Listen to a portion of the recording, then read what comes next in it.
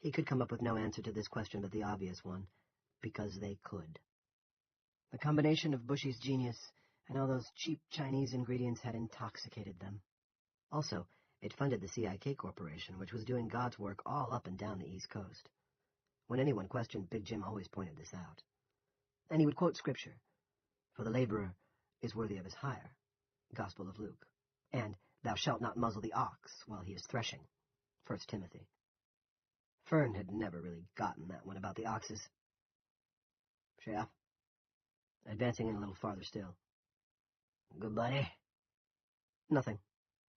He looked up and saw galleries of bare wood running along two sides of the building. These were being used for storage, and the contents of the cartons stacked there would have interested the FBI, the FDA, and the ATF a great deal. No one was up there, but Fern spied something he thought was new.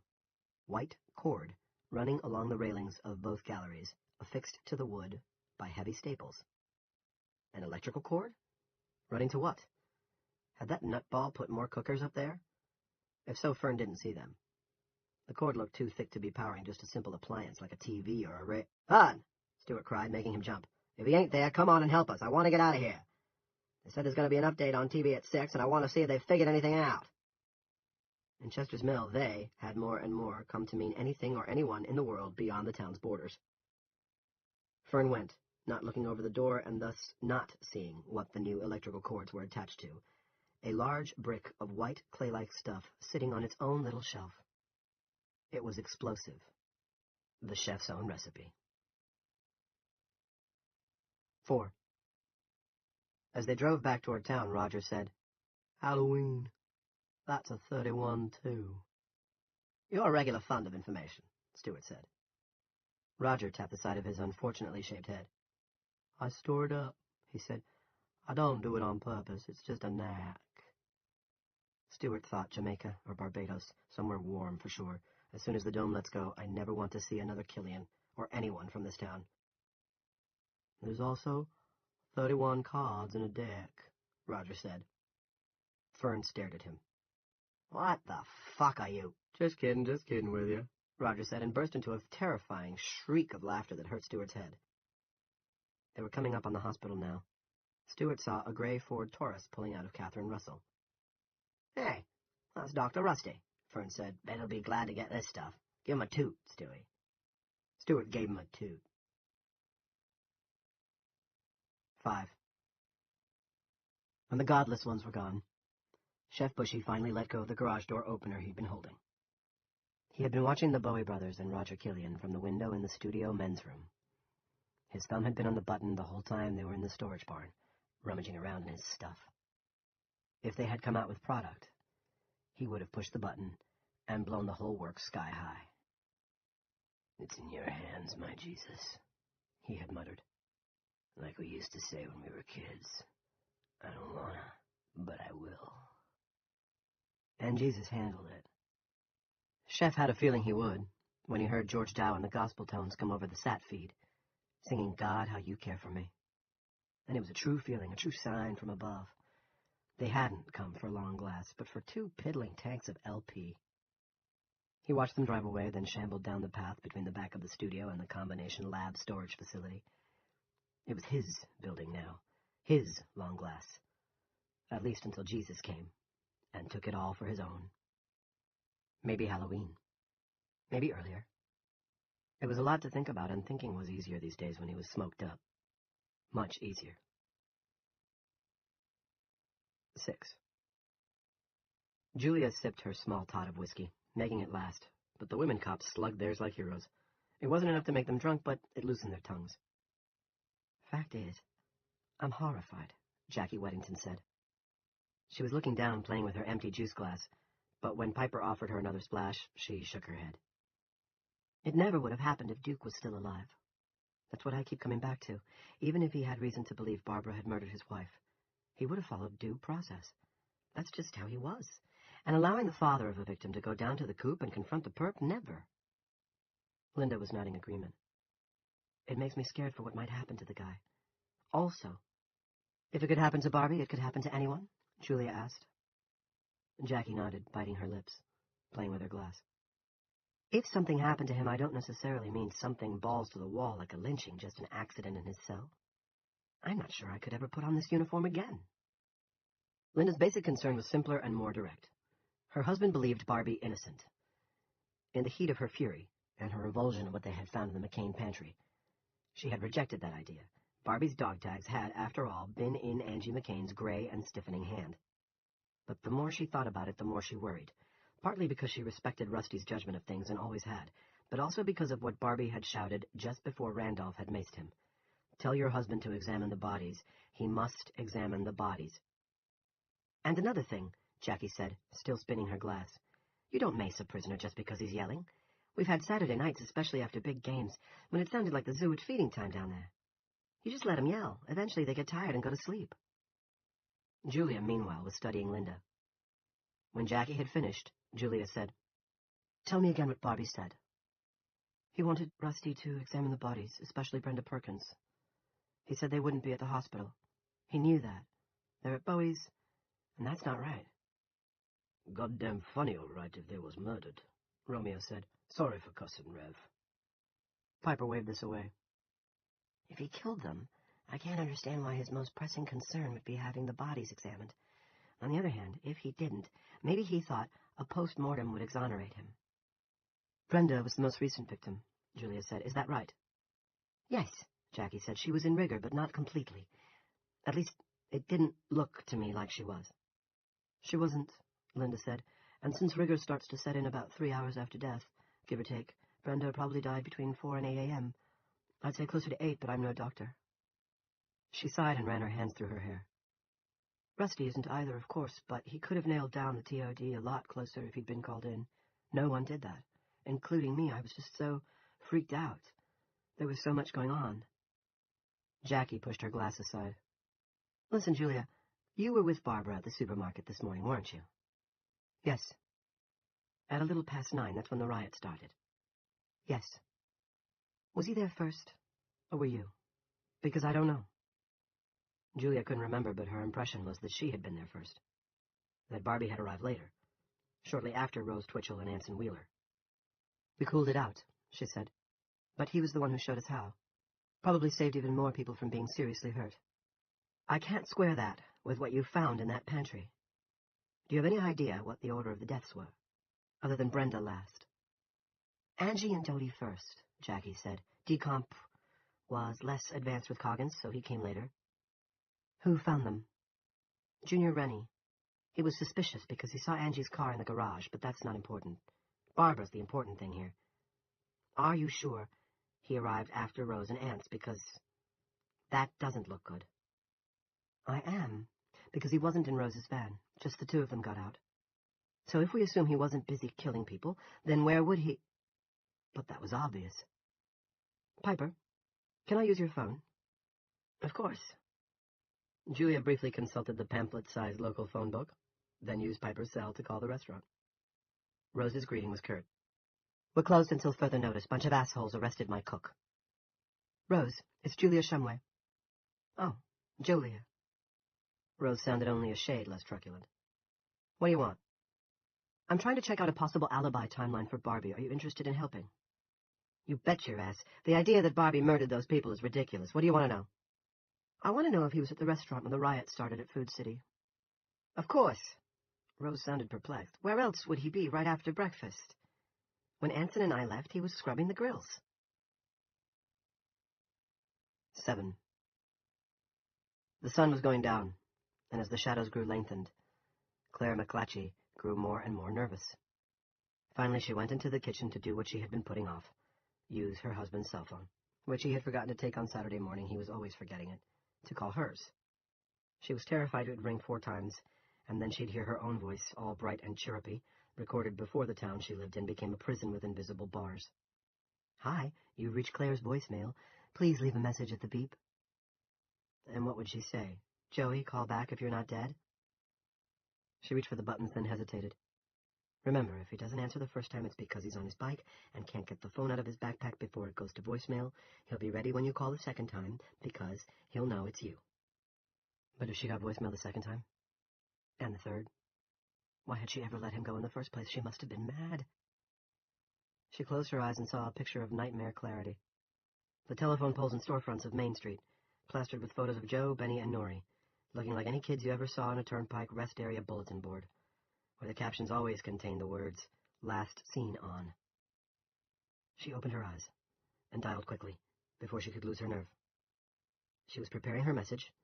"I'm calling back in 10 seconds, and this time you better answer, mister," and was stunned when her son answered loud and clear, halfway through the first ring. "Mom! Hey, Mom!" Alive, and more than alive, bubbling over with excitement from the sound. "Where are you?" she tried to say, but at first she couldn't manage anything, not a single word. Her legs felt rubbery and elastic. She leaned against the wall to keep from falling on the floor. "Mom, you there?" In the background she heard the swish of a car, and Benny, faint but clear, hailing someone. "Dr. Rusty, yo, dude, whoa!" She was finally able to throw her voice in gear. "Yes, I am. Where are you?" "Top of town, Common Hill. I was going to call you because it's getting near dark, tell you not to worry, and it rang in my hand, surprised the heck out of me." Well, that put a spoke in the old parental scolding wheel, didn't it? Top of town, Common Hill. They'll be here in 10 minutes. Benny probably wanting another 3 pounds of food. Thank you, God. Norrie was talking to Joe. It sounded like tell her, tell her. Then her son was in her ear again, so loudly jubilant that she had to hold the receiver away from her ear a little bit. "Mom, I think we found it. I'm almost positive. It's in the orchard on top of Black Ridge." "Found what, Joey?" "I don't know for sure, but don't want to jump to conclusions, but probably the thing generating the dome. Almost gotta be. We saw a blinker, like the ones they put on radio towers to warn planes, only on the ground and purple instead of red. We didn't go close enough to see anything else. We passed out, all of us. When we woke up, we were okay, but it was starting to get late." "Passed out?" Claire almost screamed this. "What do you mean you passed out? Get home right now so I can look at you." "It's okay, Mom," Joe said soothingly. "It's like, you know how when people first touch the dome, they get a little shock, then they don't? I think it's like that. I think you pass out the first time, and then you're like, immunized. Good to go. That's what Norrie thinks, too." "I don't care what she thinks or what you think, mister. You get home right now, so I can see you're all right, or I'm going to immunize your ass." "Okay, but we have to get in touch with that guy, Barbara. He's the one who thought of the Geiger counter in the first place, and boy, he was right on the money. We should get Dr. Rusty, too. He just drove by us. Benny tried to wave him down, but he didn't stop.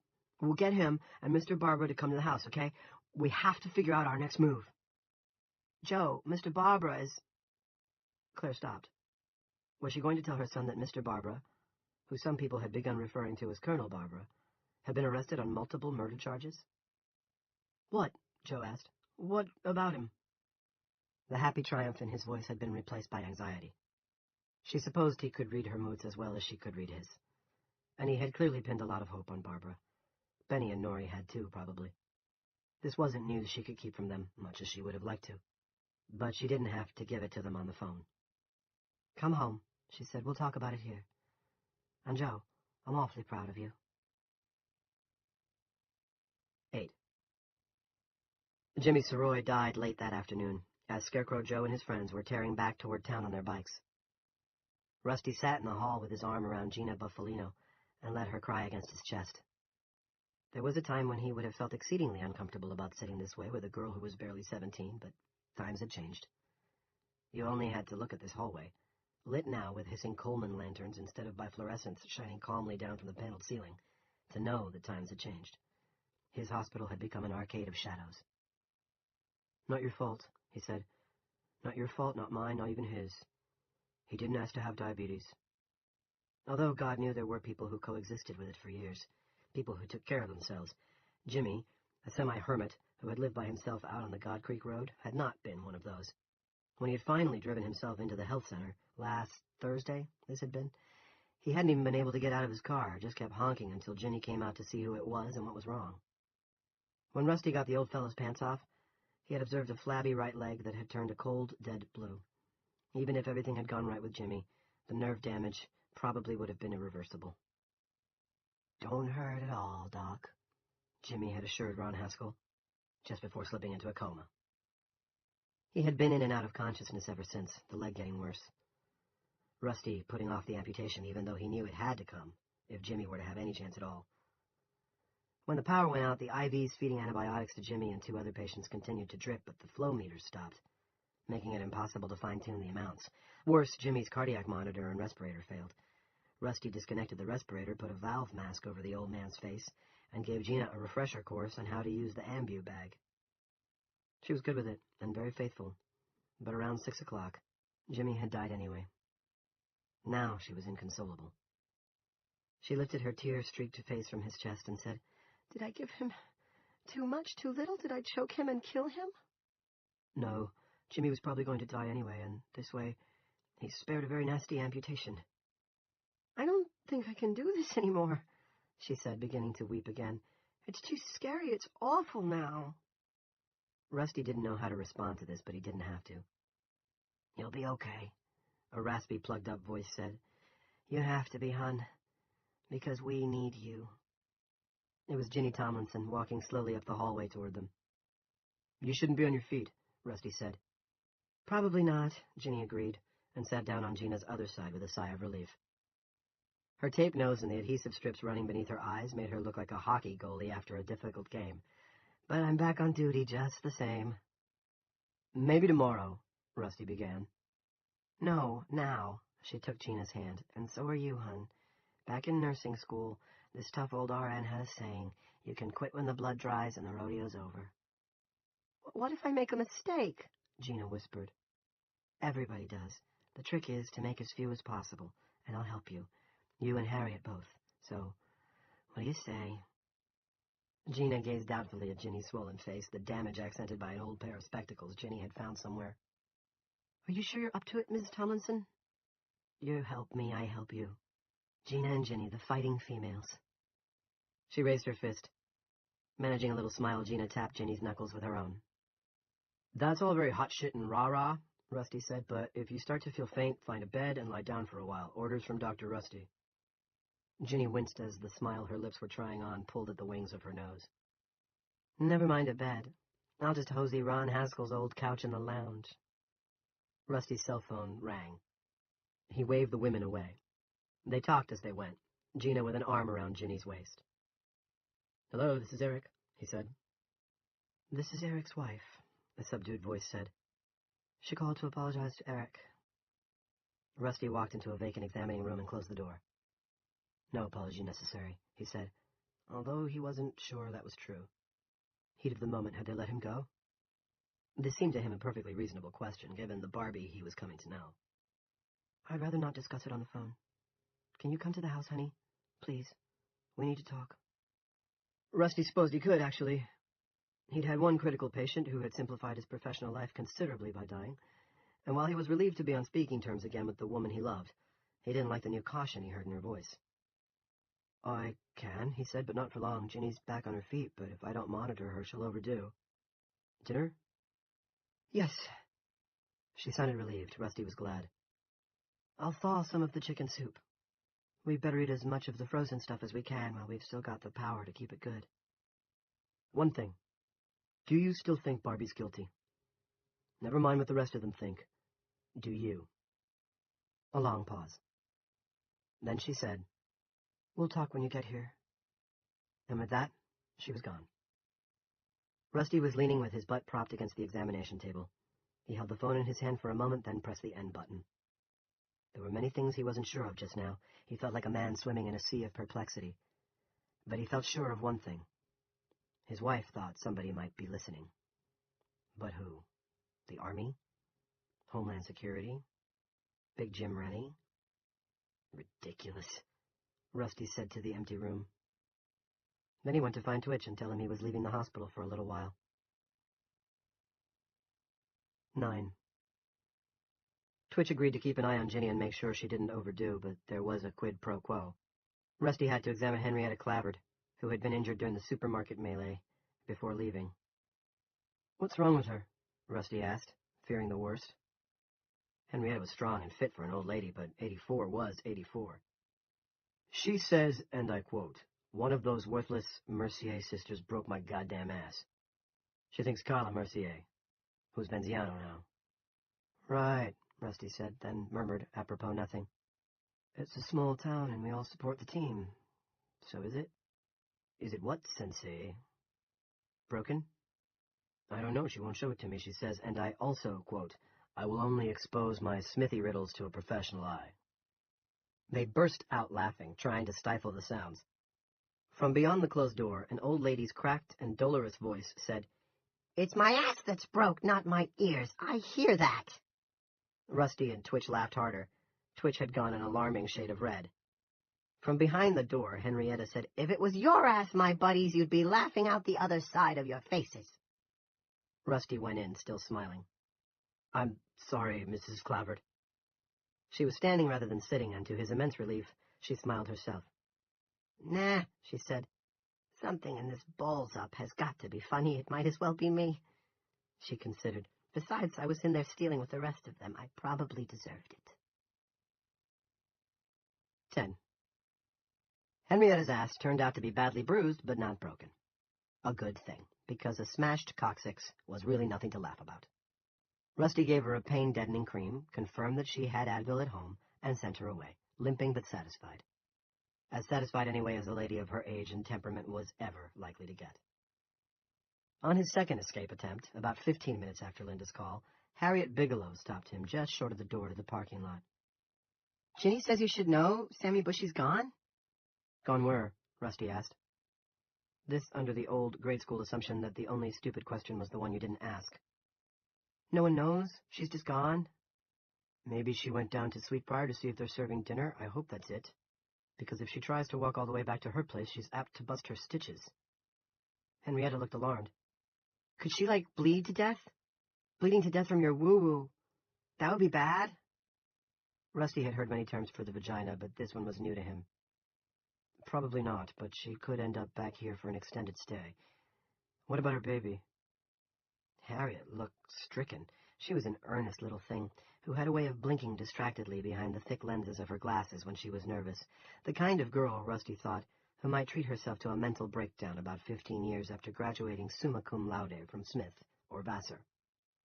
The baby! Oh my God, little Walter! She dashed down the hall before Rusty could stop her and came back looking relieved. Still here. He's not very lively, but that seems to be his nature. Then she'll probably be back. Whatever other problems she might have, she loves the kid, in an absent-minded sort of way. Huh? More furious blinking. Never mind, I'll be back as soon as I can, Harry. Keep 'em flying. Keep what flying? Her eyelids now appeared on the verge of catching fire. Rusty almost said, keep your pecker up. But that wasn't right either. In Harriet's terminology, a pecker was probably a wah-wah. Keep busy, he said. Harriet was relieved. I can do that, Dr. Rusty, no prob.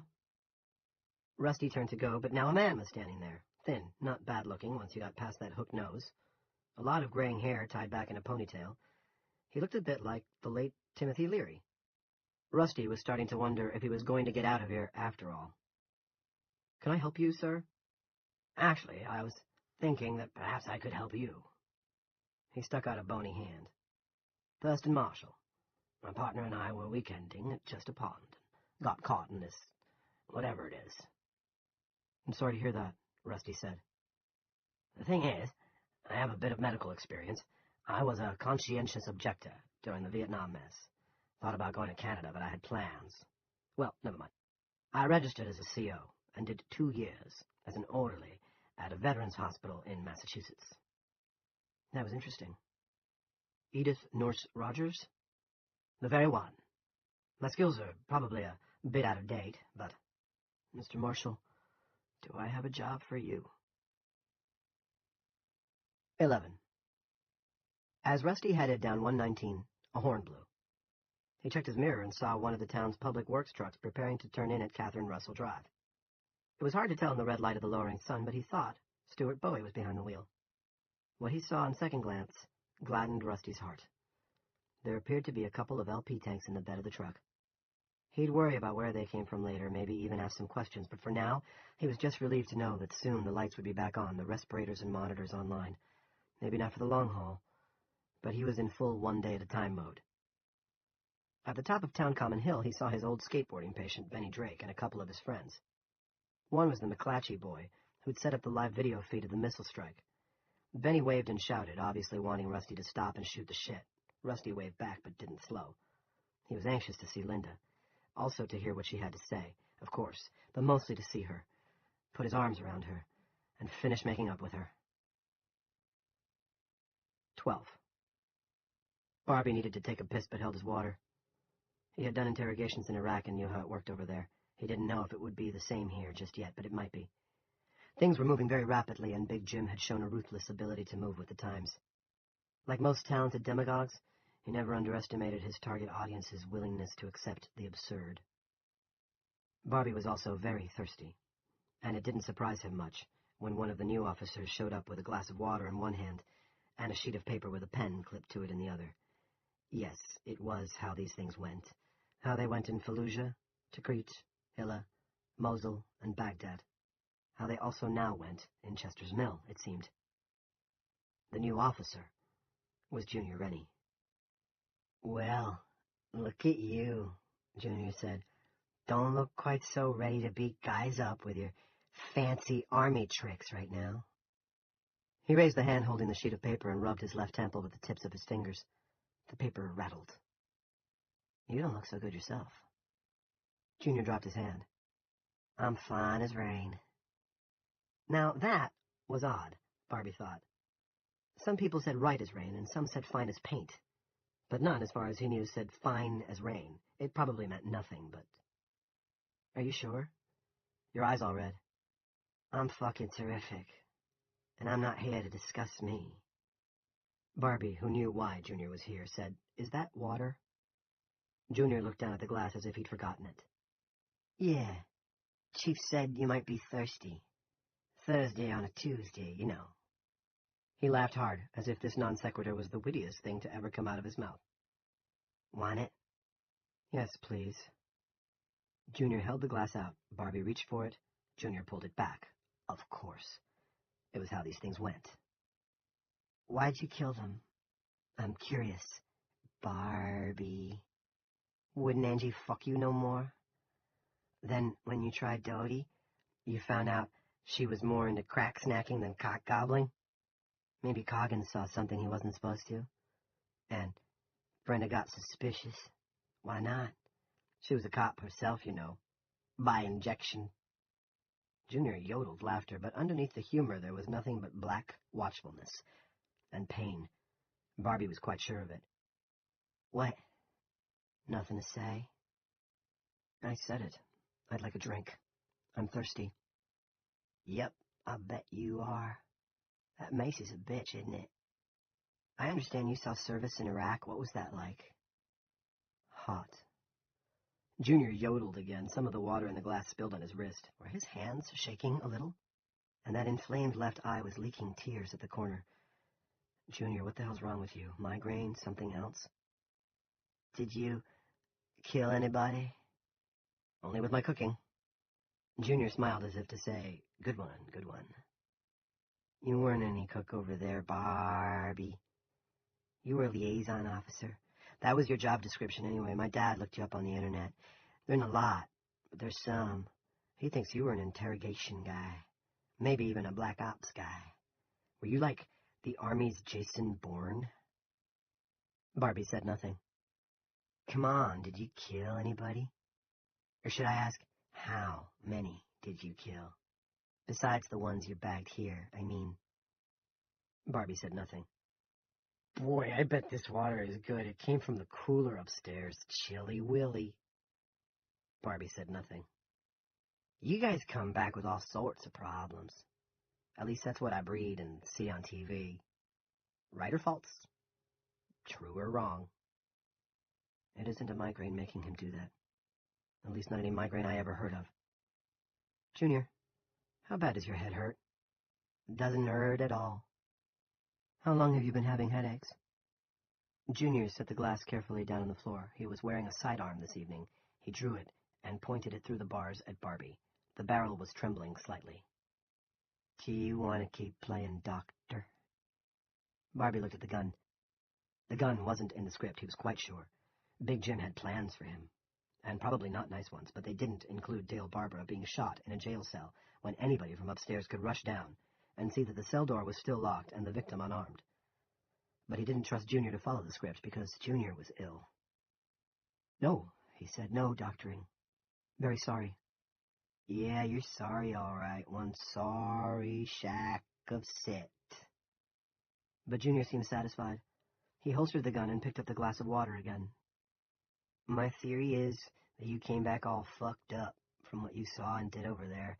You know, PTSS, STD, PMS, one of those. My theory is that you just snapped. That about right?" Barbie said nothing. Junior didn't seem very interested anyway. He handed the glass through the bars. "Take it. Take it." Barbie reached for the glass, thinking it would be snatched away, but it wasn't. He tasted it. Not cold. And not drinkable, either. "Go on," Junior said. "I only shook half a shaker in. You can deal with that, can't you? You salt your bread, don't you?" Barbie only looked at Junior. "You salt your bread? Do you salt it, motherfucker? Huh?" Barbie held the glass out through the bars. Keep it," Junior said magnanimously. "And take this, too." He passed the paper and pen through the bars. Barbie took them and looked the paper over. It was pretty much what he'd expected. There was a place for him to sign his name at the bottom. He offered it back. Junior backed away in what was almost a dance step, smiling and shaking his head. "Keep that, too. My dad said you wouldn't sign it right away, but you think about it. And think about getting a glass of water with no salt in it, and some food. Big old cheeseburger in paradise. Maybe a Coke. There's some cold in the fridge upstairs. Wouldn't you like a nice cone coal?" Barbie said nothing. "You salt your bread? Go on, don't be shy. Do you, ass-face?" Barbie said nothing. "You'll come around. When you get hungry enough and thirsty enough, you will. That's what my dad says, and he's usually right about those things. Ta-ta, Barbie." He started down the hall, then turned back. "You never should have put your hands on me, you know. That was your big mistake." As he went up the stairs, Barbie observed that Junior was limping a tiny bit. Or dragging. That was it. Dragging to the left and pulling on the banister with his right hand to compensate. He wondered what Rusty Everett would think about such symptoms. He wondered if he'd ever get a chance to ask. Barbie considered the unsigned confession. He would have liked to tear it up and scatter the pieces on the floor outside the cell, but that would be an unnecessary provocation. He was between the cat's claws now, and the best thing he could do was be still.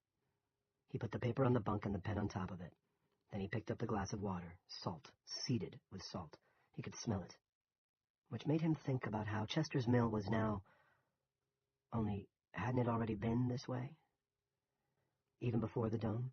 Hadn't Big Jim and his friends been seeding the ground with salt for some time now? Barbie thought yes. He also thought that if he got out of this police station alive, it would be a miracle. Nonetheless, they were amateurs at this. They had forgotten the toilet. Probably none of them had ever been in a country where even a little ditch water could look good when you were carrying 90 pounds of equipment and the temperature was 46 Celsius. Barbie poured out the salt water in the corner of the cell. Then he pissed in the glass and set it under the bunk. Then he knelt in front of the toilet bowl like a man at his prayers and drank until he could feel his belly bulging. 13. Linda was sitting on the front steps when Rusty pulled up. In the backyard, Jackie Whittington was pushing the little Jays on the swings, and the girls were urging her to push harder and send them higher. Linda came to him with her arms out. She kissed his mouth, drew back to look at him, then kissed him again with her hands on his cheeks and her mouth open. He felt the brief, humid touch of her tongue and immediately began to get hard. She felt it and pressed against it. "Wow," he said, "we should fight in public more often. And if you don't stop that, we'll be doing something else in public." "We'll do it, but not in public. First, do I need to say again that I'm sorry?" "No." She took his hand and led him back to the steps. "Good, because we've got stuff to talk about. Serious stuff." He put his other hand over hers. "I'm listening." She told him about what had happened at the station. Julia being turned away after Andy Sanders had been allowed down to confront the prisoner. She told about going to the church so she and Jackie could talk to Julia in private, and the later conversation at the parsonage with Piper Libby, and Romy Burpee added to the mix. When she told him about the beginning rigor they had observed in Brenda Perkins' body, Rusty's ears pricked up. "Jackie," he called, "how sure are you about the rigor?" "Pretty," she called back. "Hi, Daddy," Judy called. "Me and Jenny's gonna loop the loop." "No, you're not," Rusty called back, and stood to blow kisses from the palms of his hands. Each girl caught one. When it came to kiss-catching, they were aces. "What time did you see the bodies, Lynn?" "Around 10:30, I think. The supermarket mess was long over." "And if Jackie's right about the rigor just setting in, but we can't be absolutely sure of that, can we?" "No, but listen, I talked with Rose Twitchell. Barbara got to Sweetbriar at 10 minutes to 6. From then, until the bodies were discovered, he's alibied. So he would have had to kill her when? 5? 5:30? How likely is that, if rigor was just setting in 5 hours later?" "Not likely, but not impossible. Rigor mortis is affected by all sorts of variables. The temperature of the body storage site, for one. How hot was it in that pantry?" "Warm," she admitted, then crossed her arms over her breasts and cupped her shoulders. "Warm and smelly." "See what I mean? Under those circumstances, he could have killed her someplace at 4 a.m., then taken her there and stuffed her into the—" "I thought you were on his side." "I am, and it's really not likely, because the pantry would have been much cooler at 4 in the morning. Why would he have been with Brenda at 4 in the morning anyway? What would the cops say? That he was boffing her? Even if older women, much older, were his thing. 3 days after her husband of 30-plus years was killed?" "They'd say it wasn't consensual," she told him bleakly. "They'd say it was rape, same as they're already saying for those 2 girls. "And Coggins? If they're framing him, they'll think of something." "Is Julia going to print all this?" "She's going to write the story and raise some questions, but she'll hold back the stuff about rigor being in the early stages. Randolph might be too stupid to figure out where that information came from, but Rennie would know." "It could still be dangerous," Rusty said. "If they muzzle her, she can't exactly go to the ACLU." "I don't think she cares. She's mad as hell. She even thinks the supermarket riot might have been a setup." Probably was, Rusty thought. What he said was, "Damn, I wish I'd seen those bodies." "Maybe you still can." "I know what you're thinking, hon, but you and Jackie could lose your jobs. Or worse, if this is Big Jim's way of getting rid of an annoying problem." "We can't just leave it like this." "Also, it might not do any good. Probably wouldn't. If Brenda Perkins commenced rigor between 4 and 8, she's probably in full rigor by now, and there isn't much I can tell from the body. The Castle County M.E. might be able to, but he's as out of reach as the ACLU. Maybe there's something else. Something about her corpse, or one of the others. You know that sign they have in some postmortem theaters? 'This is where the dead speak to the living'?" "Long shot. You know it would be better? If someone saw Brenda alive after Barbie reported to work at 5:50 this morning. That would put a hole in their boat too big to plug." Judy and Janelle, dressed in their pajamas, came flying up for hugs. Rusty did his duty in this regard. Jackie Weddington, following along behind them, heard Rusty's last comment and said, "I'll ask around." "But quietly," he said. "You bet, and for the record, I'm still not entirely convinced. His dog tags were in Angie's hand. And he never noticed they were gone during the time between losing them and the bodies being found?" "What bodies, Dad?" Janny asked. He sighed. "It's complex, honey, and not for little girls." Her eyes said that was good. Her younger sister, meanwhile, had gone off to pick a few late flowers, but came back empty-handed. "They're dying," she reported. "All brown and yucky at the edges." "It's probably too warm for them," Linda said. And for a moment Rusty thought she was going to cry. He stepped into the breach. "You girls go in and brush your teeth. Get a little water from the jug on the counter. Janny, you're the designated water pourer. Now go." He turned back to the women, to Linda in particular. "You okay?" "Yes, it's just that it keeps hitting me in different ways. I think those flowers have no business dying, and then I think none of this has any business happening in the first place." They were silent for a moment, thinking about this. Then Rusty spoke up. "We should wait and see if Randolph asks me to examine the bodies. If he does, I'll get my look without any risk of hot water for you two. If he doesn't, it tells us something." "Meanwhile, Barbie's in jail," Linda said. "They could be trying to get a confession out of him right now." "Suppose you flashed your badges and got me into the funeral parlor?" Rusty asked. "Further, suppose I found something that exonerates Barbie. Do you think they'd just say, "Oh shit, our bad," and let him out? And then let him take over? Because that's what the government wants. It's all over town. Do you think Rennie would allow... His cell phone went off. "These things are the worst invention ever," he said. But at least it wasn't the hospital. "Mr. Everett?" A woman.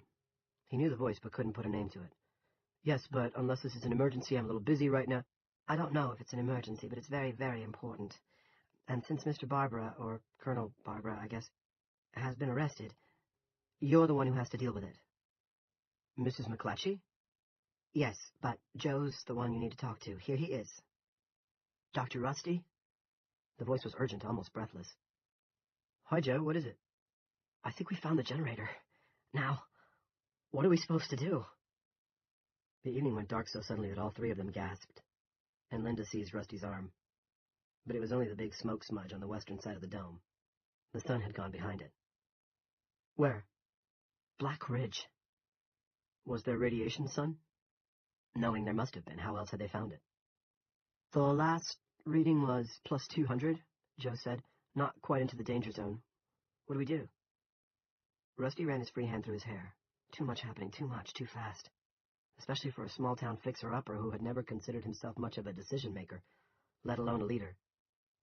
"Nothing tonight. It's almost dark. We'll deal with this tomorrow. In the meantime, Joe, you have to make a promise. Keep quiet about this. You know, Benny and Nori know, and your mom knows. Keep it that way." "Okay." Joe sounded subdued. "We have a lot to tell you, but I guess we can wait until tomorrow." He took a breath. "It's a little scary, isn't it?" "Yes, son," Rusty agreed. "It's a little scary."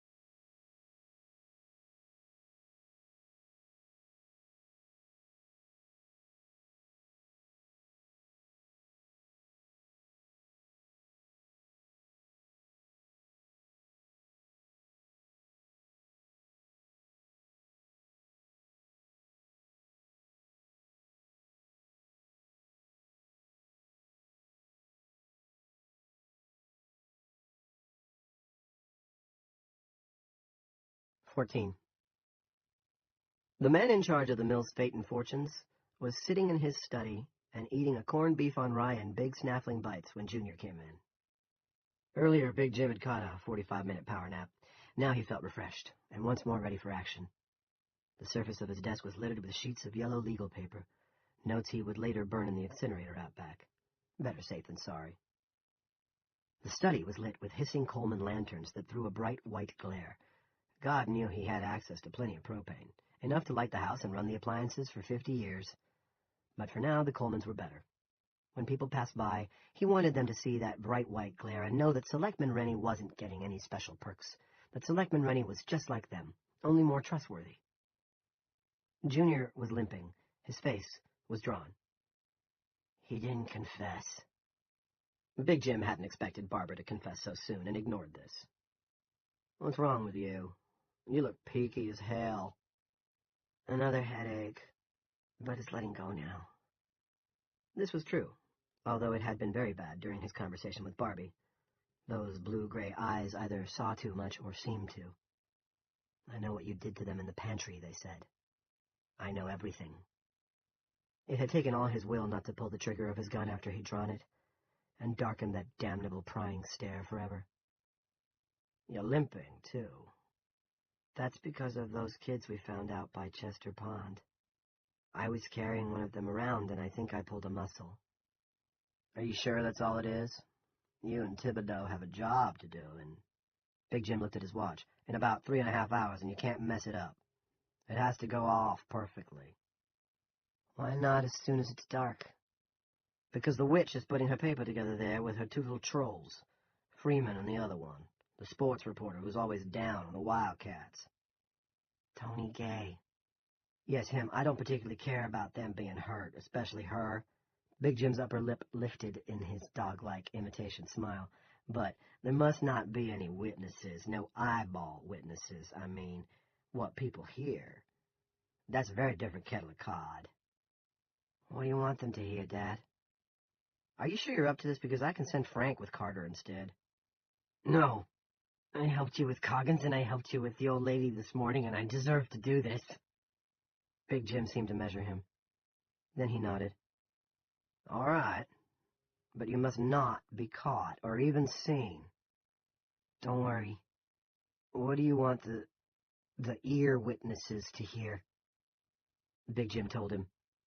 Big Jim told him everything. It was good, Junior thought. He had to admit it.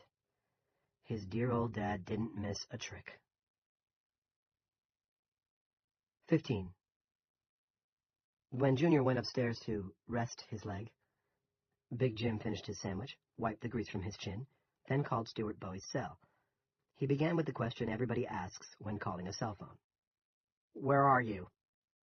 Stuart said they were on their way to the funeral home for a drink. Knowing Big Jim's feelings about alcoholic beverages, he said this with a working man's defiance. I did my job, now let me take my pleasure. That's all right, but make sure it's only the one. You aren't done for the night, Fern or Roger either. Stuart protested strenuously. After he'd finished having his say, Big Jim went on. I want the 3 of you at the middle school at 9:30. There'll be some new officers there, including Roger's boys, by the way, and I want you there, too. An inspiration occurred. In fact, I'm going to make you fellows sergeants in the Chester's Mill Hometown Security Force. Stuart reminded Big Jim he and Fern had 4 new corpses to deal with. In his strong Yankee accent, the word came out corpses. Those folks from the McCains can wait, Big Jim said. They're dead. We've got an emergency situation on our hands here, in case you didn't notice.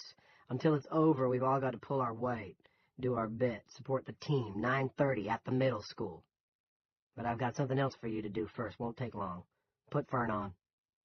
Stuart asked why Big Jim wanted to talk to Fern, whom he regarded, with some justification, as the dumb brother. None of your beeswax, just put him on. Fern said hello. Big Jim didn't bother. You used to be with the volunteers, didn't you? Until they were disbanded? Fern said he had indeed been with this unofficial adjunct to the Chester's Mill FD, not adding that he had quit a year before the Vols had been disbanded, after the selectmen recommended no money be allocated to them in the 2008 town budget. He also did not add that he found the volunteers' weekend fundraising activities were cutting into his drinking time. Big Jim said, "I want you to go to the PD and get the keys to the FD. Then see if those Indian pumps Burpee used yesterday are in the barn. I was told that was where he and the Perkins woman put them, and that better be right." Fern said he believed the Indian pumps had come from Burpee's in the first place, which sort of made them Romy's property. The volunteers had had a few, but sold them on eBay when the outfit disbanded. "They might have been his, but they aren't anymore," Big Jim said. "For the duration of the crisis, they're town property. We'll do the same with anything else we need. It's for the good of everyone. And if Romeo Burpee thinks he's going to start up the Vols again, he's got another thing coming." Fern said, cautiously, that he'd heard Romy did a pretty good job putting out the contact fire on Little Bitch after the missiles hit. "That wasn't much more than cigarette butts smoldering in an ashtray," Big Jim scoffed. A vein was pulsing in his temple, and his heart was beating too hard. He knew he'd eaten too fast, again, but he just couldn't help it. When he was hungry, he gobbled until whatever was in front of him was gone. It was his nature. "Anyone could have put it out. You could have put it out. Point is, I know who voted for me last time, and I know who didn't. Those who didn't get no cotton-picking candy." Fern asked Big Jim what he, Fern, was supposed to do with the pumps. "Just make sure they're in the fire barn. Then come on over to the middle school. We'll be in the gym." Fern said Roger Killian wanted to say something. Big Jim rolled his eyes but waited. Roger wanted to know which of his boys was going on the cops. Big Jim sighed, scrabbled through the litter of papers on his desk, and found the one with the list of new officers on it. Most were high schoolers, and all were male. The youngest, Mickey Wardlaw, was only 15, but he was a bruiser, right tackle on the football team until he'd been kicked off for drinking. Ricky and Randall. Roger protested that them was his oldest, and the only ones who could be reliably counted on for chorin'. Who, he asked, was going to help out with them chickens? Big Jim closed his eyes and prayed to God for strength. 16. Sammy was very aware of the low, rolling pain in her stomach, like menstrual cramps, and much sharper twinges coming from lower down. They would have been hard to miss because another one came with each step. Nevertheless, she kept plodding along 119 toward the Motton Road. She would keep on no matter how much it hurt. She had a destination in mind, and it wasn't her trailer either. What she wanted wasn't in the trailer, but she knew where it could be found. She'd walk to it, even if it took her all night. If the pain got really bad, she had 5 Percocet tablets in her jeans pocket, and she could chew them up. They work faster when you chewed them. Phil had told her that. Do her. We'd come back and really fuck you up. Do that, bitch. You better learn to keep your mouth for when you're on your knees. Do her. Do that, bitch. No one would believe you anyway. But the Reverend Libby had, and look what happened to her. Dislocated shoulder, dead dog. Do that, bitch. Sammy thought she would hear that pig's squealing, excited voice in her head until she died. So she walked. Overhead, the first pink stars glimmered, sparks seen through a dirty pane of glass. Headlights appeared, making her shadow jump long on the road ahead. A clattery old farm truck pulled up and stopped. "Hey there. Climb in," the man behind the wheel said. Only it came out, "Hey, year lime in," because it was Alden Dinsmore, father of the late Rory, and Alden was drunk. Nevertheless, Sammy climbed in, moving with an invalid's care. Alden didn't appear to notice. There was a 16-ounce can of Bud between his legs and a half-empty case beside him. Empties rolled and rattled around Sammy's feet. "Where are you going?" Alden asked. "Pouring Bossum?" He laughed, to show that, drunk or not, he could make a joke. "Only out Motton Road, sir. Are you going that way?" "Any way you want," Alden said. "I'm just driving. Driving and thinking about my boy. He died on Saturday." "I'm real sorry for your loss." He nodded and drank. "My dad died last winter, you know it? Gassed himself to death, poor old fella. Emphysema. spent the last year of his life on oxygen. Rory used to change his tanks. He loved that old bastard. I'm sorry. She'd already said that, but what else was there to say? A tear crept down his cheek. I'll go anywhere you want, Missy Lou. Gonna keep driving until the beer's gone. You want beer? Yes, please. The beer was warm, but she drank greedily. She was very thirsty. She fished one of the perks out of her pocket and swallowed it with another long gulp. She felt the buzz hit her in the head. It was fine. She fished out another perk and offered it to Alden. Want one of these? They make you feel better. He took it and swallowed it with beer, not bothering to ask what it was. Here was the Motton Road. He saw the intersection late and swung wide, knocking the Crumleys' mailbox flat. Sammy didn't mind. Grab another, Missy Lou. Thank you, sir. She took another beer and popped the top. See my boy? In the glow of the dashboard lights, Alden's eyes looked yellow and wet. They were the eyes of a dog who'd stepped in a hole and went leg broke. See my boy Rory? Yes, sir, Sammy said. I sure do. I was there, you know. Everybody was. I rented my field. Probably helped to kill him. Didn't know. We never know, do we? No, Sammy said. Alden dug into the bib pocket of his overalls and pulled out a battered wallet. He took both hands off the wheel to pull it open, squinting and flipping through the little celluloid pockets. My boys gave me this warrant, he said. Rory and Ori. Ori's still alive.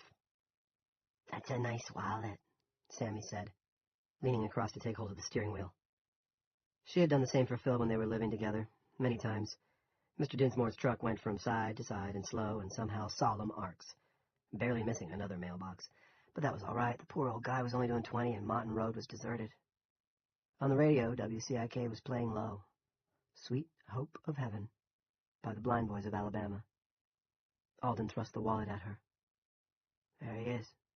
There's my boy. With his grandpa.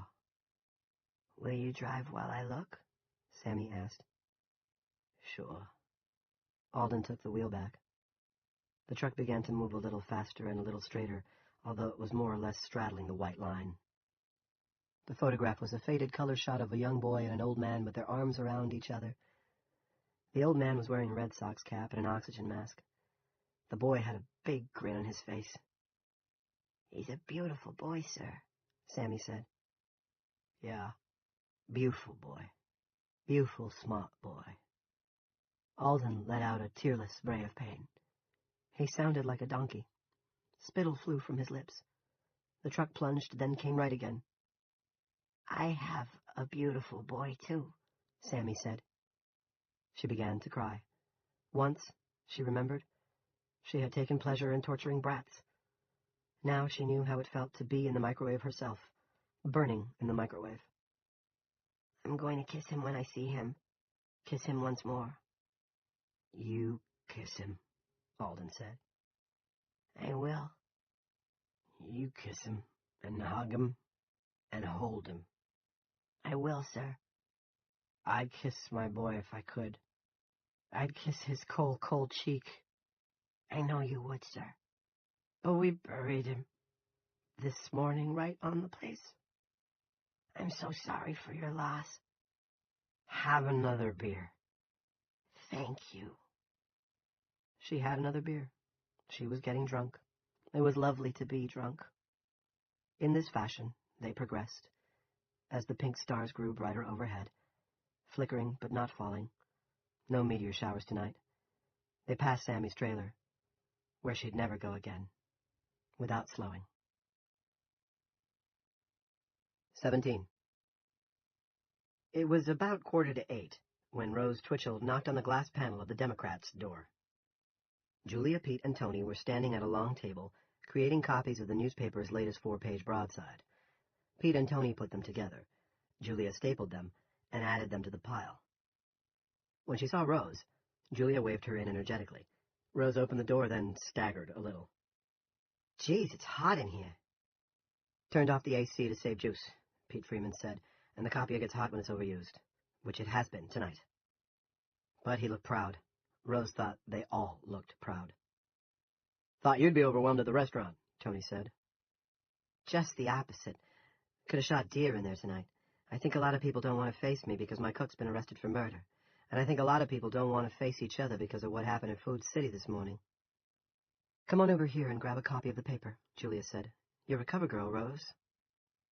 At the top, in red, were the words Free, Dome Crisis Edition, Free. And below that, in 16-point type Julia had never used until the last two editions of the Democrat, Riot and Murders as Crisis Deepens. The picture was of Rose herself.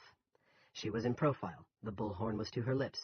An errant lock of hair lay on her forehead, and she looked extraordinarily beautiful. In the background was the pasta and juices aisle, with several bottles of what looked like spaghetti sauce smashed on the floor. The caption read, Quiet Riot. Rose Twitchell, owner and proprietor of Sweetbriar Rose, quells food riot with the help of Dale Barbara, who has been arrested for murder.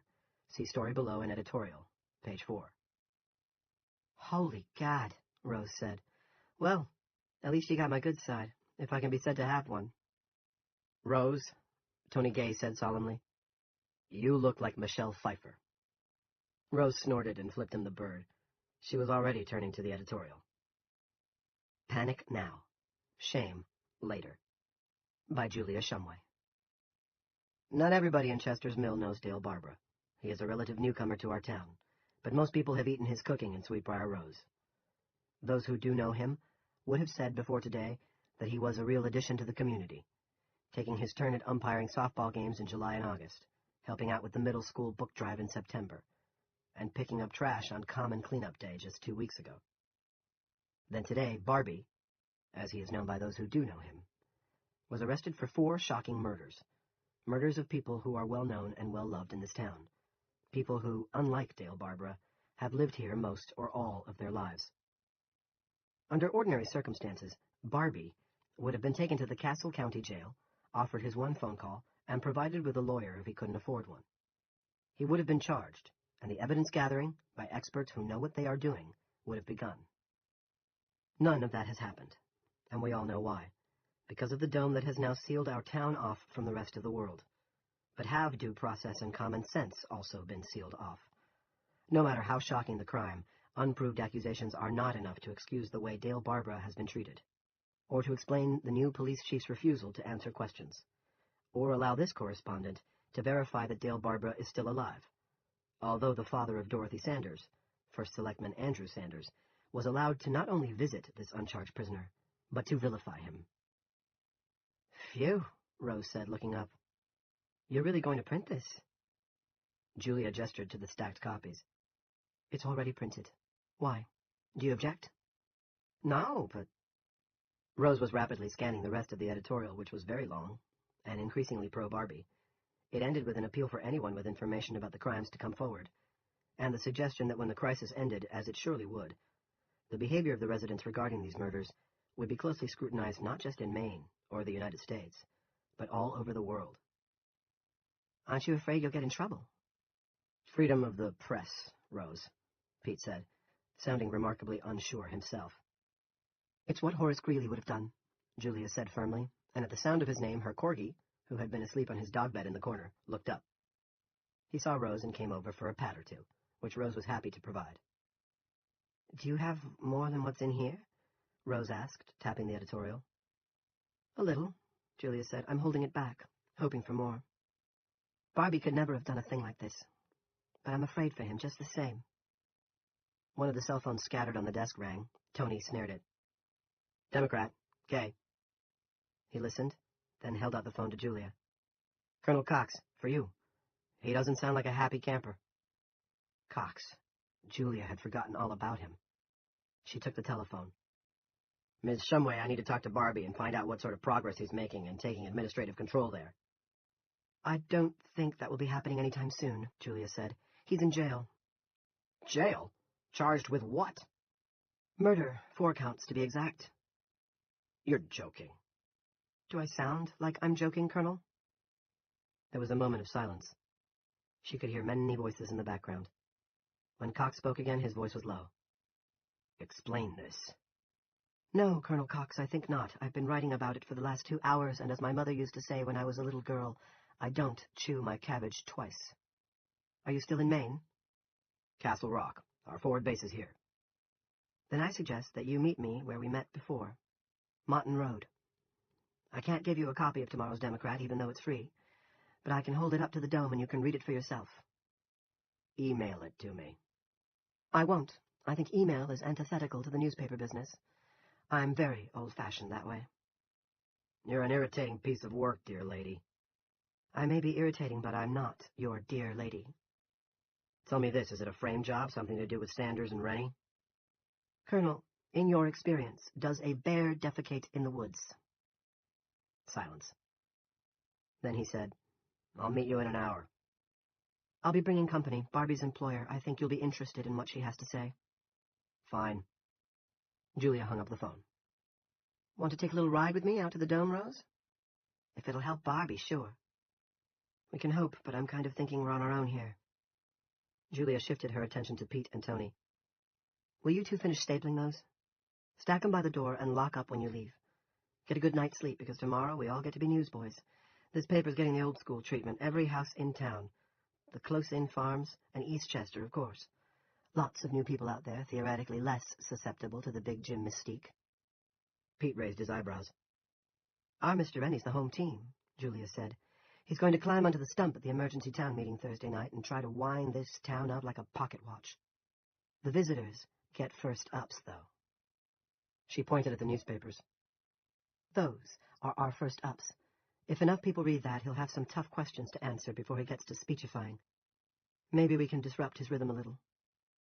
Maybe a lot, if we find out who did the rock throwing at Food City, Pete said. And you know what?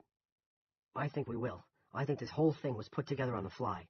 There's got to be loose ends. I just hope Barbie's still alive when we start pulling them, Julia said. She looked at her watch. Come on, Rosie. Let's take a ride. You want to come, Horace? Horace did. 18. You can let me off here, sir, Sammy said. It was a pleasant ranch style in Eastchester. Although the house was dark, the lawn was lit, because they were now close to the dome where bright lights had been set up at the Chester's Mill Harlow town line. Want another beer for the road, Monsieur Lou? No, sir, this is the end of the road for me. Although it wasn't. She still had to go back to town. In the yellow glow cast by the dome light, Alden Dinsmore looked 85 instead of 45.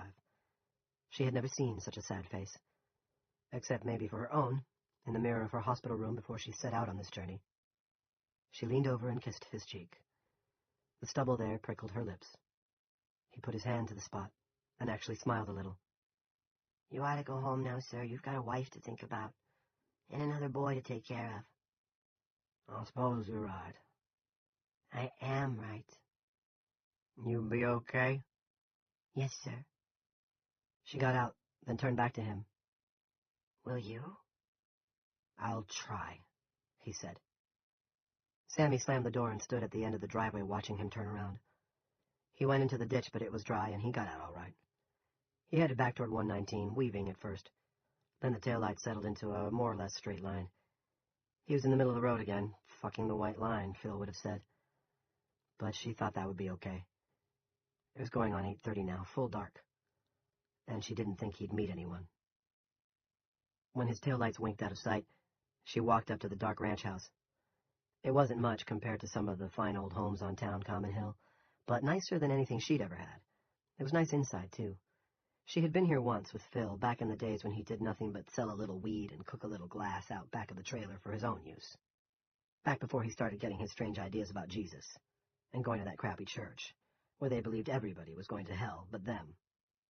Religion was where Phil's trouble had started. It had led him to Coggins, and Coggins, or someone else, had turned him into the chef. The people who had lived here weren't tweakers. Tweakers wouldn't be able to keep a house like this for long. They'd freebase the mortgage. But Jack and Myra Evans had enjoyed a little wacky tobacco from time to time, and Phil Bushy had been happy to supply it. They were nice people, and Phil had treated them nice. Back in those days, he'd still been capable of treating people nice. Myra gave them iced coffee. Sammy had been 7 or so months gone, with little Walter then, showing plenty, and Myra had asked her if she wanted a boy or a girl, not looking down her nose a bit. Jack had taken Phil into his little office den to pay him, and Phil had called to her. "Hey, honey, you should get a load of this." It all seemed so long ago.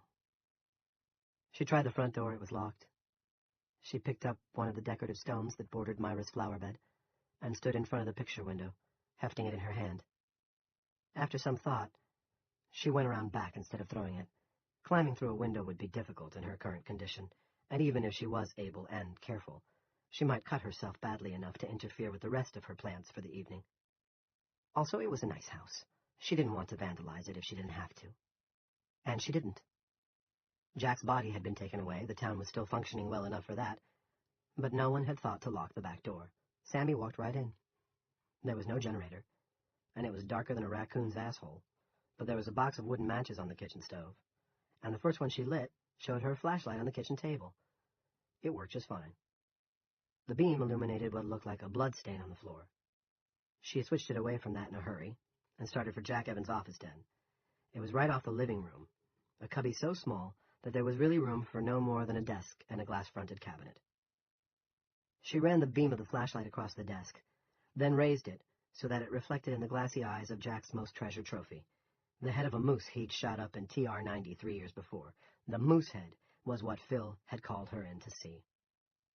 "I got the last ticket in the lottery that year," Jack had told them, "and bagged him with that."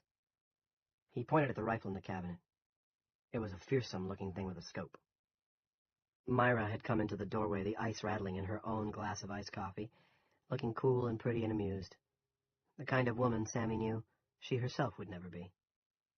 "It cost far too much, but I let him have it after he promised he'd take me to Bermuda for a week next December."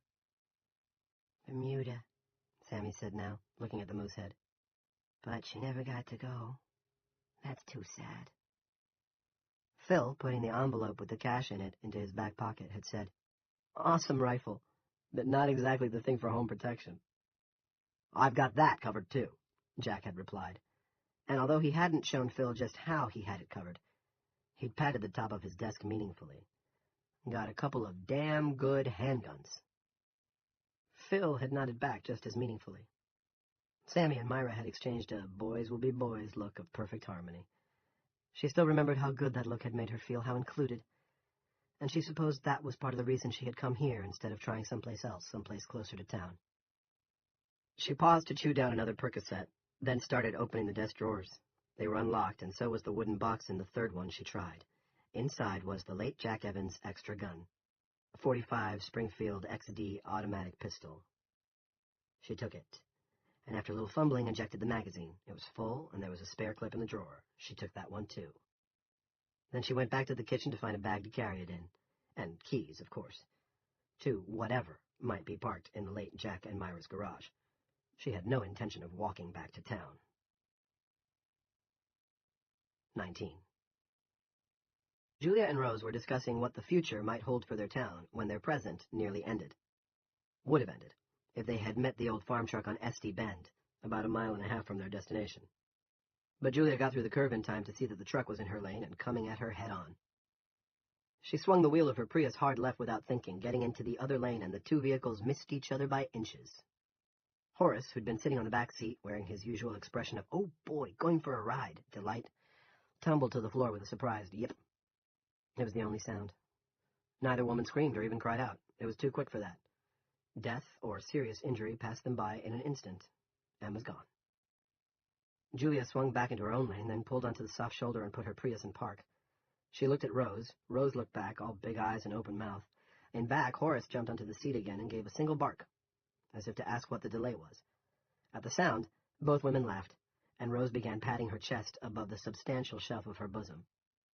My heart, she said. Yeah, Julia said. Mine, too. Did you see how close that was? Rose laughed again, shakily. You kidding, hun? If I'd had my arm cocked out the window, that son of a bitch would have amputated my elbow. Julia shook her head. Drunk, probably. Drunk, assuredly, Rose said, and snorted. Are you okay to go on? Are you? Rose asked. Yes, Julia said. How about you, Horace? Horace barked that he had been born ready. A near miss rubs the bad luck off, Rose said. That's what Granddad Twitchell used to claim. I hope he was right, Julia said, and got rolling again. She watched closely for oncoming headlights, but the next glow they saw was from the spots set up at the Harlow edge of the dome. They didn't see Sammy Bushy. Sammy saw them. She was standing in front of the Evans garage with the key to the Evans Malibu in her hand. When they had gone by, she raised the garage door. She had to do it by hand, and it hurt considerably, and got behind the wheel. 20. There was an alley between Burpee's department store and the Mill Gas and Grocery, connecting Main Street and West Street. It was used mostly by delivery trucks. At 9:15 that night, Junior Rennie and Carter Thibodeau walked up this alley in almost perfect darkness. Carter was carrying a 5-gallon can, red with a yellow diagonal stripe on the side in one hand. Gasoline, read the word on the stripe. In the other hand, he held a battery-powered bullhorn. This had been white, but Carter had wrapped the horn in black masking tape, so it wouldn't stand out if anyone looked their way before they could fade back down the alley. Junior was wearing a backpack. His head no longer ached and his limp had all but disappeared. He was confident that his body was finally beating whatever had fucked it up. Possibly a lingering virus of some kind. You could pick up every kind of shit at college, and getting the boot for beating up that kid had probably been a blessing in disguise. At the head of the alley, they had a clear view of the Democrats. Light spilled out onto the empty sidewalk, and they could see Freeman and Gay moving around inside, carrying stacks of paper to the door, and then setting them down. The old wooden structure housing the newspaper and Julia's living quarters stood between Sanders' Hometown Drug and the bookstore, but was separated from both by a paved walkway on the bookstore side, and an alley like the one in which he and Carter were currently lurking on the drugstore side. It was a windless night, and he thought that if his father mobilized the troops quickly enough, there would be no collateral damage. Not that he cared. If the entire east side of Main Street burned, that would be fine with Junior. Just more trouble for Dale Barbara. He could still feel those cool, assessing eyes on him. It wasn't right to be looked at that way, especially when the man doing the looking was behind bars. Fucking Barbie. I should have shot him, Junior muttered. What? Carter asked. Nothing. He wiped his forehead. Hot. Yeah. Frankie says if this keeps on, we're all apt to end up stewed like prunes. When are we supposed to do this? Junior shrugged sullenly. His father had told him, but he couldn't exactly remember. 10 o'clock, maybe? But what did it matter? Let those two over there burn. And if the newspaper bitch was upstairs, perhaps relaxing with her favorite dildo after a hard day, let her burn, too. More trouble for Barbie. Let's do it now, he said. You sure, bro? You see anyone on the street? Carter looked. Main Street was deserted and mostly dark. The Jennies behind the newspaper office and the drugstore were the only ones he could hear. He shrugged. All right. Why not? Junior undid the pack's buckles and flipped back the flap. On top were 2 pair of light gloves. He gave one pair to Carter and put on the other. Beneath was a bundle wrapped in a bath towel. He opened it and set 4 empty wine bottles on the patched asphalt. At the very bottom of the pack was a tin funnel. Junior put it in one of the wine bottles and reached for the gasoline. Better let me, bro, Carter said. Your hands are shaking. Junior looked at them with surprise. He didn't feel shaky, but yes, they were trembling. I'm not afraid, if that's what you're thinking. Never said you were. It ain't a head problem. Anybody can see that. You need to go to Everett because you got something wrong with you, and he's the closest thing we got to a doctor right now. I feel fine. Shut up before someone hears you. Do the fucking towel while I do this. Junior took his gun from his holster and shot Carter in the eye. His head exploded, blood and brains everywhere. Then Junior stood over him, shooting him again, and again, and again. Jones.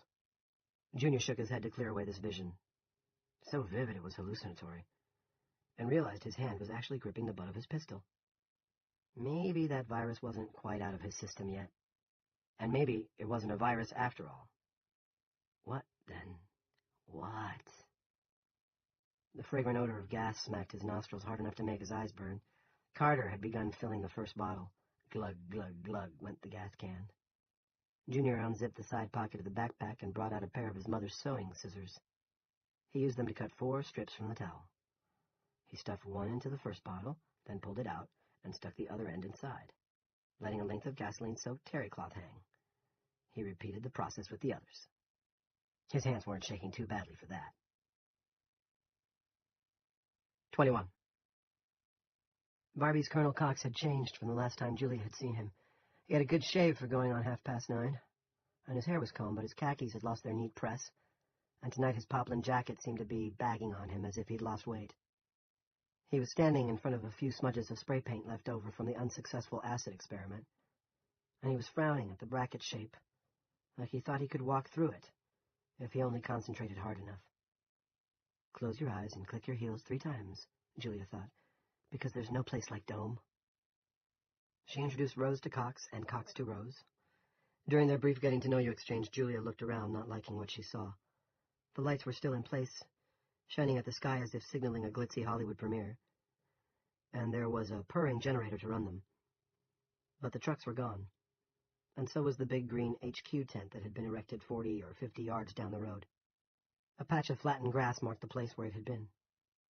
There were 2 soldiers with Cox, but they had the not-ready-for-prime-time look she associated with aides or attachés. The sentries probably weren't gone, but they had been moved back, establishing a perimeter beyond hailing distance of any poor slobs who might wander up on the mill side to ask what was going on. Ask now, plead later, Julia thought. Fill me in, Miss Shumway, Cox said. First answer a question. He rolled his eyes. She thought she would have slapped him for that if she had been able to get at him. Her nerves were still jangled from the near miss on the ride out here. But he told her to ask away. Have we been abandoned? Absolutely not, he replied promptly, but didn't quite meet her eye. She thought that was a worse sign than the queerly empty look she now saw on his side of the dome, as if there had been a circus, but it had moved on. Read this, she said, and plastered the front page of tomorrow's paper against the dome's unseen surface, like a woman mounting a sale notice in a department store window. There was a faint, fugitive thrum in her fingers, like the kind of static shock you could get from touching metal on a cold winter morning when the air was dry. After that, nothing. He read the entire paper, telling her when to turn the pages. It took him 10 minutes. When he finished, she said, As you probably noticed, ad space is way down, but I flatter myself the quality of the writing has gone up. Fuckery seems to bring out the best in me. Ms. Shumway. Oh, why not call me Julia? We're practically old pals. Fine, you're Julia and I'm JC. I'll try not to confuse you with the one who walked on water. You believe this fellow Rennie's setting himself up as a dictator, a kind of down-east Manuel Noriega? It's the progression to Pol Pot I'm worried about. Do you think that's possible? 2 days ago, I would have laughed at the idea. He's a used car salesman when he isn't running selectmen's meetings. But 2 days ago, we hadn't had a food riot. Nor did we know about these murders. Not Barbie, Rose said, shaking her head with stubborn weariness. Never. Cox took no notice of this, not because he was ignoring Rose, Julia felt, but because he thought the idea was too ridiculous to warrant any attention.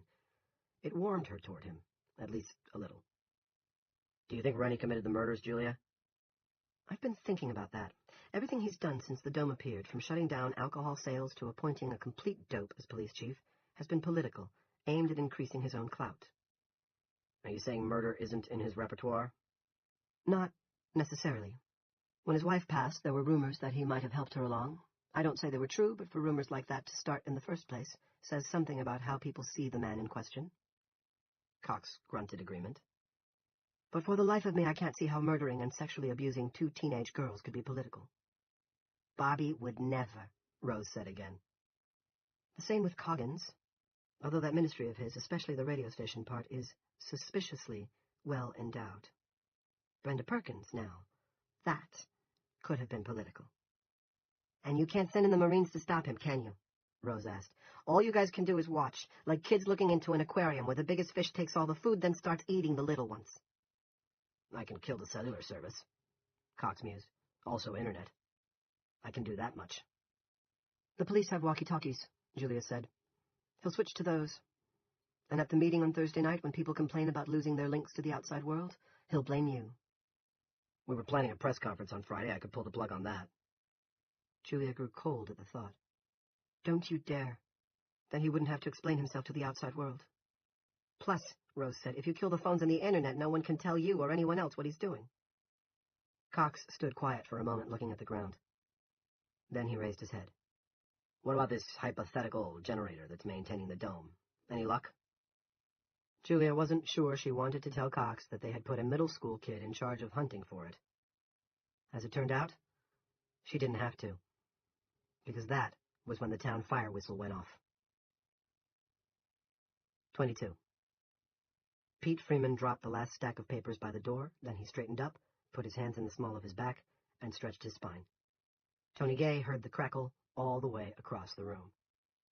That sounds like it hurt. Nope, feels good. My wife will be in the sack by now, Tony said, and I've got a bottle rat-holed in my garage. Want to come by for a nip on your way home? No, I think I'll just... Pete began. And that was when the first bottle crashed through the window. He saw the flaming wick from the corner of his eye and took a step backward. Only one, but it saved him from being seriously burned, perhaps even cooked alive. The window and the bottle both shattered. The gasoline ignited and flared in a bright manta shape. Pete simultaneously ducked and pivoted from the hips. The fire manta flew past him, igniting one sleeve of his shirt before landing on the carpet in front of Julia's desk. What the fu...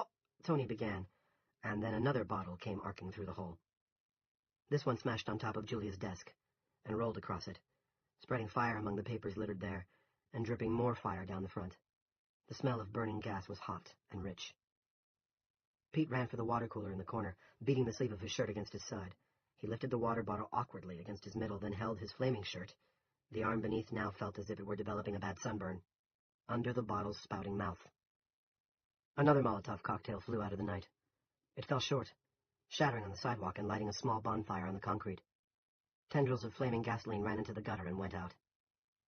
"Dump the water on the carpet!" Tony shouted. "Dump it before the whole place catches fire!" Pete only looked at him, dazed and panting. The water in the cooler bottle continued to gush onto a part of the carpet that did not, unfortunately, need wetting. Although his sports reporting was always going to be strictly junior varsity, Tony Gay had been a three-letter man in high school. 10 years later, his reflexes were still mostly intact.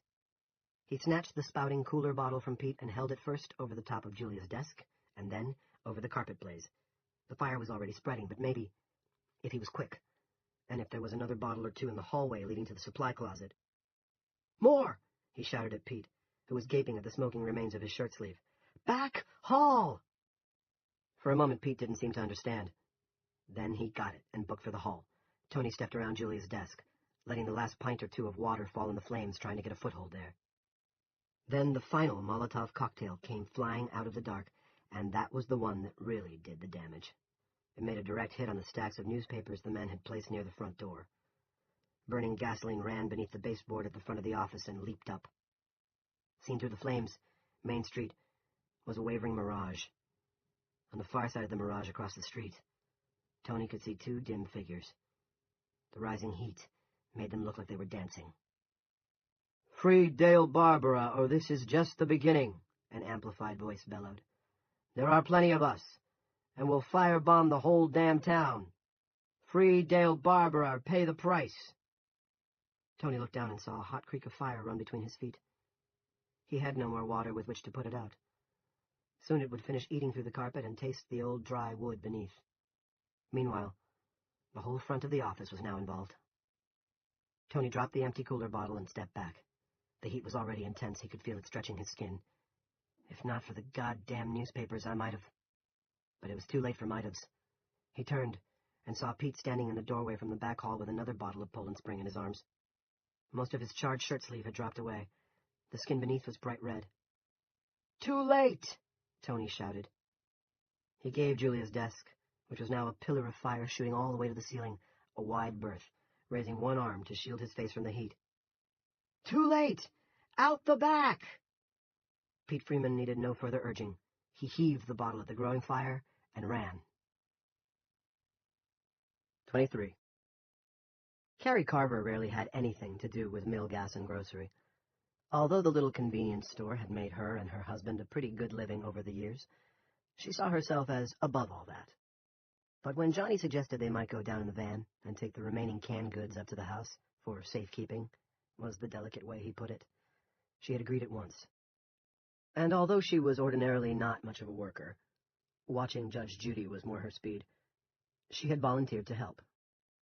She hadn't been at Food City, but when she had gone down later to inspect the damage with her friend Leah Anderson, the shattered windows and the blood still on the pavement had frightened her badly. Those things had frightened her for the future. Johnny lugged out the cartons of soups, stews, beans, and sauces. Carrie stowed them in the bed of their Dodge Ram. They were about halfway through the job when fire bloomed down street. They both heard the amplified voice. Carrie thought she saw 2 or 3 figures running down the alley beside Burpee's, but wasn't sure. Later on she would be sure, and would up the number of shadowy figures to at least 4. Probably 5. "What does it mean?" she asked. "Honey, what does it mean?" "That the goddamn murdering bastard isn't on his own," Johnny said. "It means he's got a gang." Carrie's hand was on his arm, and now she dug in with her nails. Johnny freed his arm and ran for the police station, yelling fire at the top of his lungs. Instead of following, Carrie Carver continued loading the truck. She was more frightened of the future than ever. 24. In addition to Roger Killian and the Bowie brothers, there were 10 new officers from what was now the Chester's Mill hometown security force, sitting on the bleachers of the middle school gymnasium. And Big Jim had only gotten started on his speech about what a responsibility they had when the fire whistle went off. The boy's early, he thought. I can't trust him to save my soul, never could. But now he's that much worse. "Well, boys," he said, directing his attention particularly to young Mickey Wardlaw. God, what a bruiser. "I had a lot more to say, but it seems we've got ourselves a little more excitement. Fern Bowie, do you happen to know if we have any Indian pumps in the FD barn?" Fern said he'd had a peek into the fire barn earlier that evening just to see what sort of equipment there might be, and there were almost a dozen Indian pumps, all full of water, too, which was convenient. Big Jim, thinking that sarcasm should be reserved for those bright enough to understand what it was, said it was the good Lord looking out for them. He also said that if it was more than a false alarm, he would take charge with Stuart Bowie as his second-in-command. "There, you nosy Parker witch," he thought, as the new officers, looking bright-eyed and eager, rose from the bleachers. "Let's see how you like getting in my business now." 25. "Where you going?" Carter asked. He had driven his car with the lights off down to where West Street teed into Route 117. The building that stood here was a Texaco station that had closed up in 2007. It was close to town but offered good cover, which made it convenient. Back the way they had come, the fire whistle was honking 6 licks to a dozen, and the first light of the fire, more pink than orange, was rising in the sky. "Huh?" Junior was looking at the strengthening glow. It made him feel horny. It made him wish he still had a girlfriend. "I asked you where you're going. Your dad set the alibi up." "I left Unit 2 behind the post office," Junior said, taking his eyes reluctantly away from the fire. "Me and Freddie Denton's together. Then he'll say we were together. All night. I can cut across from here. Might go back by West Street. Get a look at how it's catching on." He uttered a high-pitched giggle, almost a girl's giggle, that caused Carter to look at him strangely. "Don't look too long. Arsonists are always getting caught by going back to look at their fires. I saw that in America's Most Wanted." "Nobody's wearing the golden sombrero for this motherfucker except Barbie," Junior said. "What about you? Where you going?" "Home. Ma'll say I was there all night. I'll get her to change the bandage on my shoulder. Fucking dog bite. Hurts like a bastard. Take some aspirin, then come on down and help fight the fire." "They've got heavier dope than aspirin at the health center and the hospital. Also the drugstore. We ought to look into that shit." "No doubt," Carter said. "Or do you tweak? I think I can get some of that." "Meth? Never mess with it. But I wouldn't mind some oxy." "Oxy!" Junior exclaimed. Why had he never thought of that? It would probably fix his headaches a lot better than Zomig or Imitrex. "Yeah, bro. You talk about it." He raised his fist. Carter bumped it, but he had no intention of getting high with Junior. Junior was weird now. "Better get going, Jones." "I'm tail lights." Junior opened the door and walked away, still limping a little. Carter was surprised at how relieved he was when Junior was gone. 26. Barbie woke to the sound of the fire whistle and saw Melvin Searles standing outside his cell. The boy's fly was unzipped, and he was holding his considerable cock in his hand. When he saw he had Barbie's attention, he began to piss. His goal was clearly to reach the bunk. He couldn't quite make it and settled for a splattery letter S on the concrete instead. "Go on, Bobby, drink up," he said. "You gotta be thirsty. It's a little salty, but what the fuck?" "What's burning?" "As if you didn't know," Mel said, smiling. He was still pale. He must have lost a fair amount of blood, but the bandage around his head was crisp and unstained. "Pretend I don't." "Your pals burned down the newspaper," Mel said, and now his smile showed his teeth. Barbie realized the kid was furious. Frightened, too. "Trying to scare us into letting you out. But we don't scare." "Why would I burn down the newspaper? Why not the town hall? And who are these pals of mine supposed to be?" Mel was tucking his cock back into his pants. "You won't be thirsty tomorrow, Barbie. Don't worry about that. We've got a whole bucket of water with your name on it and a sponge to go with it." Barbie was silent. "You seen that waterboarding shit in Iraq?" Mel nodded as if he knew Barbie had. "Now you'll get to experience it firsthand." He pointed a finger through the bars. "We're gonna find out who your Confederates are, fuckwad. And we're gonna find out what you did to lock this town up in the first place. That waterboarding shit? Nobody stands up to that." He started away, then turned back. "Not fresh water either. Salt. First thing. You think about it." Mel left, clumping up the basement hallway with his bandage head lowered. Barbie sat on the bunk, looked at the drying snake of Mel's urine on the floor, and listened to the fire whistle. He thought of the girl in the pick-em-up, the blondie who almost gave him a ride and then changed her mind. He closed his eyes. Ashes. 1. Rusty was standing in the turnaround in front of the hospital, watching the flames rise from somewhere on Main Street, when the cell phone clipped to his belt played its little song. Twitch and Gina were with him, Gina holding Twitch's arm as if for protection. Ginny Tomlinson and Harriet Bigelow were both sleeping in the staff lounge. The old fellow who had volunteered, Thurston Marshall, was making medication rounds. He had turned out to be surprisingly good. The lights and the equipment were back on, and, for the time being, things were on an even keel. Until the fire whistle went off, Rusty had actually dared to feel good. He saw Linda on the screen and said, "Hun, everything okay?" "Here, yes. Kids are asleep." "Do you know what's the newspaper office. Be quiet and listen, because I'm turning my phone off in about a minute and a half, so nobody can call me in to help fight the fire. Jackie's here. She'll watch the kids. You need to meet me at the funeral home. Stacy Morgan will be there, too. She came by earlier. She's with us." The name, while familiar, did not immediately call up a face in Rusty's mind.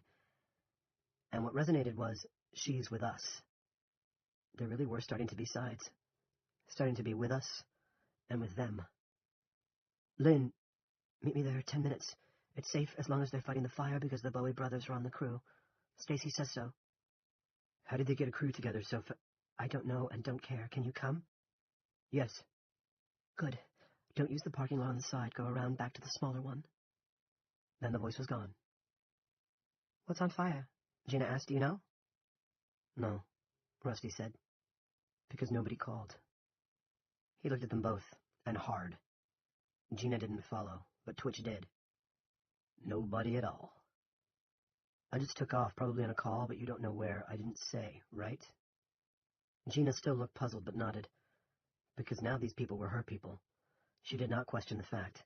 Why would she? She was only 17. Us and them, Rusty thought. Bad medicine, usually. Especially for 17-year-olds. "Probably on a call," she said. "We don't know where." "Nope," Twitch agreed. "You grasshopper, we lowly ants." "Don't make a big deal of it, either of you," Rusty said. But it was a big deal. He knew that already. It was trouble. Gina wasn't the only kid in the picture. He and Linda had a pair, now fast asleep, and with no knowledge that Mom and Dad might be sailing into a storm much too big for their little boat. And still, "I'll be back," Rusty said, and hoped that wasn't just wishful thinking. 2. Sammy Bushy drove the Evanses' Malibu down Catherine Russell Drive not long after Rusty headed for the Bowie funeral parlor. They passed each other going in opposite directions on Town Common Hill. Twitch and Gina had gone back inside, and the turnaround in front of the hospital's main doors was deserted. But she didn't stop there. Having a gun on the seat beside you made you wary. Phil would have said paranoid. She drove around back instead and parked in the employees' lot. She grabbed the .45, pushed it into the waistband of her jeans, and bloused her T-shirt over it. She walked across the lot and stopped at the laundry room door, reading the sign that said, "Smoking here will be banned as of January 1st. She looked at the doorknob and knew that if it didn't turn, she'd give this up. It would be a sign from God. If, on the other hand, the door was unlocked. It was. She slipped in, a pale and limping ghost. 3. Thurston Marshall was tired, exhausted, more like it, but happier than he had been in years. It was undoubtedly perverse. He was a tenured professor, a published poet, the editor of a prestigious literary magazine. He had a gorgeous young woman to share his bed, one who was smart and thought he was wonderful. That giving pills, slapping on salve, and emptying bedpans, not to mention wiping up the Bushy kid's beshitted bottom an hour ago, would make him happier than those things almost had to be perverse. And yet, there it was. The hospital corridors with their smells of disinfectant and floor polish connected him with his youth. The memories had been very clear tonight, from the pervasive aroma of patchouli oil in David Perna's apartment, to the Paisley headband Thirst had worn to the candlelight memorial service for Bobby Kennedy. He went his rounds humming Big Leg Woman very softly under his breath. He peeped in the lounge and saw the nurse with the busted schnoz and the pretty little nurse's aide, Harriet, her name was, asleep on the cots that had been dragged in there. The couch was vacant, and soon he'd either catch a few hours rack time on it, or go back to the house on Highland Avenue that was now home. Probably back there. Strange developments. Strange world. First, though, one more check of what he was already thinking of as his patients. It wouldn't take long on this postage stamp of a hospital. Most of the rooms were empty anyway. Bill Allnut, who'd been forced to stay awake until 9 because of the injury he'd suffered in the Food City melee, was now fast asleep and snoring, turned on his side to take the pressure off the long laceration at the back of his head. Wanda Crumley was 2 doors down. The heart monitor was beeping and her BP was a little better, but she was on 5 liters of oxygen, and Thirst feared she was a lost cause. Too much weight, too many cigarettes. Her husband and youngest daughter were sitting with her. Thirst gave Wendell Crumley a V for victory, which had been the peace sign in his salad days, and Wendell, smiling gamely, gave it back. Tansy Freeman, the appendectomy, was reading a magazine. "What's the fire whistle blowing for?" she asked him. "Don't know, hon. How's your pain?" 3, she said matter-of-factly. "Maybe a 2. Can I still go home tomorrow?" "It's up to Dr. Rusty, but my crystal ball says yes." And the way her face lit up at that made him feel, for no reason he could understand, like crying. "That baby's mom is back," Tansy said. "I saw her go by." "Good," Thirst said. Although the baby hadn't been much of a problem. He had cried once or twice, but mostly he slept, ate, or lay in his crib, staring apathetically up at the ceiling. His name was Walter. Thirst had no idea the little preceding it on the door card was an actual name, but Thurston Marshall thought of him as the Thorazine Kid. Now he opened the door of room 23, the one with the yellow baby on board sign attached to it with a plastic sucker, and saw that the young woman, a rape victim, Gina had whispered to him, was sitting in the chair beside the bed. She had the baby in her lap and was feeding him a bottle. "Are you all right?" Thirst glanced at the other name on the door card. "Ms. Boucher?" He pronounced it Boucher, but Sammy didn't bother to correct him, or to tell him that boys had called her Bushy the Tushy. "Yes, doctor," she said. Nor did Thirst bother to correct her misapprehension. That undefined joy, the kind that comes with tears hidden in it, swelled a little more. When he thought of how close he'd come to not volunteering, if Carol hadn't encouraged him, he would have missed this. "Dr. Rusty will be glad you're back, and so is Walter. Do you need any pain medication?" No. This was true. Her private still ached and throbbed, but that was far away. She felt as if she were floating above herself, tethered to earth by the thinnest of strings. "Good. That means you're getting better." "Yes," Sammy said. "Soon I'll be well." "When you finish feeding him, climb on into the bed, why don't you? Dr. Rusty will be in to check on you in the morning. All right. Good night, Miss Boucher. Good night, Doctor.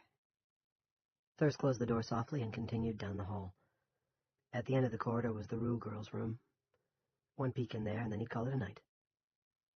She was glassy but awake. The young man who'd been visiting her was not. He sat in the corner, snoozing in the room's only chair, with a sports magazine on his lap, and his long legs sprawled out in front of him. Georgia beckoned Thirst, and when he bent over her, she whispered something. Because of the low voice and her broken, mostly toothless mouth, he only got a word or two. He leaned closer. Don't wake him. To Thirst she sounded like Homer Simpson. He the only one who care to visit me. Thirst nodded. Visiting hours were long over, of course, and given his blue shirt and his sidearm, the young man would probably be gigged for not responding to the fire whistle, but still, what harm? One firefighter, more or less, probably wouldn't make any difference. And if the guy was too far under for the sound of the whistle to wake him, he probably wouldn't be much help anyway. Thirst put a finger to his lips and blew the young woman a shh to show they were conspirators. She tried to smile, then winced. Thurston didn't offer her pain medication in spite of that. According to the chart at the end of the bed, she was maxed until 2 a.m. Instead, he just went out, closed the door softly behind him, and walked back down the sleeping hallway. He didn't notice that the door to the baby-on-board room was once more ajar. The couch in the lounge called to him seductively as he went by, but Thurston had decided to go back to Highland Avenue after all, and check the kids. 4. Sammy sat by the bed with little Walter in her lap until the new doctor went by. Then she kissed her son on both cheeks and the mouth. You be a good baby, she said. Mama's going to see you in heaven, if they let her in. I think they will. She's done her time in hell. She laid him in his crib, then opened the drawer of the bed table. She had put the gun inside so little Walter wouldn't feel it poking into him while she held him and fed him for the last time. Now she took it out. 5. Lower Main Street was blocked off by nose-to-nose police cars with their jackpot lights flashing. A crowd, silent and unexcited, almost sullen, stood behind them, watching. Horace the Corgi was ordinarily a quiet dog, limiting his vocal repertoire to a volley of welcome-home barks or the occasional yap to remind Julia he was still present and accounted for. But when she pulled over to the curb by Maison de Fleur, he let out a low howl from the back seat. Julia reached back blindly to stroke his head, taking comfort as much as giving it. Julia, my God, Rose said. They got out. Julia's original intention was to leave Horace behind, but when he uttered another of those small, bereft howls, as if he knew, as if he really knew, she fished under the passenger seat for his leash, opened the rear door for him to jump out, and then clipped the leash to his collar. She grabbed her personal camera, a pocket-sized Casio, from the seat pocket before closing the door. They pushed through the crowd of bystanders on the sidewalk, Horace leading the way, straining at his leash. Piper Libby's cousin, Roop, a part-time cop who'd come to the mill 5 years ago, tried to stop them. No one beyond this point, ladies. That's my place, Julia said. Up top is everything I own in the world, clothes, books, personal possessions, the lot. Underneath is the newspaper my great-grandfather started. It's only missed 4 press dates in over 120 years. Now it's going up in smoke. If you want to stop me from watching it happen at close range, you'll have to shoot me. Roop looked unsure, but when she started forward again, Horace now at her knee and looking up at the balding man mistrustfully, Roop stood aside, but only momentarily. Not you, he told Rose. Yes, me, unless you want X-Lax in the next chocolate frap you order. Ma'am, Rose, I have my orders.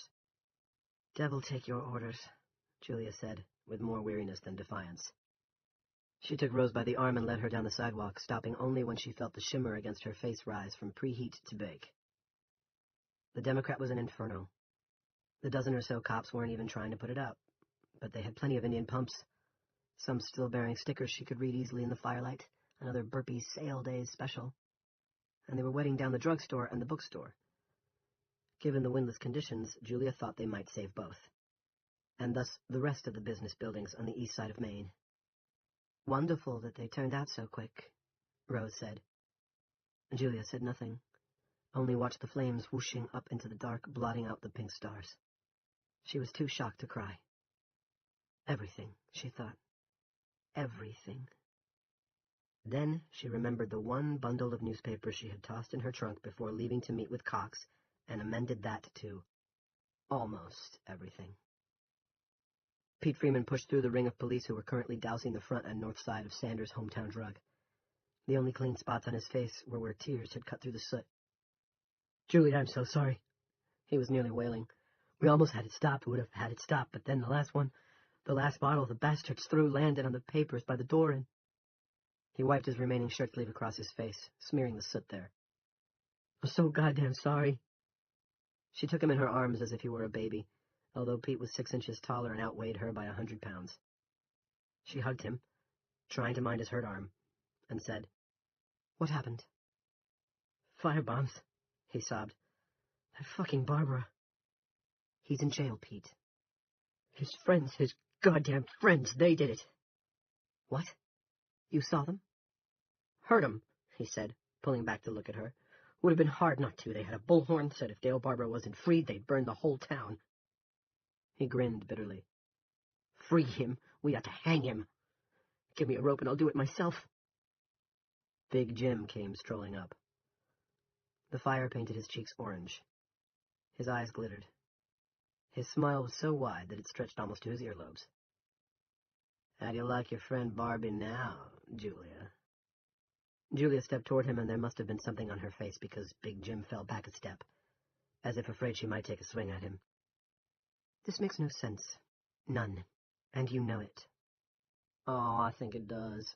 If you can bring yourself to consider the idea that Dale Barbara and his friends were the ones who set up the dome in the first place, I think it makes perfect sense. It was an act of terrorism, pure and simple." "Bullshit. I was on his side, which means the newspaper was on his side. He knew that." "But they said—" Pete began. "Yes," she said, but she didn't look at him. Her eyes were still fixed on Rennie's violet face. They said, but who the hell is they? Ask yourself that, Pete. Ask yourself this. If it wasn't Barbie who had no motive, then who did have a motive? Who benefits by shutting Julia Shumway's troublesome mouth?" Big Jim turned and motioned to 2 of the new officers, identifiable as cops only by the blue bandanas knotted around their biceps. One was a tall, hulking bruiser, whose face suggested he was still little more than a child, no matter his size. The other could only be a Killian. That bullet head was as distinctive as a commemorative stamp. "Mickey, Richie, get these 2 women off the scene." Horace was crouched at the end of his leash, growling at Big Jim. Big Jim gave the little dog a contemptuous look. "And if they won't go voluntarily, you have my permission to pick them up and throw them over the hood of the nearest police car." "This isn't finished," Julia said, pointing a finger at him. Now she was beginning to cry herself, but the tears were too hot and painful to be those of sorrow. "This isn't done, you son of a bitch." Big Jim's smile reappeared. It was as shiny as the finish on his Hummer, and as black. "Yes, it is," he said. "Done deal." 6. Big Jim started back toward the fire. He wanted to watch it until there was nothing left of the nosy Parker's newspaper but a pile of ashes, and swallowed a mouthful of smoke. His heart suddenly stopped in his chest, and the world seemed to go swimming past him like some kind of special effect. Then his ticker started again, but in a flurry of irregular beats that made him gasp. He slammed a fist against the left side of his chest and coughed hard, a quick fix for arrhythmia that Dr. Haskell had taught him. At first his heart continued its irregular galloping, beat, pause, beat, beat, beat, pause. But then it settled back to its normal rhythm. For just a moment he saw it encased in a dense globule of yellow fat, like a living thing that has been buried alive and struggles to get free before the air is all gone. Then he pushed the image away. "I'm all right, it's just overwork. Nothing 7 hours of sleep won't cure." Chief Randolph came over, an Indian pump strapped to his broad back. His face was running with sweat. "Jim, you all right?" "Fine," Big Jim said. And he was. This was the high point of his life, his chance to achieve the greatness of which he knew he'd always been capable. No Dickie Ticker was going to take that away from him. "Just tired. I've been running pretty much non-stop." "Go home," Randolph advised. I never thought I'd say thank God for the dome, and I'm not saying it now, but at least it works as a windbreak. We're going to be all right. I've got men on the roofs of the drugstore and the bookstore in case any sparks jump, so go on and... Which men? His heartbeat smoothing out. Good. Henry Morrison and Toby Whalen on the bookstore. Georgie Frederick and one of those new kids on the drug. A Killian brat, I think. Romy Burpee volunteered to go up with him. Got your walkie? Of course I do. And Frederick's got his? All the regulars do. Tell Frederick to keep an eye on Burpee. Romy? Why, for Lord's sake? I don't trust him. He could be a friend of Barbara's. Although it wasn't Barbara Big Jim was worried about when it came to Burpee. The man had been a friend of Brenda's. And the man was sharp. Randolph's sweaty face was creased. How many do you think there are? How many on the son of a bitch's side? Big Jim shook his head. Hard to say, Pete, but this thing is big. Must have been in the planning stages for a long time. You can't just look at the newbies in town and say it's got to be them. Some of the people in on it could have been here for years. Decades, even. It's what they call deep cover. Christ, but why, Jim? Why, in God's name? I don't know. Testing, maybe, with us for guinea pigs. Or maybe it's a power grab. I wouldn't put it past that thug in the White House. What matters is we're going to have to beef up security and watch for the liars trying to undermine our efforts to keep order. Do you think she... He inclined his head toward Julia, who was watching her business go up in smoke with her dog sitting beside her, panting in the heat. I don't know for sure, but the way she was this afternoon, storming around the station, yelling to see him, what does that tell you? Yeah, Randolph said. He was looking at Julia Shumway with flat-eyed consideration. And burning up your own place, what better cover than that? Big Jim pointed a finger at him as if to say, you could have a bingo there. I have to get off my feet. Get on the horn to George Frederick. Tell him to keep his good weather eye on that Lewiston Canuck. All right. Randolph unclipped his walkie-talkie. Behind them, Fernald Bowie shouted, Roof's coming down. You on the street, stand back. You men on top of those other buildings, at the ready. At the ready. Big Jim watched with one hand on the driver's door of his Hummer as the roof of the Democrat caved in, sending a gusher of sparks straight up into the black sky. The men posted on the adjacent buildings checked that their partners' Indian pumps were primed, and then stood at parade rest, waiting for sparks with their nozzles in their hands. The expression on Shumway's face as the Democrat's roof let go did Big Jim's heart more good than all the cotton-picking medicines and pacemakers in the world. For years he'd been forced to put up with her weekly tirades, and while he wouldn't admit he had been afraid of her, he surely had been annoyed. But look at her now, he thought. Looks like she came home and found her mother dead on the pot. You look better, Randolph said. Your color's coming back. I feel better, Big Jim said, but I'll still go home, grab some shut-eye. That's a good idea, Randolph said. We need you, my friend, now more than ever. And if this dome thing doesn't go away... He shook his head, his basset hound eyes never leaving Big Jim's face.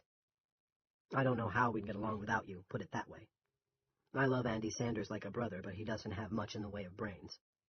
And Andrea Grinnell hasn't been worth a tin shit since she fell and hurt her back.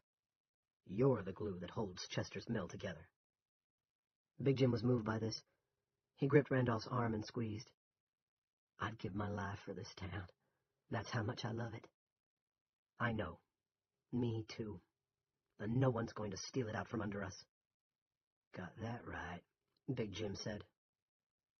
He drove away, mounting the sidewalk to get past the roadblock that had been placed at the north end of the business district. His heart was steady in his chest again. Well, almost. But he was troubled nonetheless. He'd have to see Everett. He didn't like the idea. Everett was another nosy Parker bent on causing trouble at a time when the town had to pull together. Also, he was no doctor. Big Jim would almost have felt better about trusting a vet with his medical problems, except there was none in town. He'd have to hope that if he needed medicine, something to regularize his heartbeat, Everett would know the right kind. Well, he thought, whatever he gives me, I can check it out with Andy. Yes, but that wasn't the biggest thing troubling him. It was something else Pete had said. If this dome thing doesn't go away, Big Jim wasn't worried about that. Quite the opposite. If the dome did go away, too soon that was, he could be in a fair spot of trouble even if the meth lab wasn't discovered. Certainly there would be cotton pickers who would second-guess his decisions. One of the rules of political life that he'd grasped early was, those who can do, those who can't question the decisions of those who can. They might not understand that everything he'd done or ordered done, even the rock throwing at the market this morning, had been of a caretaking nature. Barbara's friends on the outside would be especially prone to misunderstanding, because they would not want to understand. That Barbara had friends, powerful ones, on the outside was a thing Big Jim hadn't questioned, since seeing that letter from the president. But for the time being, they could do nothing, which was the way Big Jim wanted to stay for at least a couple of weeks, maybe even a month or two. The truth was, he liked the dome. Not for the long term, of course, but until the propane out there at the radio station was redistributed, until the lab was dismantled and the supply barn that had housed it had been burned to the ground, another crime to be laid at the door of Dale Barbara's co-conspirators, until Barbara could be tried and executed by police firing squad, until any blame for how things were done during the crisis could be spread around to as many people as possible, and the credit accrued to just one, namely himself. Until then, the dome was just fine. Big Jim decided he'd get knee-bound and pray on it before turning in. 7. Sammy limped down the hospital corridor looking at the names on the doors and checking behind those with no names just to be sure. She was starting to worry that the bitch wasn't here when she came to the last one and saw a get-well card thumbtacked there. It showed a cartoon dog saying, "I heard you weren't feeling so well." Sammy drew Jack Evans' gun from the waistband of her jeans. That waistband a little looser now. She'd finally managed to lose some weight, better late than never, and used the automatic's muzzle to open the card. On the inside, the cartoon dog was licking his balls and saying, "Need a hind lick maneuver?" It was signed Mel, Jim Jr., Carter, and Frank, and was exactly the sort of tasteful greeting Sammy would have expected of them. She pushed the door open with the barrel of the gun. Georgia wasn't alone. This did not disturb the deep calm that Sammy felt, the sense of peace nearly attained. It might have if the man sleeping in the corner had been an innocent, the bitch's father or uncle, say, but it was Frankie, the tit-grabber, the one who'd raped her first, telling her she'd better learn to keep her mouth for when she was on her knees. That he was sleeping didn't change anything, because guys like him always woke up and recommenced their fuckery. Georgia wasn't asleep. She was in too much pain, and the long hair who'd come in to check her hadn't offered her any more dope. She saw Sammy and her eyes widened. "You," she said. "Get out of here." Sammy smiled. "You sound like Homer Simpson," she said. Georgia saw the gun, and her eyes widened. She opened her now mostly toothless mouth and screamed. Sammy continued to smile. The smile widened, in fact. The scream was music to her ears and balm to her hurts. "Do that, bitch," she said. "Right, Georgia? Isn't that what you said, you heartless cunt?" Frank woke up and stared around in wide-eyed befuddlement. His ass had migrated all the way to the edge of his chair, and when Georgia shrieked again, he jerked and fell onto the floor. He was wearing a sidearm now, they all were, and he grabbed for it, saying, "Put it down, Sammy, just put it down. We're all friends here. Let's be friends here." Sammy said, "You ought to keep your mouth closed except for when you're on your knees gobbling your friend Junior's cock." Then she pulled the Springfield's trigger. The blast from the automatic was deafening in the small room. The first shot went over Frankie's head and shattered the window. Georgia screamed again. She was trying to get out of bed now, her IV line and monitor wires popping free. Sammy shoved her, and she flopped askew on her back. Frankie still didn't have his gun out. In his fear and confusion, he was tugging at the holster instead of the weapon and succeeding at nothing but yanking his belt up on the right side. Sammy took 2 steps toward him, grasped the pistol in both hands like she'd seen people do on TV, and fired again. The left side of Frankie's head came off. A flap of scalp struck the wall and stuck there. He clapped his hand to the wound. Blood sprayed through his fingers. Then his fingers were gone, sinking into the oozing sponge where his skull had been. "No more," he cried. His eyes were huge and swimming with tears. "No more, don't hurt me." And then, "Mommy!" Don't bother, your mommy didn't raise you right, Sammy said, and shot him again, this time in the chest. He jumped against the wall. His hand left his wrecked head and thumped to the floor, splashing in the pool of blood that was already forming there. She shot him a third time, in the place that had hurt her. Then she turned to the one on the bed. Georgia was huddled in a ball. The monitor above her was beeping like crazy, probably because she'd pulled out the wires connected to it. Her hair hung in her eyes. She screamed and screamed. Isn't that what you said? Sammy asked. Do that bitch right. I'm sorry. What? Georgia tried again. I'm sorry. I'm sorry, Hammy. And then the ultimate absurdity. I take it back. You can't. Sammy shot Georgia in the face and again in the neck. Georgia jumped the way Frankie had, then lay still. Sammy heard running footsteps and shouts in the corridor. Sleepy cries of concern from some of the rooms as well. She was sorry about causing a fuss, but sometimes there was just no choice. Sometimes things had to be done, and when they were, there could be peace. She put the gun to her temple. I love you, little Walter. Mama loves her boy. And pulled the trigger. 8. Rusty used West Street to get around the fire, then hooked back onto Lower Main at the 117 intersection. Bowie's was dark, except for small electric candles in the front windows. He drove around back to the smaller lot as his wife had instructed him, and parked beside the long gray Cadillac hearse. Somewhere close by, a generator was clattering. He was reaching for the door handle when his phone twittered. He turned it off without looking to see who might be calling, and when he looked up again, a cop was standing beside his window. A cop with a drawn gun. It was a woman. When she bent down, Rusty saw a cloudburst of frizzy blonde hair, and at last had a face to go with the name his wife had mentioned. The police dispatcher and receptionist on the day shift. Rusty assumed she had been pressed into full-time service on or just after Dome Day. He also assumed that her current duty assignment had been self-assigned. She holstered the pistol. Hey, Dr. Rusty, Stacy Morgan. You treated me for Poison Oak 2 years ago? You know, on my... She patted her behind. I remember. Nice to see you with your pants up, Miss Morgan. She laughed, as she had spoken, softly. Hope I didn't scare you. A little. I was silencing my cell phone, and then there you were.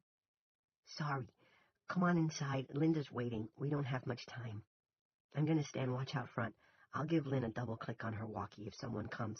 If it's the Bowies, they'll park in the side lot, and we can drive out on East Street unnoticed. She cocked her head a little and smiled. Well, that's a tad optimistic, but at least unidentified. If we're lucky. Rusty followed her, navigating by the cloudy beacon of her hair. Did you break in, Stacy? Hell no. There was a key at the cop shop. Most of the businesses on Main Street give us keys. And why are you in on this? Because it's all fear-driven bullshit. Duke Perkins would have put a stop to it long ago. Now come on and make this fast. I can't promise that. In fact, I can't promise anything. I'm not a pathologist. Fast as you can, then. Rusty followed her inside. A moment later, Linda's arms were around him. 9. Harriet Bigelow screamed twice, then fainted. Gina Buffalino only stared, glassy with shock. Get Gina out of here, Thirst snapped. He had gotten as far as the parking lot, heard the shots, and come running back. To find this slaughter. Ginny put an arm around Gina's shoulders and led her back into the hall where the patients who were ambulatory, this included Bill Allnut and Tansy Freeman, were standing, big-eyed and frightened. Get this one out of the way, Thirst told Twitch, pointing at Harriet, and pull her skirt down. Give the poor girl some modesty. Twitch did as he was told. When he and Ginny re-entered the room, Thirst was kneeling by the body of Frank de Lesseps, who had died because he'd come in place of George's boyfriend and overstayed visiting hours. Thirst had flapped the sheet over Georgia, and it was already blooming with blood poppies. Is there anything we can do, Doctor? Ginny asked. She knew he wasn't a doctor, but in her shock it came automatically. She was looking down at Frank's sprawled body, and her hand was over her mouth. Yes. Thirst rose, and his bony knees cracked like pistol shots. Call the police. This is a crime scene. All the ones on duty will be fighting that fire down street, Twitch said. Those who aren't will either be on their way or sleeping with their phones turned off. Well, call somebody for the love of Jesus and find out if we're supposed to do anything before we clean up the mess. Take photographs or I don't know what. Not that there's much doubt about what happened. You'll have to excuse me for a minute. I'm going to vomit. Ginny stood aside so Thurston could go into the tiny WC attached to the room. He closed the door, but the sound of his retching was still loud, the sound of a revving engine with dirt caught in it somewhere. Ginny felt a wave of faintness rush through her head, seeming to lift her and make her light. She fought it off. When she looked back at Twitch, he was just closing his cell phone. No answer from Rusty, he said. I left a voicemail. Anyone else? What about Rennie? No, she almost shuddered. Not him. My sister? Andy, I mean? Ginny only looked at him. Twitch looked back for a moment, then dropped his eyes. Maybe not, he mumbled. Ginny touched him above the wrist. His skin was cold with shock. She supposed her own was too. If it's any comfort, she said, I think she's trying to get clean. She came to see Rusty, and I'm pretty sure that was what it was about. Twitch ran his hands down the side of his face, turning it for a moment into an opera bouffe mask of sorrow. This is a nightmare. Yes, Ginny said simply. Then she took out her cell phone again. Who are you going to call? Twitch managed a little smile. Ghostbusters? No, if Andy and Big Jim are out, who does that leave? Sanders, but he's dog shit useless and you know it. Why don't we just clean up the mess? Thurston's right. What happened here is obvious. Thurston came out of the bathroom. He was wiping his mouth with a paper towel. Because there are rules, young man, and under the circumstances, it's more important than ever that we follow them. Or at least, give it the good old college try. Twitch looked up and saw Sammy Bushy's brains drying high on one wall. What she had used to think with now looked like a clod of oatmeal. He burst into tears. 10. Andy Sanders was sitting in Dale Barber's apartment, on the side of Dale Barber's bed. The window was filled with orange fire glare from the burning Democrat building next door. From above him he heard footsteps and muffled voices. Men on the roof, he assumed. He had brought a brown bag with him when he climbed the inside staircase from the pharmacy below. Now he took out the contents: a glass, a bottle of Dasani water, and a bottle of pills. The pills were OxyContin tablets. The label read, Hold for A. Grinnell. They were pink, the 20s. He shook some out, counted, then shook out more. 20. 400 milligrams. It might not be enough to kill Andrea, who'd had time to build up a tolerance, but he was sure it would do quite well for him. The heat from the fire next door came baking through the wall. His skin was wet with sweat. It had to be at least 100 in here, maybe more. He wiped his face with the coverlet. Won't feel it much longer. There'll be cool breezes in heaven, and we'll all sit down to dinner together at the Lord's table. He used the bottom of the glass to grind the pink pills into powder, making sure the dope would hit him all at once. Like a hammer on a steer's head. Just lie down on the bed, close his eyes, and then good night, sweet pharmacist. May flights of angels sing thee to thy rest. Me and Claudie and Dodie, together for eternity. Don't think so, brother. That was Coggins' voice. Coggins at his most dour and declamatory. Andy paused in the act of crushing the pills. Suicides don't eat supper with their loved ones, my friend. They go to hell, and dine on hot coals that burn forever in the belly. Can you give me hallelujah on that? Can you say amen? Bull spit, Andy whispered, and went back to grinding the pills. You were snout first in the trough with the rest of us. Why should I believe you? Because I speak the truth. Your wife and daughter are looking down on you right now, pleading with you not to do it. Can't you hear them? Nope, Andy said. And that's not you either. It's just the part of my mind that's cowardly. It's run me my whole life. It's how Big Jim got hold of me. It's how I got into this meth mess. I didn't need the money. I don't even understand that much money. I just didn't know how to say no. But I can say it this time. No, sir, I've got nothing left to live for, and I'm leaving. Got anything to say to that? It seemed that Lester Coggins did not. Andy finished reducing the pills to powder, then filled the glass with water. He brushed the pink dust into the glass using the side of his hand, then stirred with his finger. The only sounds were the fire and the dim shouts of the men fighting it, and from above, the thump-thud-thump of other men walking around on his roof. Down the hatch, he said. but didn't drink. His hand was on the glass, but that cowardly part of him, that part that didn't want to die even though any meaningful life was over, held it where it was. "No, you don't win this time," he said. But he let go of the glass so he could wipe his streaming face with the coverlet again. "Not every time. Not this time." He raised the glass to his lips. Sweet pink oblivion swam inside. But again he put it down on the bed table. The cowardly part still ruling him. God damn that cowardly part. "Lord, send me a sign," he whispered. "Send me a sign that it's all right to drink this, if for no other reason than because it's the only way I can get out of this town." Next door, the roof of the Democrat went down in a stew of sparks. Above him, someone, it sounded like Romeo Burpee, shouted, "Be ready, boys. Be on the goddamn ready." Be ready. That was the sign, surely. Andy Sanders lifted the glass full of death again, and this time the cowardly part didn't hold his arm down. The cowardly part seemed to have given up. In his pocket, his cell phone played the opening phrases of "You're Beautiful," a sentimental piece of crap that had been Claudia's choice. For a moment he almost drank, anyway, but then a voice whispered that this could be a sign, too. He couldn't tell if that was the voice of the cowardly part, or of Coggins, or of his own true heart, and because he couldn't, he answered the phone. "Mr. Sanders?" A woman's voice, tired and unhappy and frightened. Andy could relate. "This is Virginia Tomlinson, up at the hospital." "Ginny, sure." Sounding like his old, cheery, helpful self. It was bizarre. "We have a situation here, I'm afraid. Can you come?" Light pierced the confused darkness in Andy's head. It filled him with amazement and gratitude. To have someone say, "Can you come?" Had he forgotten how fine that felt? He supposed he had, although it was why he'd stood for selectman in the first place. Not to wield power, that was Big Jim's thing, only to lend a helping hand. That was how he'd started out. Maybe it was how he could finish up. "Mr. Sanders, are you there?" "Yes. You hang in, Ginny. I'll be right there." He paused.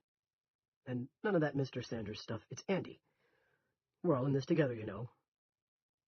He hung up, took the glass into the bathroom, and poured its pink contents into the commode. His good feeling, that feeling of light and amazement, lasted until he pushed the flush lever. Then depression settled over him again like a smelly old coat. Needed? That was pretty funny.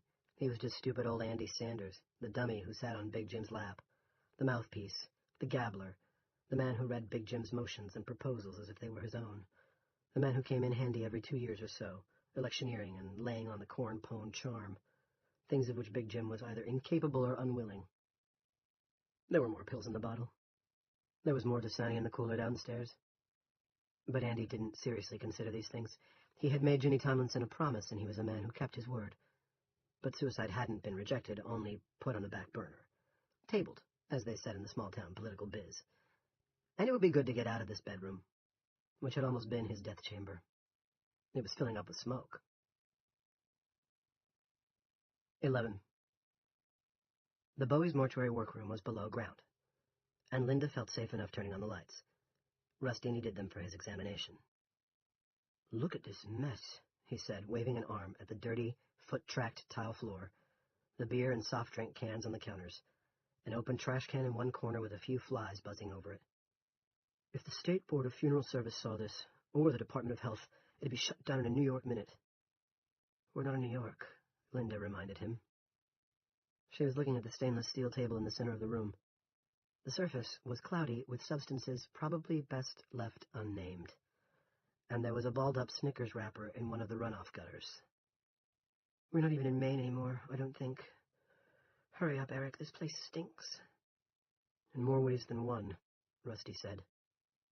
The mess offended him. Hell, outraged him. He could have punched Stuart Bowie in the mouth just for the candy wrapper, discarded on the table where the town's dead had the blood drained from their bodies.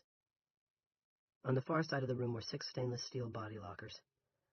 From somewhere behind them, Rusty could hear the steady rumble of refrigeration equipment. "No shortage of propane here," he muttered. "The Bowie brothers are living large in the hood." There were no names in the card slots on the fronts of the lockers, another sign of sloppiness, so Rusty pulled the whole 6-pack. The first 2 were empty, which didn't surprise him. Most of those who had so far died under the dome, including Ron Haskell and the Evanses, had been buried quickly.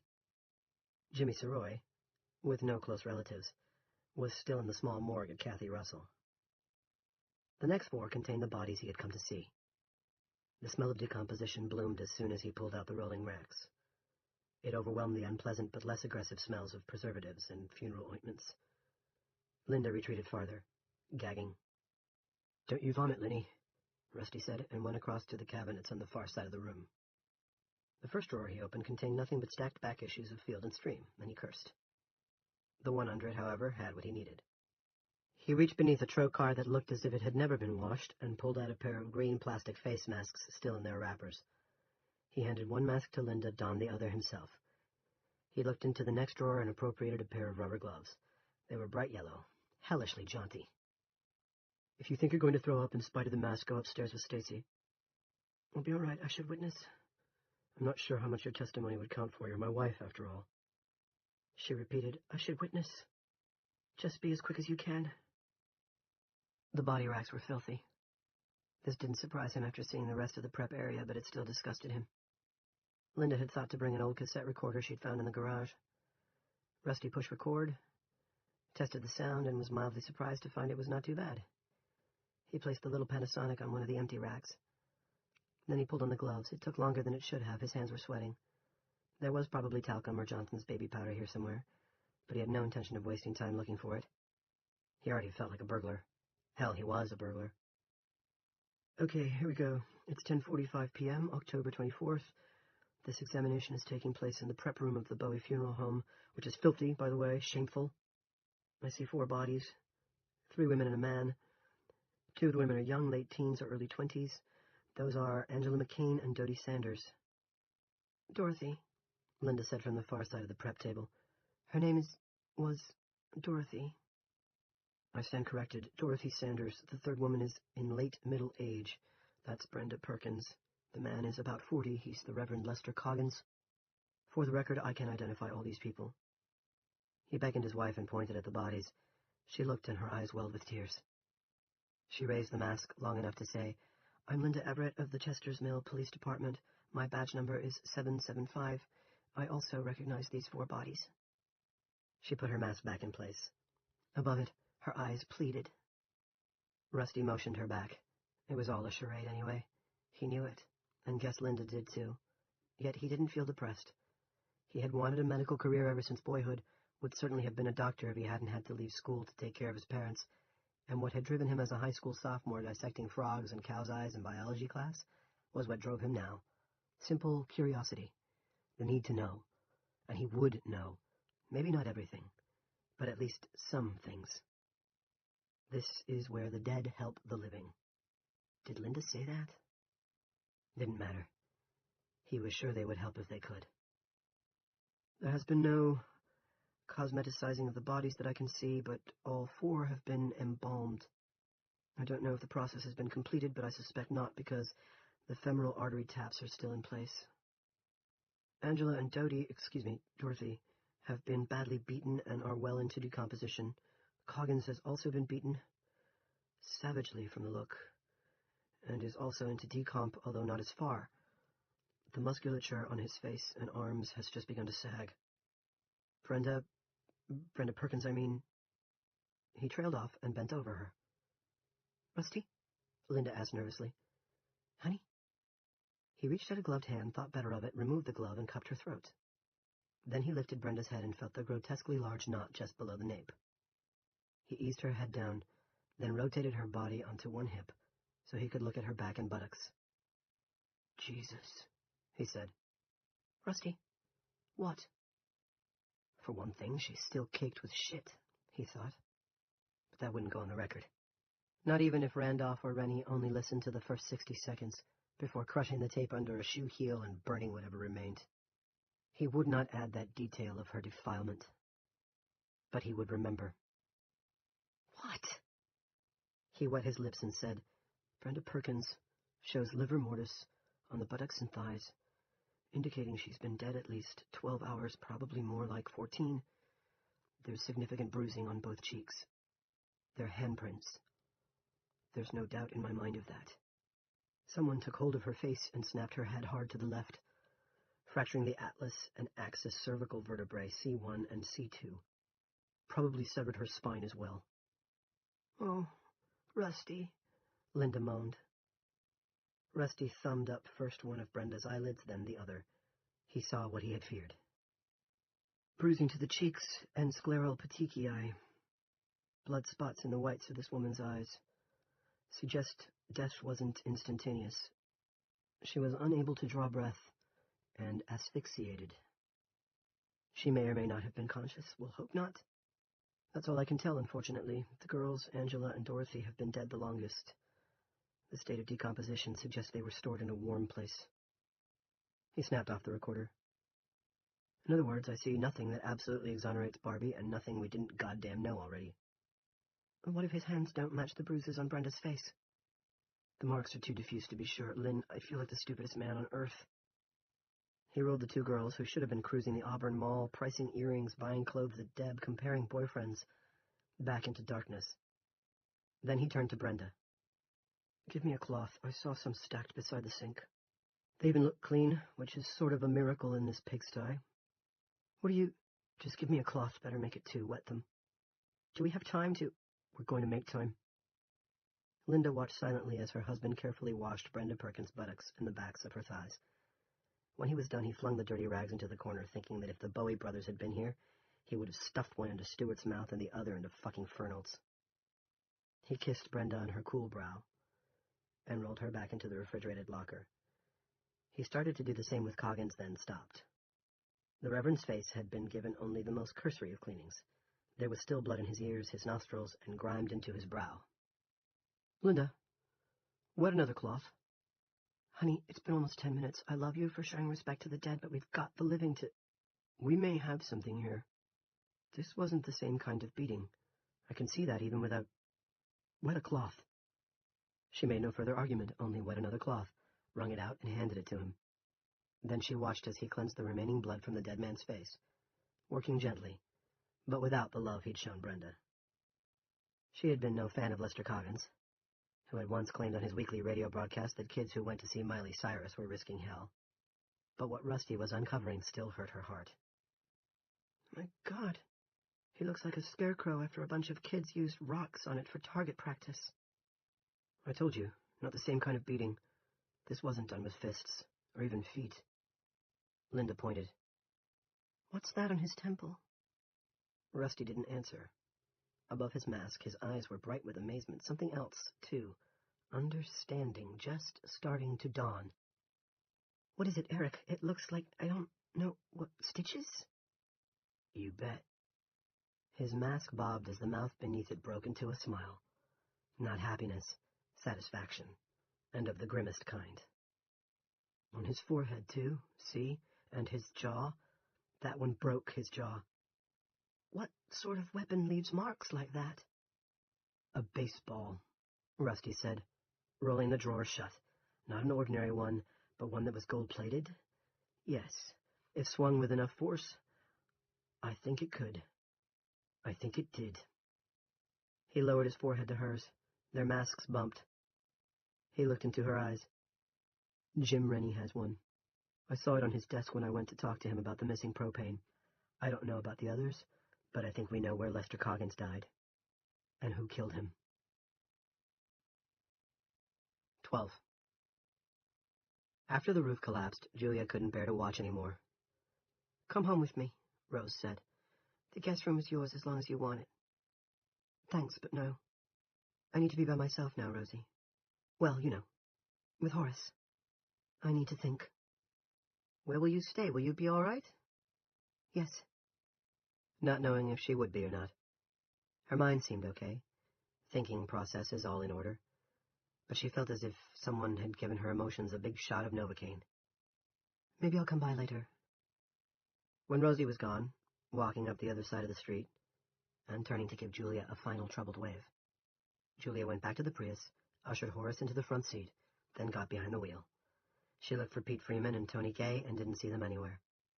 Maybe Tony had taken Pete up to the hospital to get some salve for his arm. It was a miracle neither of them had been hurt worse. And if she hadn't taken Horace with her when she drove out to see Cox, her dog would have been incinerated along with everything else. When that thought came, she realized her emotions weren't numb after all, but only hiding. A sound, a kind of keening, began to come from her. Horace pricked up his considerable ears and looked at her anxiously. She tried to stop, and couldn't. Her father's paper. Her grandfather's paper. Her great-grandfather's. Ashes. She drove down to West Street, and when she came to the abandoned parking lot behind the Globe, she pulled in. She turned off the engine, drew Horace to her, and wept against one furry, muscular shoulder for 5 minutes.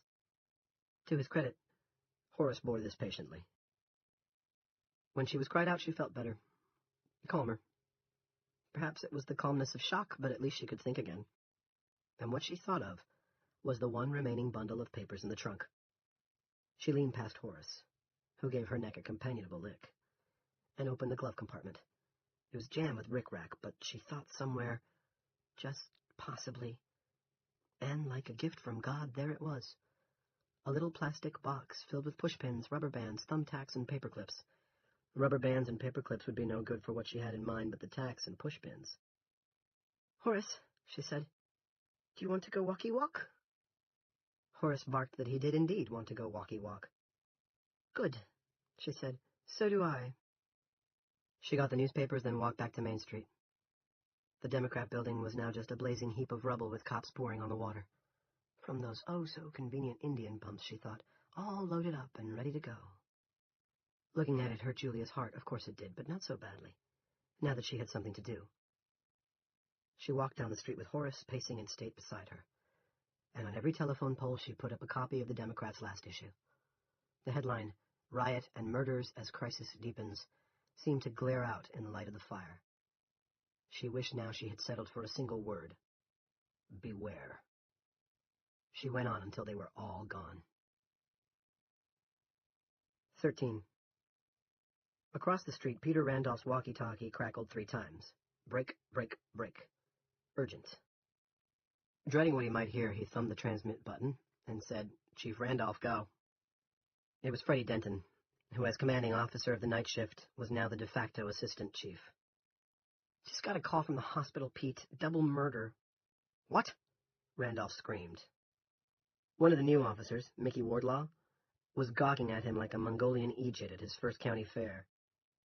Denton continued, sounding either calm or smug. If it was the latter, God help him.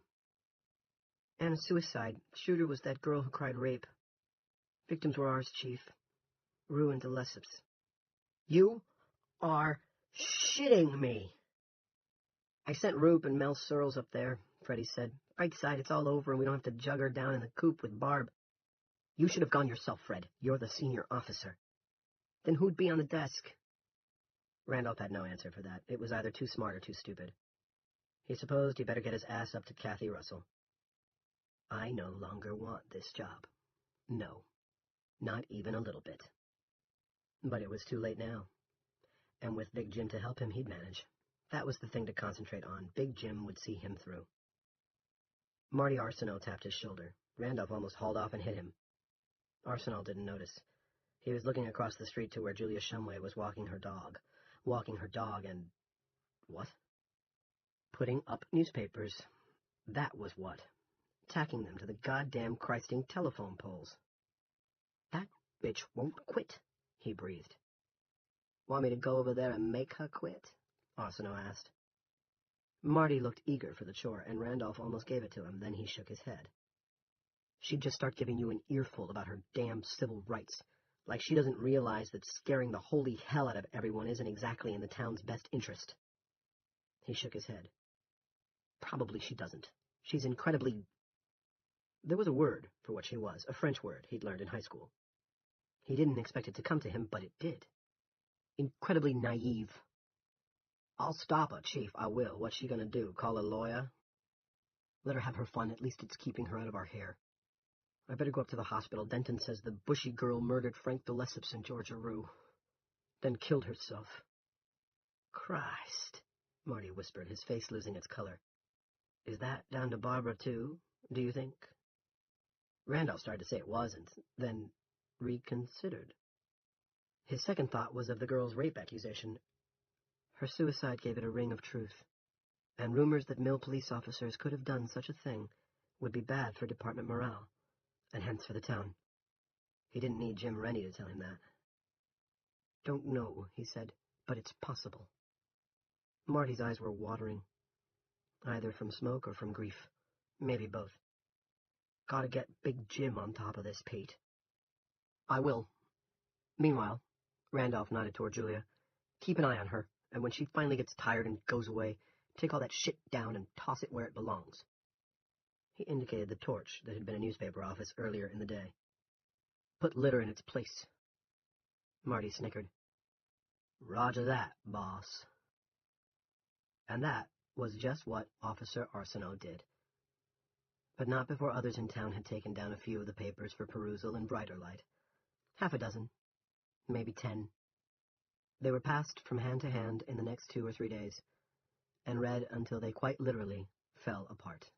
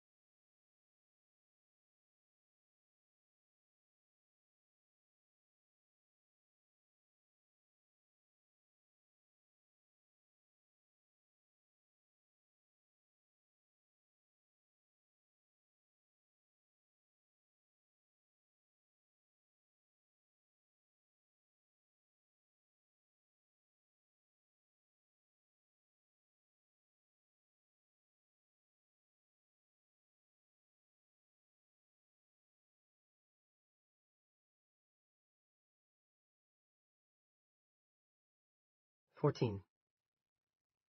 When Andy got to the hospital, Piper Libby was already there. She was sitting on a bench in the lobby talking to two girls in the white nylon pants and smock tops of nurses, although to Andy they seemed far too young to be real nurses. Both had been crying and looked like they might start again soon, but Andy could see Reverend Libby was having a calming effect on them. One thing he'd never had a problem with was judging human emotions. Sometimes he wished he'd been better at the thinking side of things. Ginny Tomlinson was standing nearby, conversing quietly with an oldish-looking fellow. Both looked dazed and shaken. Ginny saw Andy and came over. The oldish-looking fellow trailed along behind. She introduced him as Thurston Marshall and said he was helping out. Andy gave the new fellow a big smile and a warm handshake. "Nice to meet you, Thurston. I'm Andy Sanders, first selectman." Piper glanced over from the bench and said, "If you were really the first selectman, Andy, you'd rein in the second selectman." "I understand you've had a hard couple of days," Andy said, still smiling. "We all have." Piper gave him a look of singular coldness, then asked the girls if they wouldn't like to come down to the cafe with her and have tea. "I could sure use a cup," she said. "I called her after I called you," Ginny said, a little apologetically, after Piper had led the two junior nurses away. "And I called the PD, got Fred Denton." She wrinkled her nose as people do when they smell something bad. "Oh, Freddie's a good guy," Andy said earnestly. His heart was in none of this. His heart felt like it was still back on Dale Barber's bed, planning to drink the poisoned pink water. But the old habits kicked in smoothly, nevertheless. The urge to make things all right, to calm troubled waters, turned out to be like riding a bicycle. "Tell me what happened here." She did so.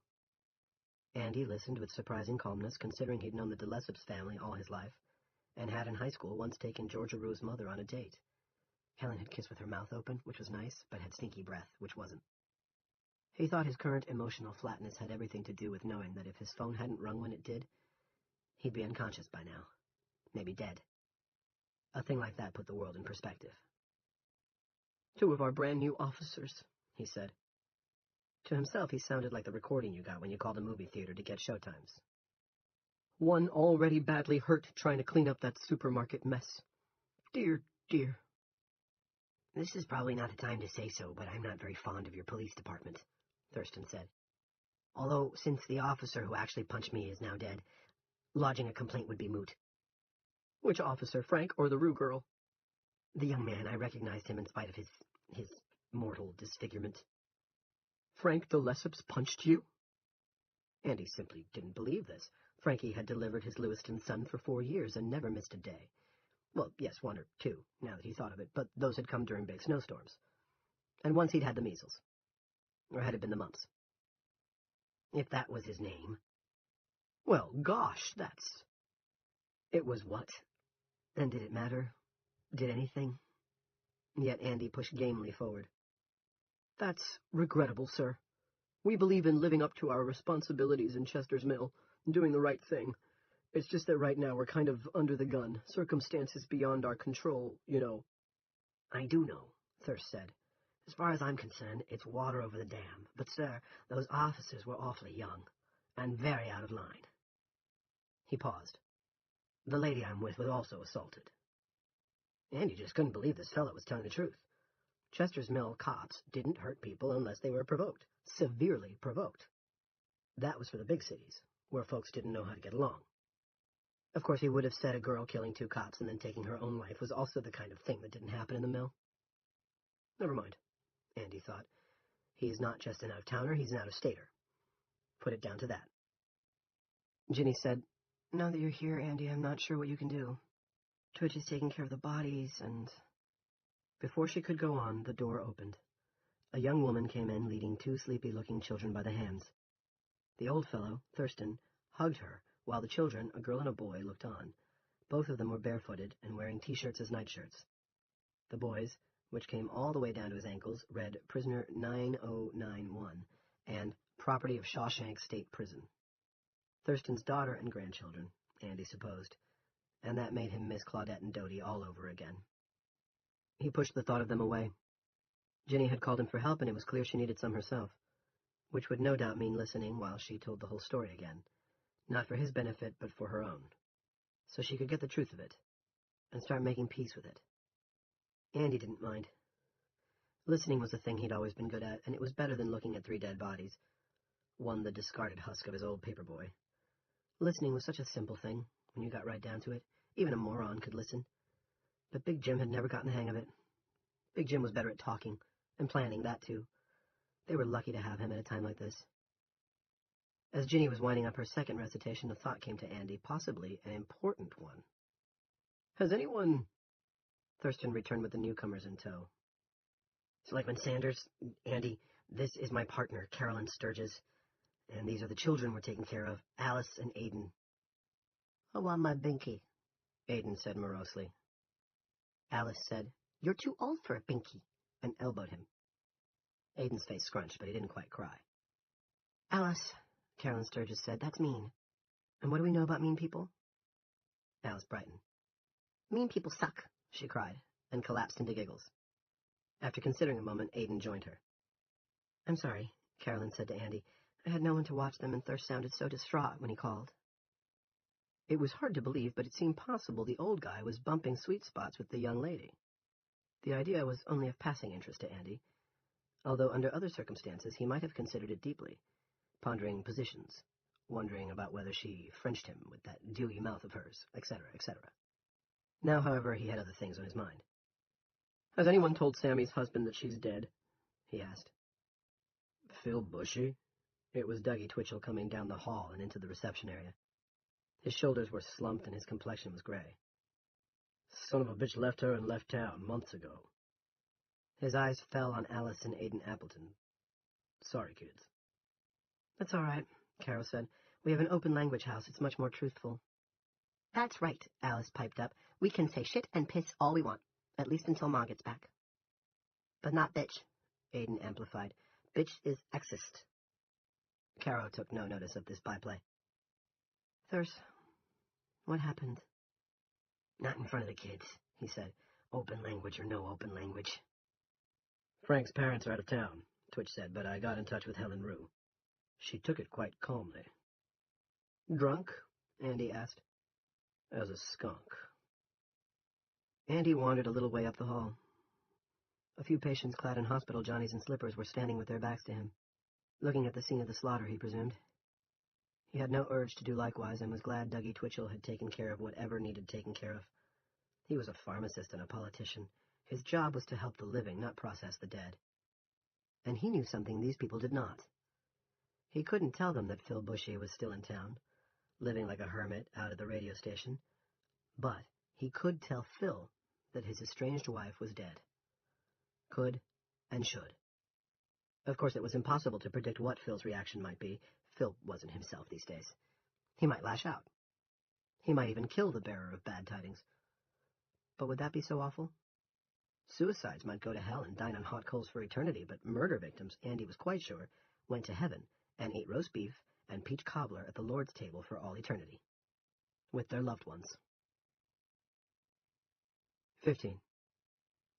In spite of the nap she'd had earlier in the day, Julia was more tired than ever in her life, or so it felt.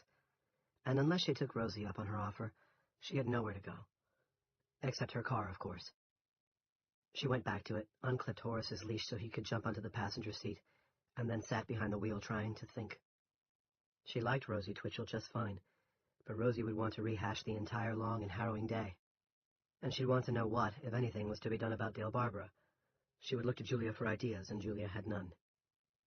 Meanwhile, Horace was staring at her, asking with his cocked ears and bright eyes what came next. He made her think of the woman who had lost her dog, Piper Libby. Piper would take her in and give her a bed without talking her ear off.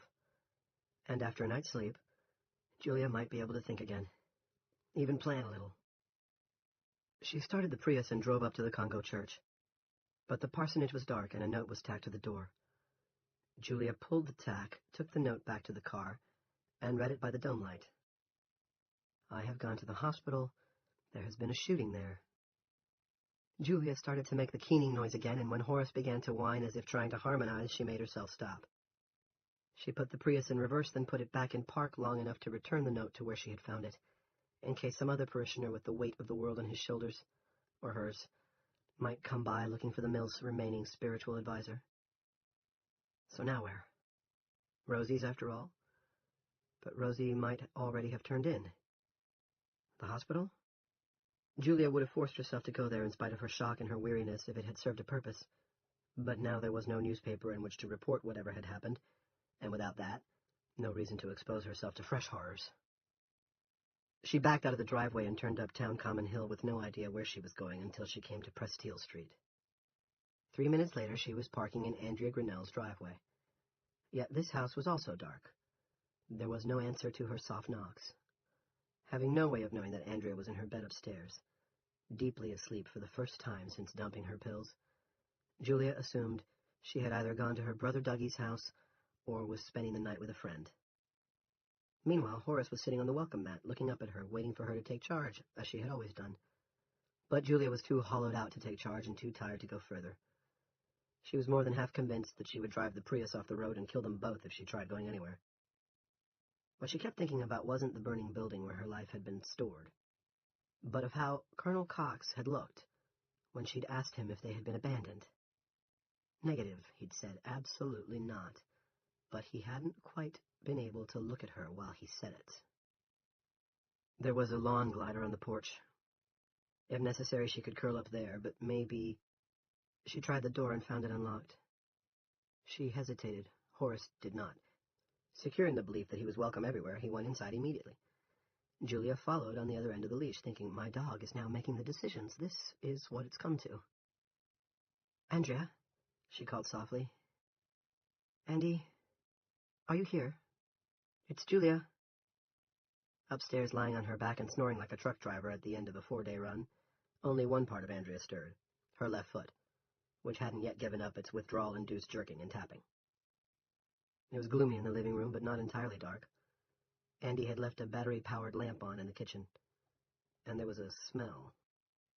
The windows were open, but with no breeze, the odor of vomit hadn't entirely vented. Had someone told her that Andrea was ill? With the flu, maybe? Maybe it is the flu, but it could just as easily be withdrawal if she ran out of the pills she takes. Either way, sickness was sickness, and sick people usually didn't want to be alone, which meant the house was empty, and she was so tired. Across the room was a nice, long couch, and it called to her. If Andy came in tomorrow and found Julia there, she'd understand. She might even make me a cup of tea, she said. We'll laugh about it. Although the idea of laughing at anything ever again seemed out of the question to her right now. Come on, Horace. She unclipped his leash and trudged across the room. Horace watched her until she lay down and put a sofa pillow behind her head. Then he laid down himself and put his snout on his paw. You be a good boy, she said, and closed her eyes. What she saw when she did was Cox's eyes not quite meeting hers, because Cox thought they were under the dome for the long haul. But the body knows mercies of which the brain is unaware. Julia fell asleep with her head less than 4 feet from the manila envelope Brenda had tried to deliver to her that morning. At some point, Horace jumped onto the couch and curled up between her knees. And that was how Andrea found them when she came downstairs on the morning of October 25th, feeling more like her true self than she had in years. 16. There were 4 people in Rusty's living room. Linda, Jackie, Stacy Morgan, and Rusty himself. He served out glasses of iced tea, then summarized what he had found in the basement of the Bowie funeral home. The first question came from Stacy, and it was purely practical. Did you remember to lock up? Yes, Linda said. Then give me the key. I have to put it back. Us and them, Rusty thought again. That's what this conversation is going to be about, what it's already about. Our secrets, their power. Our plans, their agenda. Linda handed over the key, then asked Jackie if the girls had given her any problems. No seizures, if that's what you're worried about. Slept like lambs the whole time you were gone. What are we going to do about this? Stacy asked. She was a little thing, but determined. If you want to arrest Rennie, the 4 of us will have to convince Randolph to do it. We 3 women as officers, Rusty as the acting pathologist. No, Jackie and Linda said it together. Jackie with decisiveness, Linda with fright. We have a hypothesis, but no real proof, Jackie said. I'm not sure Pete Randolph would believe us, even if we had surveillance photos of Big Jim snapping Brenda's neck. He and Rennie are in it together now, sink or swim, and most of the cops would come down on Pete's side. Especially the new ones, Stacy said, and tugged at her cloud of blonde hair. A lot of them aren't very bright, but they're dedicated. And they like carrying guns. Plus, she leaned forward, there's 6 or 8 more of them tonight. Just high school kids, big and stupid and enthusiastic. They scare the hell out of me. And something else. Thibodeau, Searles, and Junior Rennie are asking the newbies to recommend even more. Give this a couple of days and it won't be a police force anymore. It'll be an army of teenagers. No one would listen to us? Rusty asked. Not disbelieving exactly, simply trying to get it straight. No one at all? Henry Morrison might, Jackie said. He sees what's happening and he doesn't like it. But the others? They'll go along partly because they're scared and partly because they like the power. Guys like Toby Whalen and George Frederick have never had any. Guys like Freddie Denton are just mean. Which means what? Linda asked. It means for now we keep this to ourselves. If Rennie's killed 4 people, he's very, very dangerous. Waiting will make him more dangerous, not less, Rusty objected. We have Judy and Janelle to worry about, Rusty, Linda said. She was nipping at her nails, a thing Rusty hadn't seen her do in years. We can't risk anything happening to them. I won't consider it, and I won't let you consider it. I have a kid, too, Stacy said. Calvin. He's just 5. It took all my courage just to stand guard at the funeral home tonight. The thought of taking this to that idiot Randolph. She didn't need to finish. The pallor of her cheeks was eloquent. No one's asking you to, Jackie said. Right now, all I can prove is that the baseball was used on Coggins, Rusty said. Anyone could have used it. Hell, his own son could have used it. That actually wouldn't come as a total shock to me, Stacy said. Junior's been weird lately. He got kicked out of Bowdoin for fighting. I don't know if his father knows it, but there was a police call to the gym where it happened, and I saw the report on the wire. And the 2 girls. If those were sex crimes. They were, Rusty said. Very nasty. You don't want to know. But Brenda wasn't sexually assaulted, Jackie said. To me, that suggests Coggins and Brenda were different from the girls. Maybe Junior killed the girls and his old man killed Brenda and Coggins, Rusty said, and waited for someone to laugh. No one did. If so, why? They all shook their heads. There must have been a motive, Rusty said, but I doubt if it was sex. You think he has something to hide? Jackie said. Yeah, I do, and I have an idea of someone who might know what it is. He's locked in the police department basement. Barbara? Jackie asked. Why would Barbara know? Because he was talking to Brenda. They had quite a little heart-to-heart in her backyard the day after the dome came down. How in the world do you know that? Stacy asked. Because the Buffalinos live next door to the Perkinses, and Gina Buffalino's bedroom window overlooks the Perkins' backyard. She saw them and mentioned it to me. He saw Linda looking at him and shrugged. What can I say? It's a small town. We all support the team. I hope you told her to keep her mouth shut, Linda said. I didn't, because when she told me, I didn't have any reason to suspect Big Jim might have killed Brenda, or bash Lester Coggins' head in with a souvenir baseball. I didn't even know they were dead.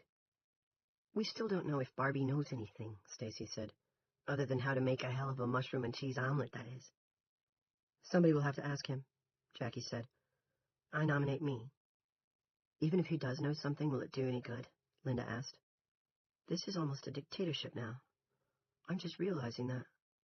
I guess that makes me slow. It makes you more trusting than slow, Jackie said, and normally trusting's a good way to be. As to Colonel Barbara, we won't know what good he might do us until we ask. She paused. And that's really not the point, you know. He's innocent. That's the point. What if they kill him? Rusty asked bluntly. Shot while trying to escape. I'm pretty sure that won't happen, Jackie said. Big Jim wants a show trial. That's the talk at the station. Stacy nodded. They want to make people believe Barbara's a spider spinning a vast web of conspiracy. Then they can execute him. But even moving at top speed, that's days away, weeks if we're lucky. We won't be that lucky, Linda said. Not if Rennie wants to move fast. Maybe you're right, but Rennie's got the special town meeting to get through on Thursday first, and he'll want to question Barbara. If Rusty knows he's been with Brenda, then Rennie knows. Of course he knows, Stacy said, sounding impatient. They were together when Barbara showed Jim the letter from the president. They thought about this in silence for a minute. If Rennie's hiding something, Linda mused, he'll want time to get rid of it. Jackie laughed. The sound in that tense living room was almost shocking. Good luck on that. Whatever it is, he can't exactly put it in the back of a truck and drive it out of town. Something to do with the propane? Linda asked. Maybe, Rusty said. Jackie, you were in the service, right? Army. 2 tours, military police. Never saw combat, although I saw plenty of casualties, especially on my second tour. Würzburg, Germany. 1st Infantry Division. You know the big red one? Mostly I stopped bar fights or stood guard outside the hospital there. I knew guys like Barbie, and I would give a great deal to have him out of that cell and on our side. There was a reason the president put him in charge. Or tried to. She paused. It might be possible to break him out. It's worth considering. The other 2 women, police officers who also happened to be mothers, said nothing to this, but Linda was nibbling her nails again, and Stacy was worrying her hair.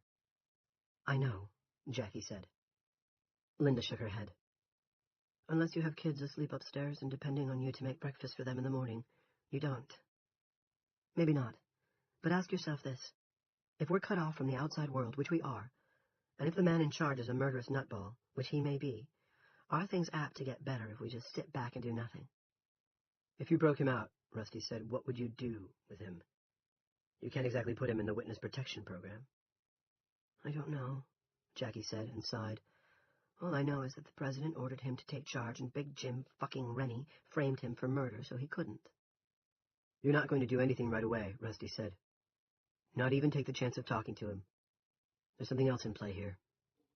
And it could change everything. He told them about the Geiger counter, how it had come into his possession, to whom he had passed it on, and what Joe McClatchy claimed to have found with it. I don't know, Stacy said doubtfully. It seems too good to be true. The McClatchy boys, 14? 13, I think, but this is one bright kid. And if he says they got a radiation spike out on Black Ridge Road, I believe him. If they have found the thing generating the dome, and we can shut it down, then this ends, Linda cried. Her eyes were bright. And Jim Rennie collapses like a Macy's Thanksgiving Day balloon with a hole in it. Wouldn't that be nice? Jackie Weddington said. If it was on TV, I might even believe it. 17. Phil? Andy called. Phil? He had to raise his voice to be heard. Bonnie Nandela and the Redemption were working through My Soul is a Witness at top volume. All those ooh-oohs and whoa-yahs were a little disorienting. Even the bright light inside the WCIK broadcast facility was disorienting. Until he stood beneath those fluorescents, Andy hadn't really realized how dark the rest of the mill had become, and how much he'd adapted to it. Chef? No answer. He glanced at the TV, CNN with the sound off, then looked through the long window into the broadcast studio. The lights were on in there, too, and all the equipment was running. It gave him the creeps, even though Lester Coggins had explained with great pride how a computer ran everything. But there was no sign of Phil. All at once, he smelled sweat, old and sour. He turned, and Phil was standing right behind him, as if he had popped out of the floor. He was holding what looked like a garage door opener in one hand. In the other was a pistol. The pistol was pointed at Andy's chest. The finger curled around the trigger was white at the knuckle, and the muzzle was trembling slightly. Hello, Phil, Andy said. Chef. What are you doing here? Chef Bushy asked. The smell of his sweat was yeasty, overpowering. His jeans and WCIK t-shirt were grimy. His feet were bare, probably accounting for his silent arrival, and caked with dirt. His hair might last have been washed a year ago. Or not. His eyes were the worst, bloody and haunted. You better tell me quick, old hoss, or you'll never tell anyone anything again. Andy, who had narrowly cheated death by pink water not long before, received Chef's threat with equanimity, if not good cheer. You do what you have to do, Phil. Chef. Chef raised his eyebrows in surprise. It was bleary, but genuine. Yeah? Absolutely. Why are you out here? I come bearing bad news. I'm very sorry. Chef considered this, then smiled, revealing his few surviving teeth. There is no bad news. Christ is coming back. And that's the good news that swallows all bad news. That's the good news bonus track. Do you agree? I do, and I say hallelujah. Unfortunately, or fortunately, I guess, You'd have to say, fortunately, your wife is with him already. Say what? Andy reached out and pushed the muzzle of the gun floorward. Chef made no effort to stop him. Samantha's dead, Chef. I regret to say, she took her own life earlier tonight. Sammy? Dead? Chef dropped the gun into the outbasket on a nearby desk. He also lowered the garage door opener but kept hold of it. For the last 2 days it had not left his hand, even during his increasingly infrequent periods of sleep. I'm sorry, Phil. Chef. Andy explained the circumstances of Sammy's death as he understood them, concluding with the comforting news that the child was fine. Even in his despair, Andy Sanders was a glass-half-full person. Chef waved away little Walter's well-being with his garage door opener. She off 2 pigs? Andy stiffened at that. They were police officers, Phil, fine human beings. She was distraught, I'm sure. But it was still a very bad thing to do. You need to take that back. Say what? I won't have you calling our officers pigs. Chef considered. Yeah, KK, I take it back. Thank you. Chef bent down from his not inconsiderable height. It was like being bowed to by a skeleton, and peered into Andy's face. Brave little motherfucker, ain't you? No, Andy said honestly. I just don't care. Chef seemed to see something that concerned him. He grasped Andy's shoulder. Brother, are you all right? Andy burst into tears and dropped onto an office chair under a sign advising that Christ watcheth every channel. Christ listeneth every wavelength. He rested his head on the wall below this strangely sinister slogan, crying like a child who has been punished for stealing jam. It was the brother that had done it, that totally unexpected brother. Chef drew up a chair from behind the station manager's desk and studied Andy with the expression of a naturalist observing some rare animal in the wild.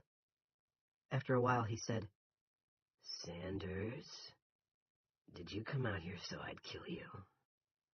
No, Andy said through his sobs. Maybe, yes. I can't say.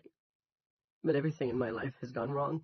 My wife and daughter are dead. I think God might be punishing me for selling this shit. Chef nodded. That could be. And I'm looking for answers, or closure, or something. Of course, I also wanted to tell you about your wife. It's important to do the right thing. Chef patted his shoulder. You did, bro. I appreciate it. She wasn't much shakes in the kitchen, and she didn't keep house no better than a hog on a shit heap. But she could throw an unearthly fuck when she was stoned. What did she have against those 2 blue boys? Even in his grief, Andy had no intention of bringing up the rape accusation. I suppose she was upset about the dome. Do you know about the dome, Phil? Chef? Chef waved his hand again, apparently in the affirmative. What you say about the meth is correct. Selling it is wrong. An affront. Making it, though, that is God's will. Andy dropped his hands and peered at Chef from his swollen eyes. Do you think so? Because I'm not sure that can be right. Have you ever had any? No, Andy cried. It was as if Chef had asked him if he had ever enjoyed sexual congress with a Cocker Spaniel. Would you take medicine if the doctor prescribed it? Well, yes, of course, but... Meth is medicine. Chef looked at him solemnly, then tapped Andy's chest with a finger for emphasis. Chef had nibbled the nail all the way to the bloody quick. Meth is medicine. Say it. Meth is medicine, Andy repeated, agreeably enough. That's right. Chef stood up. It's a medicine for melancholy. That's from Ray Bradbury. You ever read Ray Bradbury? No. He's a fucking head. He knew. He wrote the motherfucking book. Say hallelujah. Come with me. I'm going to change your life. 18. The first selectman of Chester's Mill took to meth like a frog to flies. There was a ratty old couch behind the ranked cookers, and here Andy and Chef Butchie sat under a picture of Christ on a motorcycle, title, Your Unseen Road Buddy, passing a pipe back and forth. While burning, meth smells like 3-day-old piss in an uncovered thunder jug. But after his first tentative puff, Andy felt positive that the chef was right. Selling it might be Satan's work, but the stuff itself had to be God's. The world jumped into an exquisite, delicately trembling focus he had never seen before. His heart rate spiked. The blood vessels in his neck swelled to throbbing cables. His gums tingled, and his balls crawled in the most delightfully adolescent way. Better than any of these things, the weariness that had lain on his shoulders and muddled up his thinking disappeared. He felt he could move mountains in a wheelbarrow. In the Garden of Eden there was a tree, Chef said, passing him the pipe. Tendrils of green smoke drifted from both ends. The tree of good and evil, dig that shit? Yes, it's in the Bible. Bet you're jackdog. And on that tree was an apple. Right. Andy took a puff so small it was actually a sip. He wanted more, he wanted it all, but feared that if he helped himself to a deep lungful, his head would explode off his neck and fly around the lab like a rocket, shooting fiery exhaust from its stump. The flesh of that apple is truth, and the skin of that apple is meth, Chef said. Andy looked at him. That's amazing. Chef nodded. Yes, Sanders. It is. He took back the pipe. Is this good shit or what? Amazing shit. Christ is coming back on Halloween, Chef said. Possibly a few days earlier, I can't tell. It's already the Halloween season, you know. Season of the motherfucking witch. He handed Andy the pipe, then pointed with the hand holding the garage door opener. Do you see that? Up at the end of the gallery, over the door to the storage side. Andy looked. What, that white lump looks like clay? That's not clay, Chef said. That's the body of Christ, Sanders. What about those wires coming out of it? Vessels, with the blood of Christ running through them. Andy considered this concept and found it quite brilliant. Good. He considered some more. I love you, Phil. Chef. I'm glad I came out here. Me too, Chef said. Listen, do you want to go for a ride? I've got a car here somewhere, I think, but I'm a little shaky. Sure, Andy said. He stood up. The world swam for a moment or two, then steadied. Where do you want to go? Chef told him. 19. Ginny Tomlinson was asleep at the reception desk with her head on the cover of a People magazine. Brad Pitt and Angelina Jolie frolicking in the surf on some horny little island where waiters brought you drinks with little paper parasols stuck in them. When something woke her up at 1:45 on Wednesday morning, an apparition was standing before her. A tall, scrawny man with hollow eyes and hair that stuck out in all directions. He was wearing a WCIK t-shirt and jeans that floated low on his meager hips. At first she thought she was having a nightmare about walking corpses, but then she caught a whiff of him. No dream had ever smelled that bad.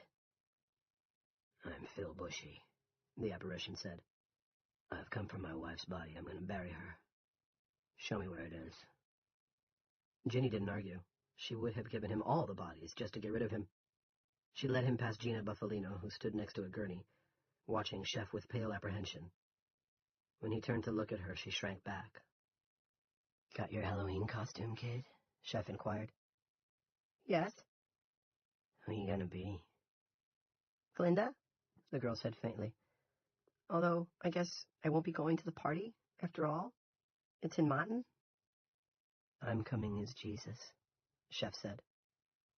He followed Ginny, a dirty ghost in decaying Converse high tops. Then he turned back. He was smiling. His eyes were empty. And am I pissed? 20. Chef Bushy came out of the hospital 10 minutes later, bearing Sammy's sheet-wrapped body in his arms. One barefoot, the toenails painted with chipped pink polish, nodded and dipped. Ginny held the door for him. She didn't look to see who was behind the wheel of the car idling in the turnaround, and for this Andy was vaguely grateful. He waited until she'd gone back inside, then got out, and opened one of the back doors for Chef, who handled his burden easily for a man who now looked like no more than skin wrapped on an armature of bone. Perhaps Andy thought meth conveys strength, too. If so, his own was flagging. The depression was creeping back in. The weariness, too. All right, Chef said. Drive. But pass me that first. He had given Andy the garage door opener for safekeeping. Andy handed it over. To the funeral parlor? Chef looked at him as if he were mad. Back out to the radio station. That's where Christ will come first when he comes back. On Halloween? That's right, Chef said. Or maybe sooner. In the meantime, will you help me bury this child of God? Of course, Andy said. Then timidly, maybe we could smoke a little more first. Chef laughed and clapped Andy on the shoulder. Like it, don't you? I knew you would. A medicine for melancholy, Andy said. True dat, brother. True dat. 21. Barbie on the bunk waiting for Dawn and whatever came next. He had trained himself during his time in Iraq not to worry about what came next. And although this was an imperfect skill at best, he had mastered it to some degree. In the end, there were only 2 rules for living with fear. He had come to believe conquering fear was a myth. And he repeated them to himself now as he lay waiting. I must accept those things over which I have no control. I must turn my adversities into advantages. The second rule meant carefully husbanding any resources and planning with those in mind. He had one resource tucked into the mattress, his Swiss Army knife. It was a small one, only 2 blades, but even the short one would be capable of cutting a man's throat. He was incredibly lucky to have it, and he knew it. Whatever intake routines Howard Perkins might have insisted upon had fallen apart since his death, and the ascension of Peter Randolph. The shocks the town had endured over the last 4 days would have knocked any police department off its pins, Barbie supposed. But there was more to it than that. What it came down to was Randolph was both stupid and sloppy. And in any bureaucracy, the rank and file tended to take their cues from the man at the top. They had fingerprinted him and photographed him, but it had been 5 full hours before Henry Morrison, looking tired and disgusted, came downstairs and stopped 6 feet from Barbie's cell, well out of grabbing distance. Forget something, did you? Barbie asked. Dump out your pockets and shove everything into the corridor, Henry said. Then take off your pants and put them through the bars. If I do that, can I get something to drink? I don't have to slurp out of the toilet bowl. What are you talking about? Junior brought you water. I saw him. He poured salt in it. Right, absolutely. But Henry had looked a little unsure. Maybe there was a thinking human being still in there somewhere. Do what I tell you, Barbie. Barbara, I mean. Barbie emptied his pockets, wallet, keys, coins, a little fold of bills, the St. Christopher's medal he carried as a good luck charm. By then, the Swiss Army knife was long gone into the mattress. You can still call me Barbie when you put a rope around my neck and hang me if you want. Is that what Rennie's got in mind? Hanging? Or a firing squad? Just shut up and shove your pants through the bars, shirt too. He sounded like a total small-town hard-ass, but Barbie thought he looked more unsure than ever. That was good. That was the start. 2 of the new kitty cops had come downstairs. One held a can of mace, the other a taser. Need any help, Officer Morrison? One asked. No, but you can stand right there at the foot of the stairs and keep an eye out until I'm done here, Henry had said. I didn't kill anybody. Barbie spoke quietly, but with all the honest sincerity he could muster. And I think you know it. What I know is that you better shut up unless you want a taser enema. Henry had rummaged through his clothes, but didn't ask Barbie to strip down to his underpants and spread his cheeks. A late search and piss poor, but Barbie gave him some points for remembering to do one at all. No one else had. When Henry had finished, he kicked the blue jeans, pockets now empty and belt confiscated, back through the bars.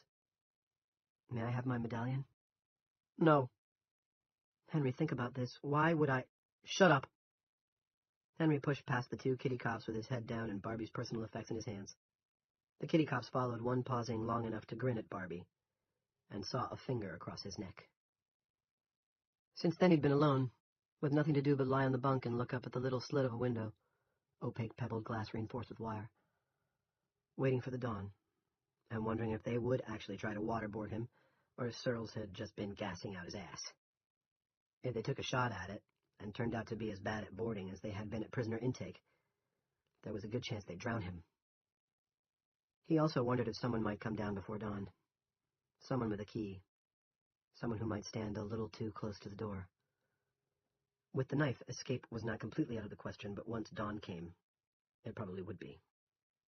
Maybe he should have tried for Junior when Junior passed the glass of salt water through the bars. Only Junior had been very eager to use his sidearm. It would have been a long chance, and Barbie wasn't that desperate. At least not yet. Besides, where would I go? Even if he escaped and disappeared, he could be letting his friends in for a world of hurt. After strenuous questioning by cops like Melvin and Junior, they might consider the dome the least of their problems. Big Jim was in the saddle now, and once guys like him were in it, they tended to ride hard, sometimes until the horse collapsed beneath them. He fell into a thin and troubled sleep. He dreamed of the blonde in the old Ford pick-em-up.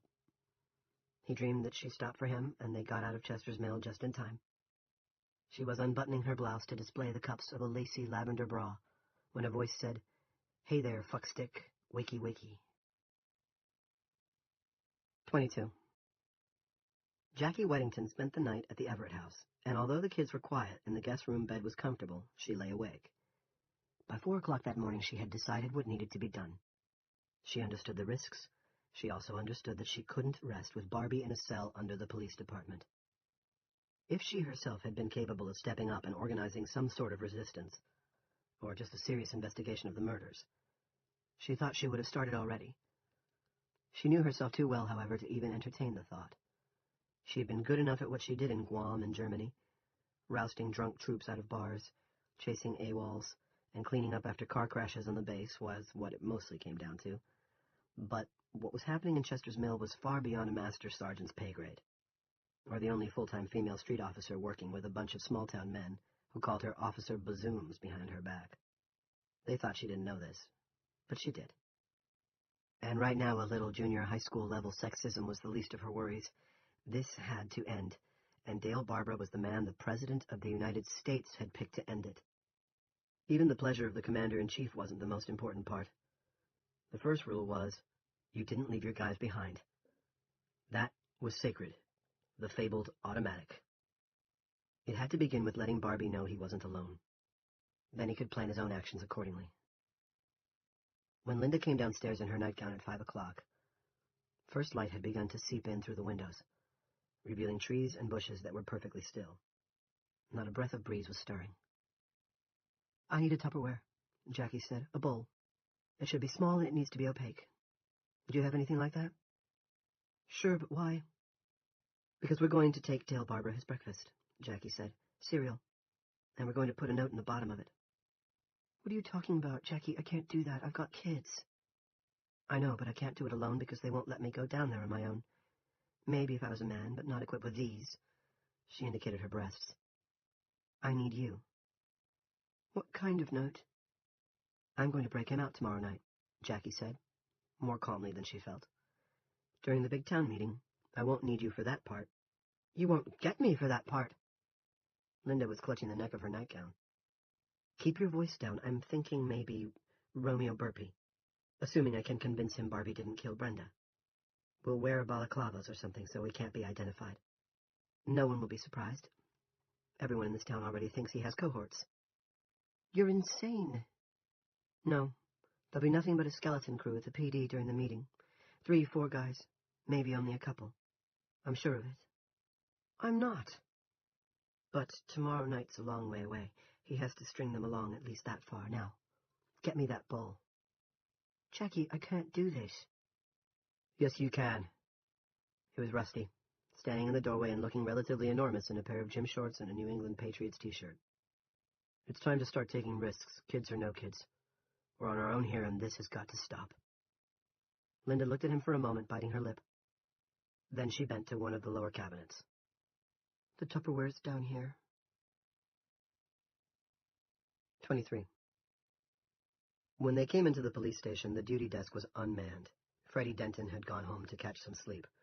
But half a dozen of the younger officers were sitting around, drinking coffee and talking, high enough on excitement to get up at an hour few of them had experienced in a conscious state for a long time. Among them, Jackie saw 2 of the multitudinous Killian brothers, a small-town biker chick, and Dipper's habitué named Lauren Conry, and Carter Thibodeau. The others she couldn't name, but she recognized 2 as chronic truants from high school, who had also been in on various minor drug and MV violations. The new officers, the newest of the new, weren't wearing uniforms but had swatches of blue cloth tied around their upper arms. All but one were wearing guns. "What are you two doing up so early?" Thibodeau asked, strolling over. "I got an excuse. Ran out of pain pills." The others guffawed like trolls. "Brought breakfast for Barbara," Jackie said. She was afraid to look at Linda, afraid of what expression she might see on Linda's face. Thibodeau peered into the bowl. "No milk?" "He doesn't need milk," Jackie said, and spit into the bowl of Special K. "I'll wet it down for him." A cheer went up from the others. Several clapped. Jackie and Linda got as far as the stairs before Thibodeau said, "Gimme that." For a moment, Jackie froze. She saw herself flinging the bowl at him, then taking to her heels. What stopped her was a simple fact. They had nowhere to run. Even if they made it out of the station, they'd be collared before they could get past the war memorial. Linda took the Tupperware bowl from Jackie's hands and held it out. Thibodeau peered into it. Then, instead of investigating the cereal for hidden treats, he spat into it himself. "My contribution," he said. Wait a minute, the Connery girl said. She was a rangy redhead with a model's body and acne-ravaged cheeks. Her voice was a little foggy because she had one finger rammed up her nose to the second knuckle. "I got something, too." Her finger emerged with a large booger riding the end of it. Miss Connery deposited it on top of the cereal, to more applause, and someone's cry of, "Laurie mines for the green gold." "Every box of cereal's supposed to have a toy surprise in it," she said, smiling vacantly. She dropped her hand to the butt of the .45 she was wearing. Thin as she was, Jackie thought the recoil would probably blow her right off her feet if she ever had occasion to fire it. "All set," Thibodeau said. "I'll keep you company." "Good," Jackie said. And when she thought of how close she'd come to just putting the note in her pocket and trying to hand it to Barbie, she felt cold. All at once, the risk they were taking seemed insane, but it was too late now. "Stay back by the stairs, though. And Linda, you keep behind me. We take no chances." She thought he might argue that, but he didn't. 24. Barbie sat up on the bunk. On the other side of the bar stood Jackie Weddington with a white plastic bowl in one hand. Behind her, Linda Everett had her gun drawn and held in a double fist, pointing at the floor. Carter Thibodeau was last in line at the foot of the stairs, with his hair in sleep spikes, and his blue uniform shirt unbuttoned to show the bandage covering the dog bite on his shoulder. "Hello, Officer Weddington," Barbie said. Thin white light was creeping in through his slit of a window. It was the kind of first light that makes life seem like the joke of jokes. "I'm innocent of all accusations. I can't call them charges, because I haven't been—" "Shut up," Linda said from behind her. "We're not interested." "Tell it, Blondie," Carter said. "You go, girl." He yawned and scratched at the bandage. "Sit right there," Jackie said. "Don't you move a muscle." Barbie sat. She pushed the plastic bowl through the bars. It was small, and just fit. He picked up the bowl. It was filled with what looked like Special K. Spit gleamed on top of the dry cereal. Something else as well. A large green booger, damp and threaded with blood. And still his stomach rumbled. He was very hungry. He was also hurt, in spite of himself, because he'd thought Jackie Weddington, whom he had spotted as ex-military the first time he saw her, it was partly the haircut, mostly her way of carrying herself, was better than this. It had been easy to deal with Henry Morrison's disgust. This was harder. And the other woman cop, the one married to Rusty Everett, was looking at him as if he were some rare species of stinging bug. He had hoped at least some of the department's regular officers. "Eat up," Thibodeau called from his place on the steps. "We fixed it nice for you. Didn't we, girls?" "We did," Linda agreed. The corners of her mouth twitched down. It was little more than a tick. But Barbie's heart lightened. He thought she was faking. Maybe that was hoping for too much, but... She moved slightly, blocking Thibodeau's line of sight to Jackie with her body. Although there was no real need. Thibodeau was otherwise occupied with trying to peek under the edge of his bandage. Jackie glanced back to make sure she was clear, then pointed to the bowl, turned her hands up, and raised her eyebrows. "Sorry." After that, she pointed 2 fingers at Barbie. "Pay attention." He nodded. Enjoy it, fuckstick, Jackie said. We'll get you something better at noon. I'm thinking Pissburger. From the stairs, where he was now picking at the edges of the bandage, Thibodeau gave a bark of laughter. If you've got any teeth left to eat it with, Linda said. Barbie wished she had kept silent. She didn't sound sadistic or even angry. She only sounded scared. A woman who wished to be anywhere but here. Thibodeau, however, didn't seem to notice. He was still investigating the state of his shoulder. Come on, Jackie said. I don't want to watch him eat. That wet enough for you? Thibodeau asked. He stood up as the women came down the corridor between the cells to the stairs, Linda reholstering her weapon. 'Cause if it's not... He hawked back phlegm. I'll make do, Barbie said. Course you will, Thibodeau said, for a while. Then you won't. They went up the stairs. Thibodeau went last and gave Jackie a whack on the butt. She laughed and slapped at him. She was good, a lot better than the Everett woman. But they had both just shown plenty of guts. Fearsome guts. Barbie picked the booger off the Special K and flicked it toward the corner he'd pissed in. He wiped his hands on his shirt. Then he began to dig down through the cereal. At the bottom, his fingers found a slip of paper. Try to make it until tomorrow night. If we can get you out, can you think of a safe place? You know what to do with this. Barbie did. 25. An hour after he ate the note and then the cereal, heavy footsteps slowly descended the stairs. It was Big Jim Rennie, already dressed in a suit and a tie for another day of under-the-dome administration. He was followed by Carter Thibodeau and another fellow, Killian, judging by the shape of his head. The Killian boy was carrying a chair and making difficulties with it. He was what old-time Yankees would have called a gormy lad. He handed the chair to Thibodeau, who placed it in front of the cell at the end of the corridor. Rennie sat down, delicately tweezing his pants leg first to preserve the crease. Good morning, Mr. Barbara. There was a slight, satisfied emphasis on the civilian title. Selectman Rennie, Barbie said, what can I do for you besides give you my name, rank, and serial number? Which I'm not sure I remember. Confess. Save us some trouble and soothe your own soul. Mr. Searles mentioned something last night about waterboarding, Barbie said. He asked me if I'd ever seen it in Iraq. Rennie's mouth was pursed in a slight smile that seemed to say, tell me more. Talking animals are so interesting. In fact, I did. I have no idea how often the technique was actually used in the field. Reports varied, but I saw it twice. One of the men confessed, although his confession was worthless. The man he named as an Al-Qaeda bomb maker turned out to be a school teacher who'd left Iraq for Kuwait 14 months previous. The other man had a convulsion and suffered brain damage, so there was no confession from him. Had he been capable, though, I'm sure he would have given one. Everybody confesses when they're waterboarded, usually in a matter of minutes. I'm sure I would, too. Then save yourself some grief, Big Jim said. You look tired, sir. Are you well? The tiny smile was replaced by a tiny frown. It emanated from the deep crease between Rennie's eyebrows. My current condition is none of your concern. A word of advice, Mr. Barbara. Don't bull-spit me, and I won't bull-spit you. What you should be concerned about is your own condition. It may be fine now, but that could change in a matter of minutes. You see, I am indeed thinking of having you waterboarded.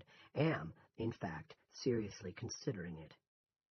So, confess to these murders. Save yourself a lot of pain and trouble. I think not. And if you waterboard me, I'm apt to talk about all sorts of things. Probably ought to keep that in mind when you decide who you want in the room when I start talking. Rennie considered this. Although he was neatly put together, especially for such an early hour, his complexion was sallow, and his small eyes were rimmed with purple flesh-like bruises. He really did not look well. If Big Jim just dropped dead, Barbie could see two possible results. One was that the ugly political weather in the mill would clear without spawning any further tornadoes. The other was a chaotic bloodbath, in which Barbie's own death, quite likely by lynching rather than firing squad, would be followed by a purge of his suspected co-conspirators. Julia might be first on that list, and Rose could be number 2. Frightened people were great believers in guilt by association. Rennie turned to Thibodeau. Step back, Carter. all the way to the stairs, if you please. But if he makes a grab for you, then you'd kill him, and he knows it, don't you, Mr. Barbara? Barbie nodded. Besides, I'm not getting any closer than this, which is why I want you to step back. We're having a private conversation here. Thibodeau stepped back. Now, Mr. Barbara, what things would you talk about?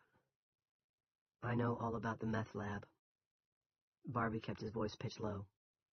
Chief Perkins knew, and he was getting ready to arrest you. Brenda found the file on his computer. It's why you killed her. Rennie smiled. That's an ambitious fantasy. The state attorney general won't think so, given your motive. We're not talking about some half-assed cook-up in a mobile home. This is the General Motors of meth. By the end of the day, Rennie said, Perkins' computer will be destroyed. Hers as well. I suppose there may be a copy of certain papers in Duke's home safe. Meaningless, of course. Vicious, politically motivated garbage from the mind of a man who always loathed me. And if so, the safe will be opened and the papers will be burned. For the town's good, not mine. This is a crisis situation. We all need to pull together. Brenda passed on a copy of that file before she died. Big Jim grinned, revealing a double row of tiny teeth. One confabulation deserves another, Mr. Barbara. Shall I confabulate? Barbie spread his hands. Be my guest. In my confabulation, Brenda comes to see me and tells me that same thing. She says she gave the copy of which you speak to Julius Shumway, but I know it's a lie. She may have meant to, but she did not. Even if she had. He shrugged. Your cohorts burned down Shumway's newspaper last night. That was a bad decision on their part. Or was it your idea? Barbara repeated, There is another copy. I know where it is. If you waterboard me, I will confess that location. Loudly. Rennie laughed. Put with great sincerity, Mr. Barbara, but I've spent my whole life dickering, and I know a bluff when I hear one. Perhaps I should just have you summarily executed. The town would cheer. How loudly, if you did it without discovering my co-conspirators first. Even Peter Randolph might question that decision, and he's nothing but a dumb and frightened lickspittle. Big Jim stood up. His hanging cheeks had gone the color of old brick. You don't know who you're playing with here. Sure I do. I saw your kind again and again in Iraq. They wear turbans instead of ties, but otherwise they're just the same, right down to the blather about God. Well, you talked me out of waterboarding, Big Jim said. It's a shame, too, because I always wanted to see it firsthand. I'll bet. For now, we'll just keep you in this cozy cell, all right? I don't think you'll eat much because eating interferes with thinking. Who knows? With constructive thinking, you may come up with better reasons for me to allow you to go on living. The names of those in town who are against me, for instance. A complete list. I'll give you 48 hours. Then if you can't convince me otherwise, you'll be executed in War Memorial Plaza with the entire town looking on. You'll serve as an object lesson. You really don't look well, Selectman. Rennie studied him gravely. It's your kind that causes most of the trouble in the world. If I didn't think your execution would serve this town as a unifying principle and a much-needed catharsis, I'd have Mr. Thibodeau shoot you right now. Do that, and it all comes out, Barbie said. People from one end of this town to the other will know about your operation. Try getting a consensus at your motherfucking town meeting then, you tin-pot tyrant. The veins swelled on the sides of Big Jim's neck. Another beat in the center of his forehead. For a moment, he looked on the verge of exploding. Then he smiled. A for effort, Mr. Barbara. But you lie. He left. They all left. Barbie sat on his bunk, sweating. He knew how close to the edge he was. Rennie had reasons to keep him alive, but not strong ones. And then there was the note delivered by Jackie Weddington and Linda Everett. The expression on Mrs. Everett's face suggested that she knew enough to be terrified, and not just for herself. It would have been safer for him to try and escape using the knife. Given the current level of professionalism in the Chester's Mill PD, he thought it could be done. It would take a little luck, but it could be done. He had, however, no way of telling them to let him try it on his own. Barbie lay down and put his hands behind his head. One question nagged him above all others. What had happened to the copy of the Vader file meant for Julia? Because it hadn't reached her. About that, he was sure Rennie had been telling the truth. No way of knowing, and nothing to do but wait. Lying on his back, looking up at the ceiling, Barbie began to do it. Play that dead band song. 1. When Linda and Jackie came back from the PD, Rusty and the girls were sitting on the front step waiting for them. The Jays were still in their 90s, light cotton ones, not the flannels they were used to at this time of year. Although it was still not quite 7 a.m., the thermometer outside the kitchen window had the temperature at 66 degrees. Ordinarily, the two girls would have flown down the walk to embrace their mother far in advance of Rusty, but this morning he beat them by several yards. He seized Linda around the waist, and she wrapped her arms around his neck with almost painful tightness. Not a hello handsome hug, but a drowner's grip. "Are you all right?" he whispered in her ear. Her hair brushed up and down against his cheek as she nodded. Then she drew back. Her eyes were shining. "I was sure Thibodeau would look in the cereal. It was Jackie's idea to spit in it. That was genius, but I was certain." "Why is Mommy crying?" Judy asked. She sounded ready to cry herself. "I'm not," she said, then wiped her eyes. "Well, maybe a little, because I'm so happy to see your dad." "We're all happy to see him," Janelle told Jackie, "because my daddy, he's the boss." "News to me," Rusty said, then kissed Linda on the mouth hard. "Lips kissin'," Janelle said, fascinated. Judy covered her eyes and giggled. "Come on, girls, swings," Jackie said. "Then you get dressed for school." "I want to loopy-de-loop," Janelle screamed, leading the way. "School?" Rusty asked. "Really?" "Really," Linda said. "Just the little ones, at East Street Grammar. Half a day. Wendy Goldstone and Ellen Van Destine volunteered to take classes. K through 3 in one room, 4 through 6 in another. I don't know if any actual learning will happen, but it'll give the kids a place to go, and a sense of normalcy. Maybe." She looked up at the sky, which was cloudless, but had a yellowish tinge all the same. Like a blue eye with a cataract growing on it, she thought. I could use some normalcy myself.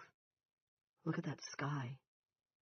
Rusty glanced up briefly, then held his wife at arm's length so he could study her. "You got away with it? You sure?" "Yes, but it was close. This kind of thing may be fun in spy movies, but in real life it's awful. I won't break him out, honey, because of the girls." "Dictators always hold the children hostage," Rusty said. "At some point people have to say that no longer works." "But not here and not yet. This is Jackie's idea, so let her handle it. I won't be a part of it, and I won't let you be a part of it." Yet he knew that if he demanded this of her, she would do as he asked. It was the expression under her expression. If that made him the boss he didn't want to be. "You're going into work?" he asked. "Of course. Kids go to MARTA. MARTA takes kids to school. Linda and Jackie report for another day of police work under the dome. Anything else would look funny. I hate having to think this way." She blew out a breath. "Also, I'm tired." She glanced to make sure the kids were out of earshot. "Fucking exhausted. I hardly slept at all. Are you going into the hospital?" Rusty shook his head. "Ginny and Twitch are going to be on their own at least until noon. Although with the new guy to help them out, I think they'll be okay. Thurston's kind of new agey, but he's good. I'm going over to Claire McClatchy's. I need to talk to those kids, and I need to go out to where they got the radiation spike on the Geiger counter." "What do I tell people who ask where you are?" Rusty considered this. "The truth, I guess. Some of it, anyway. Say I'm investigating a possible dome generator. That might make Rennie think twice about whatever next step he's planning." "And when I'm asked about the location, because I will be?" "Say you don't know, but you think it's on the western side of town." "Black Ridge is north." "Yep. If Rennie tells Randolph to send out some of his Mounties, I want them to go to the wrong place. If someone calls you on it later, just say you were tired and must have gotten mixed up. And listen, hon, before you go into the PD, make a list of people who may believe Barbie's innocent of the murders." Thinking again, us and them. "We need to talk to those people before the town meeting tomorrow, very discreetly." "Rusty, are you sure about this? Because after the fire last night, this whole town is going to be on the lookout for the friends of Dale Barbara." "Am I sure? Yes. Do I like it? Most assuredly not." She looked up again at the yellow-tinged sky. Then at the 2 oaks in their front yard, the leaves hanging limp and moveless, their bright colors fading to drab brown. She sighed. If Rennie framed Barbara, then he probably had the newspaper burned down. You know that, right? I do. And if Jackie can get Barbara out of jail, where will she put him? Where in town is safe? I'll have to think about that. If you can find the generator and turn it off, all this I Spy crap becomes unnecessary. You pray that happens. I will. What about radiation? I don't want you coming down with leukemia or something. I have an idea about that. Should I ask? He smiled. Probably not. It's pretty crazy. She twined her fingers through his. Be careful. He kissed her lightly. You too. They looked at Jackie pushing the girls on the swings. They had a lot to be careful for. All the same, Rusty thought that risk was coming into his life as a major factor. If, that was, he wanted to be able to continue looking at his reflection when he took his morning shave. 2. Horace the Corgi liked people food. In fact, Horace the Corgi loved people food. Being a little overweight, not to mention a little gray about the muzzle in these latter years, he wasn't supposed to have it, and Julia had been good about stopping the table feeding after the vet had told her bluntly that her generosity was shortening her housemate's life. That conversation had taken place 16 months ago. Since then, Horace had been restricted to Billjack and the occasional dietetic dog treat. The treats resembled styrofoam packing poppers, and judging from the reproachful way Horace looked at her before eating them, she guessed they probably tasted like packing poppers too. But she stuck to her guns. No more fried chicken skin. No more cheese doodles. No more bites of her morning donut. This limited Horace's intake of verboten comestibles, but did not entirely end it. The imposed diet simply reduced him to foraging, which Horace rather enjoyed, returning him as it did to the hunting nature of his foxy forebears. His morning and evening walks were especially rich in culinary delights. It was amazing what people left in the gutters along Main Street and West Street, which formed his usual walkie-walk route. There were French fries, potato chips, discarded peanut butter crackers, the occasional ice cream bar wrapper with some chocolate still adhering to it. Once, he came upon an entire table talk pie. It was out of its dish and in his stomach before you could say cholesterol. He didn't succeed in snarking all the goodies he came upon. Sometimes Julia saw what he was after and jerked him along on his leash before he could ingest it. But he got a lot, because Julia often walked him with a book, or a folded copy of the New York Times in one hand. Being ignored in favor of the Times wasn't always good, when he wanted a thorough belly scratch, for instance. But during walkies, ignorance was bliss. For small yellow corgis, ignorance meant snacks. He was being ignored this morning. Julia and the other woman. The woman who owned this house, because her smell was all over it, especially in the vicinity of the room where humans went to drop their scat and mark their territory, were talking. Once, the other woman cried, and Julia hugged her. I'm better. But not all better, Andrea said. They were in the kitchen. Horace could smell the coffee they were drinking. Cold coffee, not hot. He could also smell pastries, the kind with icing. I still want it. If she was talking about pastries with icing, so did Horace. The craving may go on for a long time, Julia said. And that's not even the important part. I salute your courage, Andy, but Rusty was right. Cold turkey is foolish and dangerous. You're damn lucky you haven't had a convulsion. For all I know, I have. Andrea drank some of her coffee. Horace heard the slurp. I've been having some damned vivid dreams. One was about a fire, a big one, on Halloween. But you're better. A little. I'm starting to think I can make it. Julia, you're welcome to stay here with me, but I think you could find a better place. The smell. We can do something about the smell. We'll get a battery-powered fan from Burpee's. If room and board is a firm offer, one that includes Horace, I'll take you up on it. No one trying to kick an addiction should have to do it on her own. I don't think there's any other way, hon. You know what I mean. Why did you do it? Because for the first time since I got elected, this town might need me. And because Jim Rennie threatened to withhold my pills if I objected to his plans. Horace tuned the rest of this out. He was more interested in a smell wafting to his sensitive nose from the space between the wall and one end of the couch. It was on this couch that Andrea liked to sit in better, if considerably more medicated days, sometimes watching shows like The Hunted Ones, a clever sequel to Lost, and Dancing with the Stars, sometimes a movie on HBO. On movie nights, she often had microwave popcorn. She'd put the bowl on the end table. Because stoners are rarely neat, there was a scattering of popcorn down there below the table. This was what Horace had smelled. Leaving the women to their blah, he worked his way under the little table and into the gap. It was a narrow space, but the end table formed a natural bridge, and he was a fairly narrow dog, especially since going on the corgi version of Weight Watchers. The first kernels were just beyond the Vader file, lying there in its manila envelope.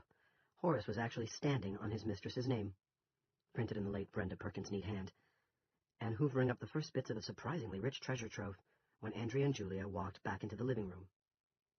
A woman said, "Take that to her." Horace looked up, his ears pricking. That was not Julia or the other woman. It was a dead voice. Horace, like all dogs, heard dead voices quite often, and sometimes saw their owners.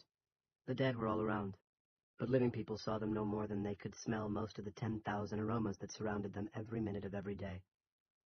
"Take that to Julia. She needs it. It's hers." That was ridiculous. Julia would never eat anything that had been in his mouth. Horace knew this from long experience. Even if he pushed it out with his snout, she wouldn't eat it. It was people food, yes, but now it was also floor food. "Not the popcorn, the—" "Horace?" Julia asked in that sharp voice that said he was being bad, as in, "Oh, you bad dog, you know better, blah, blah, blah." "What are you doing back there? Come out." Horace threw it in reverse. He gave her his most charming grin. "Gosh, Julia, how I love you," hoping that no popcorn was stuck to the end of his nose. He'd gotten a few pieces, but he sensed the real motherlode had escaped him. "Have you been foraging?" Horace sat, looking up at her with the proper expression of adoration, which he did feel. He loved Julia very much. "A better question would be, what have you been foraging?" She bent to look into the gap between the couch and the wall. Before she could, the other woman began to make a gagging noise. She wrapped her arms around herself in an effort to stop a shivering fit, but was unsuccessful. Her smell changed, and Horace knew she was going to yark. He watched closely. Sometimes people yark had good things in it. "Auntie?" Julia asked. "Are you okay?" Stupid question, Horace thought. Can't you smell her? But that was a stupid question, too. Julia could hardly smell herself when she was sweaty. "Yes. No. I shouldn't have eaten that raisin bun. I'm going to—" She hurried out of the room, to add to the smells coming from the piss and scat place, Horace assumed. Julia followed. For a moment Horace debated squeezing back under the table, but he smelled worry on Julia and hurried at her heels instead. He had forgotten all about the dead voice. 3. Rusty called Claire McClatchy from the car. It was early, but she answered on the first ring, and he wasn't surprised. No one in Chester's Mill was getting much sleep these days, at least not without pharmacological assistance. She promised to have Joe and his friends at the house by 8:30 at the latest.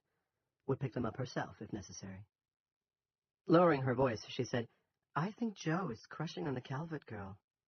"He'd be a fool not to," Rusty said. "Will you have to take them out there?" "Yes, but not into the high radiation zone. I promise you that, Mrs. McClatchy." "Claire, if I'm going to allow my son to go with you to an area where the animals apparently commit suicide, I think we should be on a first-name basis." "You get Benny and Nori to your house, and I promise to take care of them on the field trip. That work for you?" Claire said it did. 5 minutes after hanging up on her, Rusty was turning off an eerily deserted Motton Road and onto Drummond Lane, a short street lined with Eastchester's nicest homes. The nicest of the nice was the one with Burpee on the mailbox. Rusty was soon in the Burpee kitchen, drinking coffee, hot. The Burpee generator was still working, with Romeo and his wife, Michaela. Both of them looked pale and grim. Romy was dressed, Michaela still in her housecoat. "You think that guy Bobby really killed Bren?" Romy asked. "Because if he did, my friend, I'm going to kill him myself." Michaela put a hand on his arm. "You ain't that dumb, honey." "I don't think so," Rusty said. "I think he was framed. But if you tell people I said that, we could all be in trouble." "Romy always loved that woman." Michaela was smiling, but there was frost in her voice. "More than me, I sometimes think." Romy neither confirmed nor denied this, seemed, in fact, not to hear it at all. He leaned toward Rusty, his brown eyes intent. "What you talking about, Doc? Framed how?" "Nothing I want to go into now. I'm here on other business. And I'm afraid this is also secret." "Then I don't want to hear it," Michaela said. She left the room. taking her coffee cup with her.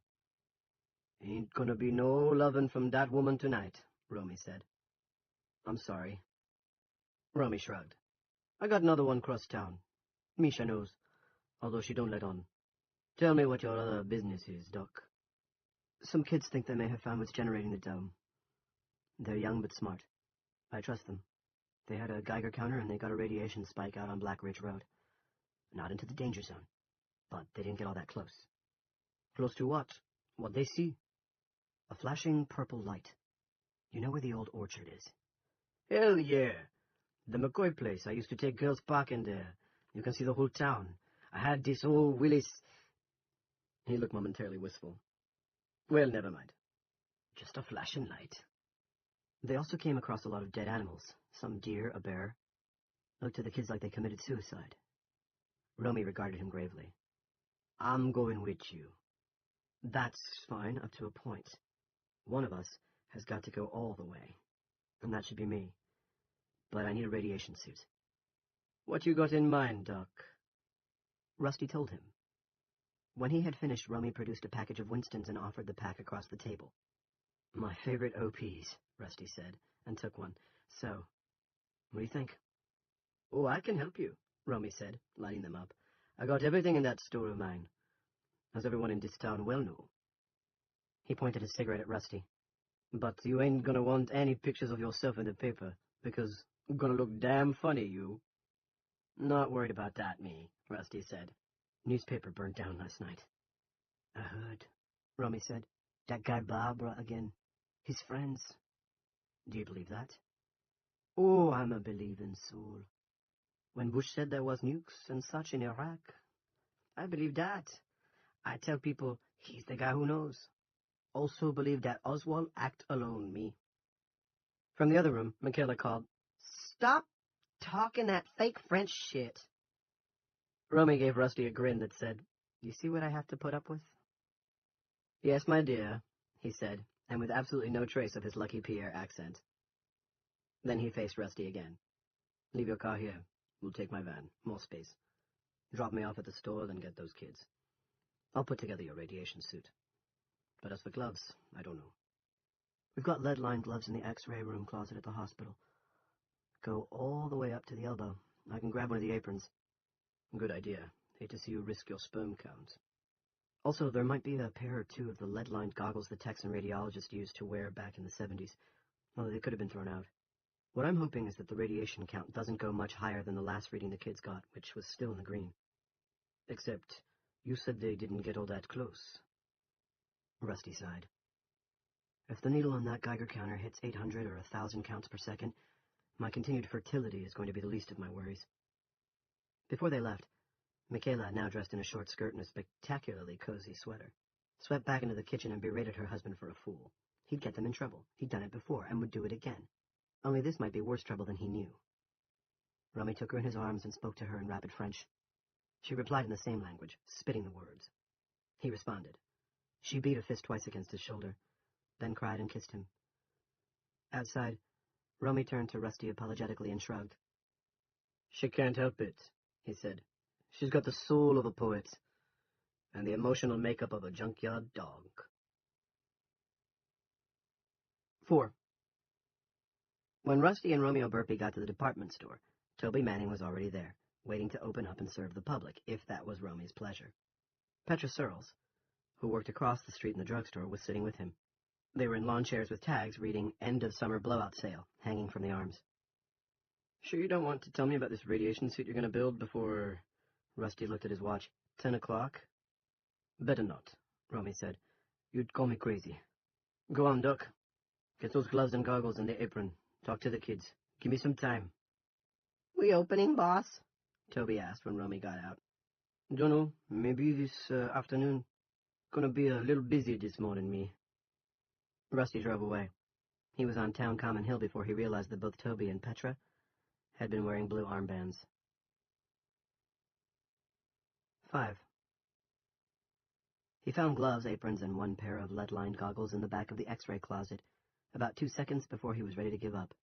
The goggle strap was busted, but he was sure Romy could staple it back together.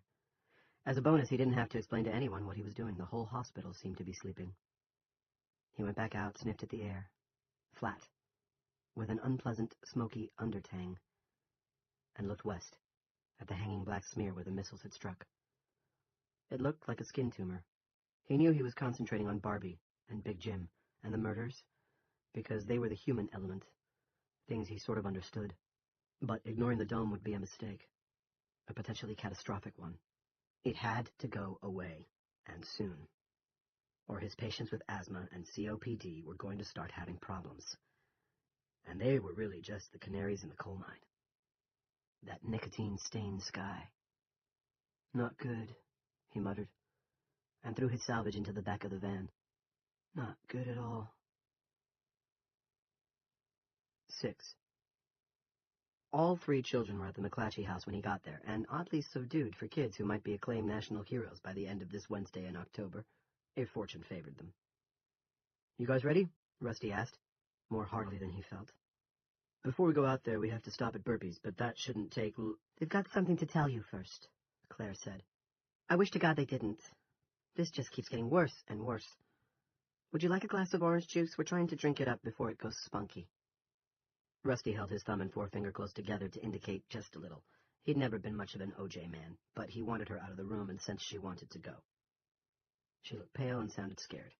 He didn't think this was about what the kids had found out on Black Ridge. This was something else. Just what I need, he thought. When she was gone, he said, "Spill it." Benny and Norrie turned to Joe. He sighed, brushed his hair off his forehead, sighed again. There was little resemblance between this serious young adolescent and the sign-waving, hell-raising kid in Alden Dinsmore's field 3 days ago.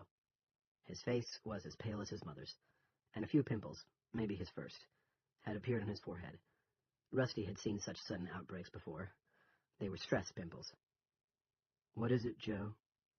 "People say I'm smart," Joe said, and Rusty was alarmed to see the kid was on the verge of tears. "I guess I am, but sometimes I wish I wasn't." "Don't worry," Benny said. "You're stupid in lots of important ways." "Shut up, Benny," Norrie said kindly. Joe took no notice. "I could beat my dad at chess when I was 6, and my mom by the time I was 8. Get A's in school. Always won the science fair. Been writing my own computer programs for 2 years. I'm not bragging. I know, I'm a geek." Norrie smiled and put her hand on his. He held it. "But I just make connections, see? That's all it is. If A, then B. If not A, then B is out to lunch. And probably the whole alphabet." "What exactly are we talking about, Joe?" "I don't think the cook did those murders. That is, we don't." He seemed relieved when Norrie and Benny both nodded. But that was nothing to the look of gladness, mixed with incredulity, that came over his face when Rusty said, "Neither do I." "Told you he had made you chops," Benny said. "Gives awesome stitches, too." Claire came back with juice in a tiny glass. Rusty sipped, warm but drinkable. With no Jenny, by tomorrow it wouldn't be. "Why don't you think he did it?" Norrie asked. "You guys first." The generator on Black Ridge had momentarily slipped to the back of Rusty's mind. "We saw Mrs. Perkins yesterday morning," Joe said. "We were on the common, just starting to prospect with the Geiger counter. She was going uptown Common Hill." Rusty put his glass on the table next to his chair and sat forward with his hands clasped between his knees. "What time was this?" "My watch stopped out at the Dome on Sunday, so I can't say exactly, but the big fight at the supermarket was going on when we saw her, so it had to be like 9:15. No later than that." "And no earlier? Because the riot was going on, you heard it?" "Yeah," Norrie said. "It was really loud." "And you're positive it was Brenda Perkins? It couldn't have been some other woman?" Rusty's heart was thumping. If she had been seen alive during the riot, then Barbie was indeed in the clear. "We all know her," Norrie said. "She was even my den mother in Girl Scouts before I quit." The fact that she'd actually been kicked out for smoking did not seem relevant, so she admitted it. "And I know from Mom what people are saying about the murders," Joe said. "She told me all she knew. You know, the dog tags." "Mom did not want to tell all she knew," Claire said. "But my son can be very insistent. and this seemed important. It is, Rusty said. Where did Mrs. Perkins go? Benny answered this one. First, to Mrs. Grinnell's, but whatever she said must not have been cool, because Mrs. Grinnell slammed the door in her face. Rusty frowned. It's true, Norrie said. I think Mrs. Perkins was delivering her mail or something. She gave an envelope to Mrs. Grinnell. Mrs. Grinnell took it, then slammed the door. Like Benny said. Huh, Rusty said. As if there'd been any delivery in Chester's Mill since last Friday. But what seemed important was that Brenda had been alive and running errands, at a time when Barbie was alibied. Then where did she go? Cross Main and walked up Mill Street, Joe said. This street? Right. Rusty switched his attention to Claire. Did she... She didn't come here, Claire said, unless it was while I was down cellar seeing what I have left for canned goods. I was down there for half an hour, maybe 40 minutes. I wanted to get away from the noise at the market. Benny said what he'd said the day before. Mill Street's 4 blocks long. A lot of houses. To me, that's not the important part, Joe said. I called Anson Wheeler. He used to be a thrasher himself, and he sometimes still takes his board to the pit over in Oxford. I asked him if Mr. Barbara was at work yesterday morning, and he said yes. He said Mr. Barbara went down to Food City when the riot started. He was with Anson and Ms. Twitchell from then on. So, Mr. Barbara is alibied for Ms. Perkins, and remember what I said about if not A, then not B, not the whole alphabet? Rusty thought the metaphor was a little too mathematical for human affairs, but he understood what Joe was saying. There were other victims for whom Barbie might not have an alibi, but the same body dump argued strongly for the same killer, and if Big Jim had done at least one of the victims, as the stitch marks on Coggin's face suggested, then he had likely done them all. Or it might have been Junior. Junior, who was now wearing a gun and carrying a badge. We need to go to the police, don't we? Norrie said. I'm scared about that. I'm really, really scared about that. What if Rennie killed Brenda Perkins? He lives on this street, too. That's what I said yesterday, Norrie told her. And doesn't it seem likely that if she went to see one selectman and got the door slammed in her face, she'd then go on and try the next one in the neighborhood? Joe said, rather indulgently, I doubt if there's any connection, Mom. Maybe not, but she still could have been going to see Jim Rennie. And Peter Randolph... She shook her head. When Big Jim says jump, Peter asks, how high? Good one, Mrs. McClatchy, Benny cried. You rule, oh mother of my... Thank you, Benny, but in this town, Jim Rennie rules. What do we do? Joe was looking at Rusty with troubled eyes. Rusty thought of the smudge again. The yellow sky. The smell of smoke in the air. He also spared a thought for Jackie Weddington's determination to break Barbie out. Dangerous as it might be, it was probably a better chance for the guy than the testimony of 3 kids, especially when the police chief receiving it was just about capable of wiping his ass without an instruction booklet. Right now, nothing, till Barbara's safe right where he is. Rusty hoped this was true. We've got this other thing to deal with. If you really found the dome generator and we can turn it off... The rest of the problems will just about solve themselves, Norrie Calvert said. She looked profoundly relieved.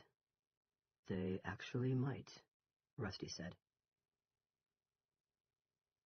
7. After Petra Searles went back to the drugstore, to do inventory, she said, Toby Manning asked Romy if he could help with anything. Romy shook his head. Go on home. See what you can do for your dad and Mom. It's just Dad, Toby said. Mom went to a supermarket over in Castle Rock Saturday morning. She says the prices at Food City are too high. What are you going to do?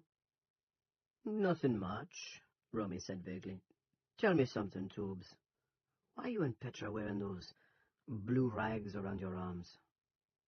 Toby glanced at it as if he'd forgotten it was there. Just showing solidarity, he said. After what happened last night at the hospital, after everything that's been happening. Romy nodded. You ain't deputized, no nothing. Heck no, it's more... You remember after 9/11 when it seemed like everybody had a New York Fire Department or Police Department hat and shirt? It's like that, he considered. I guess if they needed help, I'd be glad to pitch in, but it seems like they're doing fine. You sure you don't need help? Yeah, no, scat.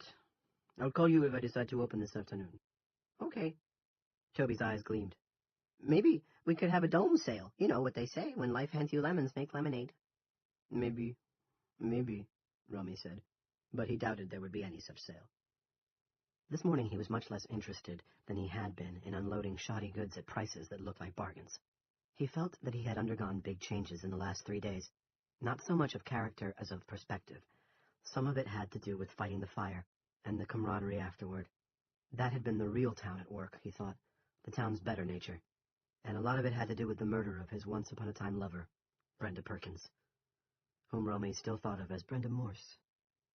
One hot ticket she'd been, and if he discovered who had cooled her off, assuming that Rusty was right about it not being Dale Barbara, that person would pay. Romy Burpee would see to that personally. At the back of his cavernous store was the home repair section, conveniently located next to the do-it-yourself section. Romy grabbed a set of heavy-duty metal snips from the ladder, then entered the former, and proceeded to the farthest, darkest, and dustiest corner of his retail kingdom. Here he found 24 50-pound rolls of Santa Rosa lead sheeting, ordinarily used for roofing, flashing, and chimney insulation. He loaded 2 of the rolls, and the metal snips, into a shopping cart, and rolled the cart back through the store until he reached the sports department. Here he set to work picking and choosing. Several times he burst out laughing. It was going to work, but yes, Rusty Everett was going to look très amusant. When he was done, he straightened up to stretch the kinks out of his back and caught sight of a deer in the Crosshairs poster on the far side of the sports department. Printed above the deer was this reminder: "Hunting season's almost here. Time to gun up." Given the way things were going, Romy thought that gunning up might be a good idea, especially if Rennie or Randolph decided that confiscating any weapons but those belonging to the cops would be a good idea. He rolled another shopping cart over to the locked rifle cases, working through the considerable ring of keys hanging from his belt by touch alone. Burpee sold exclusively Winchester products, and given that deer season was only a week away, Romy thought he could justify a few holes in his stock if he were asked. He selected a Wildcat 22, a Speed Pump Black Shadow, and 2 Black Defenders, also with the Speed Pump feature. To this he added a Model 70 Extreme Weather, with scope, and a 70 Featherweight, without. He took ammo for all the guns, then pushed the cart down to his office and stowed the guns in his old green Defender floor safe. This is paranoid, you know, he thought, as he twirled the dial. But it didn't feel paranoid. And as he went back out to wait for Rusty and the kids, he reminded himself to tie a blue rag around his arm, and to tell Rusty to do the same. Camouflage wasn't a bad idea. Any deer hunter knew that. 8. At 8 o'clock that morning, Big Jim was back in his home study. Carter Thibodeau, now his personal bodyguard for the duration, Big Jim had decided, was deep in an issue of Car and Driver, reading a comparison of the 2012 BMW H car and the 2011 Ford Vesper RT. They both look like awesome cars, but anybody who didn't know that BMWs ruled was insane. The same was true, he thought, of anyone who didn't understand that Mr. Rennie was now the BMW H car of Chester's Mill. Big Jim was feeling quite well, partly because he'd gotten another hour of sleep after visiting Barbara. He was going to need lots of power naps in the days ahead. He had to stay sharp on top. He would not quite admit to himself that he was also worried about more arrhythmias. Having Thibodeau on hand eased his mind considerably, especially with Junior behaving so erratically. That's one way to put it, he thought. Thibodeau looked like a thug, but he seemed to have a feel for the aide-de-camp role. Big Jim wasn't completely sure yet, but he thought Thibodeau might actually turn out to be smarter than Randolph. He decided to test that. "How many men guard in the supermarket, son, do you know?" Carter put his magazine aside and drew a battered little notebook from his back pocket.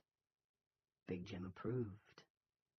After thumbing through it a little, Carter said, 5, last night. 3 regular guys and 2 new ones. No problems. Today there's only going to be 3. All new ones. Aubrey Toll, his brother owns the bookshop, you know. Todd Wendelstadt and Lauren Connery. And do you concur that that should be enough? Huh? Do you agree? Carter, concur means agree. Yeah, that should do it. Daylight and all. No pause to calculate what the boss might want to hear. Rennie liked that a bunch. Okay. Now, listen. I want you to get with Stacy Morgan this morning. Tell her to call every officer we've got in our roster. I want them all at Food City tonight at 7. I'm going to talk to them. Actually, he was going to make another speech, this time with all the stops out. Wind them up like Granddad's pocket watch. Okay. Carter made a note in his little aide-de-camp book. And tell each of them to try and bring one more. Carter was running his not-upon pencil down the list in his book. We've already got, 26. That still might not be enough. Remember the market yesterday morning and the Shumway Woman's newspaper last night? It's us or anarchy, Carter. Do you know the meaning of that word? Yes, sir. Carter Thibodeau was pretty sure it meant an archery range, and he supposed his new boss was saying that the mill could become a shooting gallery or something if they didn't take a good hard hold. Maybe we ought to make a weapons sweep or something. Big Jim grinned. Yes, in many ways, a delightful boy. That's on the docket, probably starting next week. If the dome's still up. You think it will be? I think so. It had to be. There was still so much to do. He had to see that the propane cache was disseminated back into town. All traces of the meth lab behind the radio station had to be erased. Also, and this was crucial, he hadn't achieved his greatness yet, although he was well on his way. In the meantime, have a couple of the officers, the regular officers, go on over to Burpee's and confiscate the guns there. If Romeo Burpee gives the officers any grief, they're to say we want to keep them out of the hands of Dale Barbara's friends. Have you got that? Yup. Carter made another note. Denton and Weddington, they okay? Big Jim frowned. Weddington, the gal with the big titties. He didn't trust her. He wasn't sure he would have liked any cop with titties. Gals had no business in law enforcement, but it was more than that. It was the way she looked at him. Freddie Denton, yes. Weddington, no. Not Henry Morrison, either. Send Denton and George Frederick. Tell them to put the guns in the PD strong room. Got it. Rennie's phone rang and his frown deepened. He picked it up and said, Selectman Rennie. Hello, Selectman. This is Colonel James O. Cox. I'm in charge of what's being called the Dome Project. I thought it was time we spoke. Big Jim leaned back in his chair, smiling. Well, then you just go on then, Colonel, and God bless you. My information is that you've arrested the man the President of the United States tapped to take charge of matters in Chester's Mill. That would be correct, sir. Mr. Barber's charged with murder. 4 counts. I hardly think the President would want a serial killer in charge of things. Wouldn't do much for standing in the polls. Which puts you in charge. Oh, no, Rennie said, smiling more widely. I'm nothing but a humble second selectman. Andy Sanders is the man in charge, and Peter Randolph, our new police chief, as you may know, was the arresting officer. Your hands are clean, in other words. That's going to be your position once the dome is gone and the investigation starts. Big Jim enjoyed the frustration he heard in the cotton picker's voice. Pentagon's son of a buck was used to riding. Being rode was a new experience for him. Why would they be dirty, Colonel Cox? Barbara's dog tags were found with one of the victims. Can't get much more cut and dried than that. Convenient. Call it what you want. If you tune in the cable news networks, Cox said, you'll see that serious questions are being raised about Barbara's arrest, especially in light of his service record, which is exemplary. Questions are also being raised about your own record, which is not so exemplary. Do you think any of that surprises me? You fellows are good at managing the news. You've been doing it since Vietnam. CNN's got a story about you being investigated for shady bait-and-switch practices back in the late 90s. NBC's reporting that you were investigated for unethical loan practices in 2008. I believe you were accused of charging illegal rates of interest, somewhere in the 40% area, then repoing cars and trucks that had already been paid for twice and sometimes 3 times over. Your constituents are probably seeing this on the news for themselves. All those charges had gone away. He had paid good money to make them go away. The people in my town know those news shows will put on any ridiculous thing if it sells a few more tubes of hemorrhoid cream and a few more bottles of sleeping pills. There's more. According to the state of Maine Attorney General, the previous police chief, the one who died last Saturday, was investigating you for tax fraud, misappropriation of town funds and town property, and involvement in illegal drug activity. We have released none of this latest stuff to the press, and have no intention of doing so if you'll compromise. Step down as town selectman. Mr. Sanders should likewise step down. Name Andrea Grinnell, the 3rd selectman, as the officer in charge, and Jacqueline Weddington as the president's representative in Chester's Mill. Big Jim was startled out of what remained of his good temper. Man, are you insane? Andy Grinnell is a drug addict, hooked on OxyContin. And the Weddington woman doesn't have a brain in her cotton-picking head. I assure you, that's not true, Rennie. No more, mister. The era of good feelings seemed to be over. Weddington was given a citation for helping to break up an illegal drug ring operation out of the 67th Combat Support Hospital in Würzburg, Germany, and was personally recommended by a man named Jack Reacher, the toughest goddamn army cop that ever served, in my humble opinion. There's nothing humble about you, sir, and your sacrilegious language doesn't go down well with me. I am a Christian. A drug-selling Christian, according to my information. Sticks and stones may break my bones, but names will never hurt me. Especially under the dome, Big Jim thought, and smiled. Do you have any actual proof? Come on, Rennie, as one hard-ass to another, does it matter? The dome is a bigger press event than 9/11, and it's sympathetic big press. If you don't start compromising, I'll tar you so thick you'll never get it off. Once the dome breaks, I'll see you before a Senate subcommittee, a grand jury, and in jail. I promise you that, but step down, and it all goes away. I promise you that, too. Once the dome breaks, Rennie mused. And when will that be? Maybe sooner than you think. I plan to be the first one inside. And my first order of business will be to snap handcuffs on you and escort you to an airplane which will fly you to Fort Leavenworth, Kansas, where you will be held as a guest of the United States pending trial. Big Jim was rendered momentarily speechless by the bold-faced audacity of this. Then he laughed.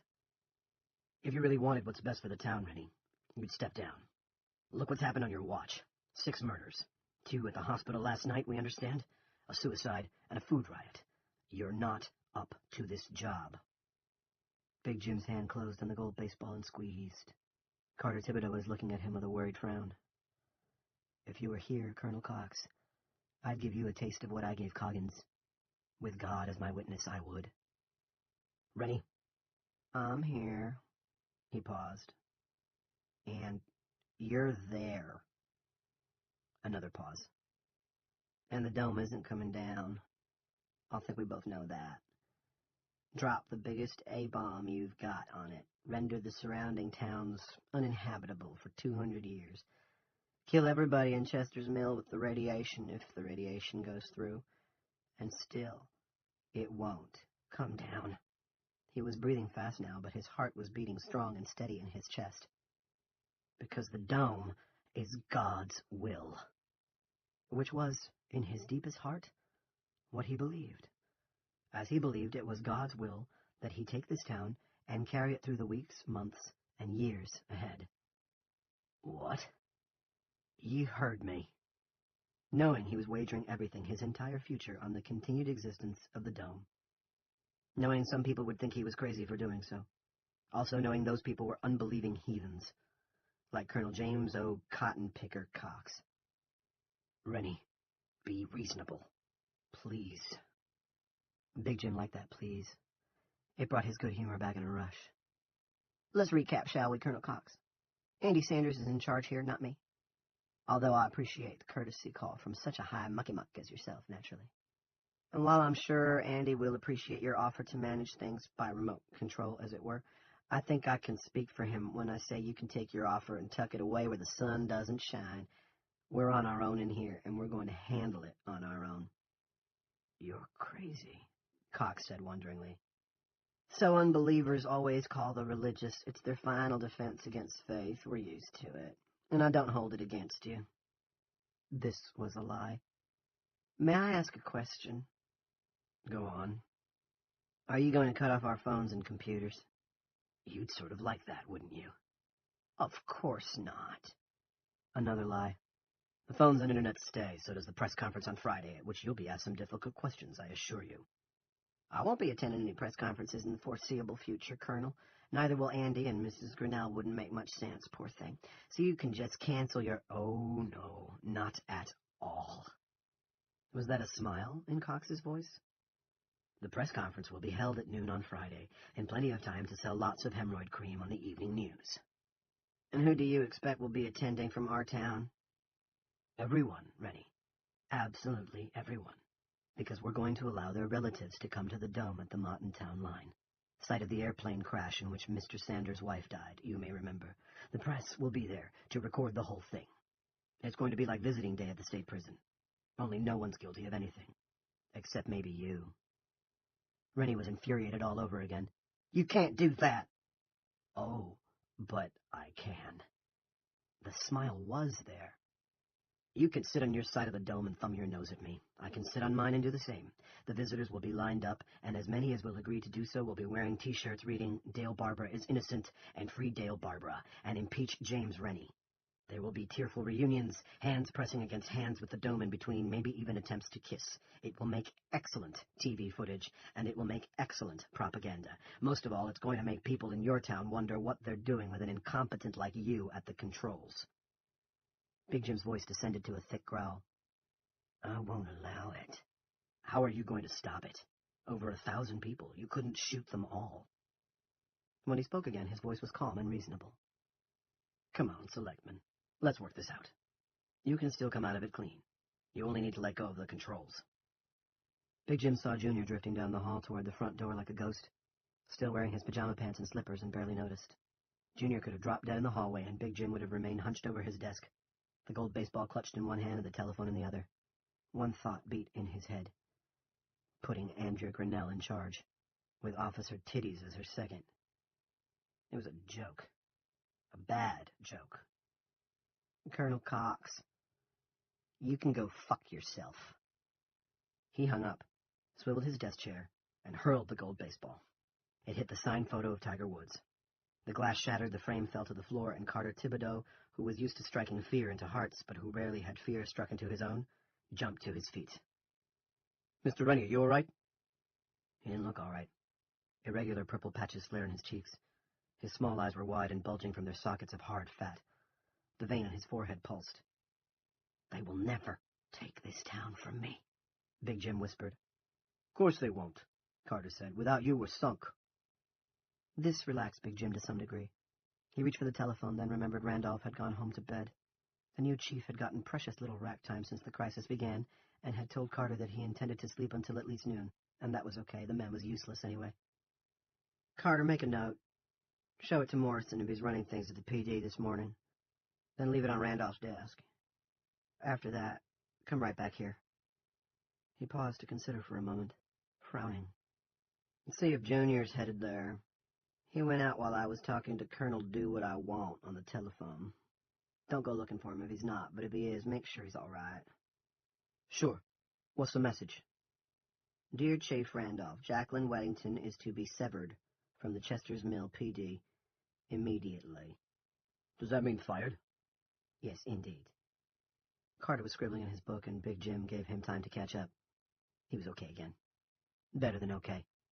He was feeling it. Add, Dear Officer Morrison, when Weddington comes in today, please inform her she is relieved of duty and tell her to clean out her locker. If she asks you for a cause, tell her we are reorganizing the department and her services will no longer be required. Does required have a C in it, Mr. Rennie? The spelling doesn't matter, the message matters. Okay, right. If she has further questions, she can see me. Got it. Is that all? No. Tell whichever one sees her first to take her badge and gun. If she gets poopy and says the gun's her personal property, they can give her a receipt and tell her it will either be returned or she'll be reimbursed when this crisis is over. Carter scribbled some more, then looked up. What do you think is wrong with Jones, Mr. Rennie? I don't know. Just migraines, I imagine. Whatever it is, I don't have time to deal with it right now. There are more pressing matters at hand. He pointed at the notebook. Bring me that. Carter did. His handwriting was the looping scrawl of a third grader, but everything was there. Rennie signed it. 9. Carter took the fruits of his secretarial labor to the PD. Henry Morrison greeted them with an incredulity that fell just short of mutiny. Carter also looked around for Junior, but Junior wasn't there, and no one had seen him. He asked Henry to keep an eye out. Then, on impulse, he went downstairs to visit Barbie, who was lying on his bunk with his hands behind his head. Your boss called, he said. That guy Cox. Mr. Rennie calls him Colonel Do-What-I-Want. I'll bet he does, Barbie said. Mr. Rennie gave him the big fuck you. And you know what? Your army pal had to eat it and smile. What do you think of that? I'm not surprised. Barbie kept looking at the ceiling. He sounded calm. It was irritating. Carter, have you thought about where all this is going? Have you tried taking the long view? There isn't any long view, Barbie. Not anymore. Barbie just kept looking at the ceiling with a little smile dimpling the corners of his mouth, as if he knew something Carter did not. It made Carter want to unlock the cell door and punch the shitlicker's lights out. Then he remembered what had happened in Dipper's parking lot. Let Barbara see if he could fight a firing squad with his dirty tricks. Let him try that. I'll see you around, Barbie. I'm sure, Barbie said, still not bothering to look at him. It's a small town, son, and we all support the team. 10. When the parsonage doorbell rang, Piper Libby was still in the Bruins t-shirt and shorts that served as her nightwear. She opened the door, assuming her visitor would be Helen Rue, an hour early for her 10 o'clock appointment to discuss George's funeral and burial arrangements. But it was Jackie Weddington. She was wearing her uniform, but there was no badge over her left breast and no gun on her hip. She looked stunned. Jackie? What's wrong? I've been fired. That bastard has had it in for me since the PD Christmas party, when he tried to cop a feel and I slapped his hand, but I doubt if that was all of it, or even most of it. Come in, Piper said. I found a little gas-operated hot plate, from the last minister, I think, in one of the pantry cupboards, and for a wonder it still works. Doesn't a cup of hot tea sound good? Wonderful, Jackie said. Tears welled in her eyes and overspilled. She wiped them off her cheeks almost angrily.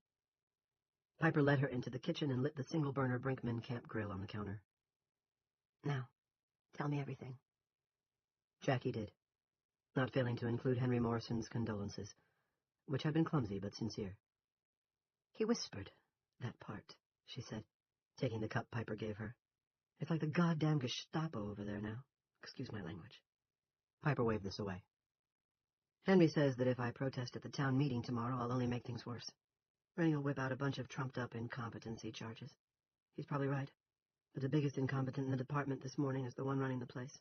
As for Rennie, he's packing the PD with officers who will be loyal to him, in case of any organized protest to the way he's doing things. Of course he is, Piper said. Most of the new hires are too young to buy illegal beer, but they're carrying guns. I thought of telling Henry he'd be the next to go. He's said things about the way Randolph's running the department, and of course the bootlickers will have passed his comments on. But I could see by his face that he already knows it. Do you want me to go see Rennie? It wouldn't do any good. I'm actually not sorry to be out. I just hate to be fired. The big problem is that I'll look very good for what's going to happen tomorrow night. I may have to disappear with Barbie. Always assuming we can find a place to disappear to. I don't understand what you're talking about. I know, but I'm going to tell you. And this is where the risks start. If you don't keep this to yourself, I'll wind up in the coop myself, maybe even standing next to Barbara when Rennie lines up his firing squad. Piper regarded her gravely. I've got 45 minutes before Georgia Rue's mother shows up. Is that time enough for you to say what you have to say? Plenty.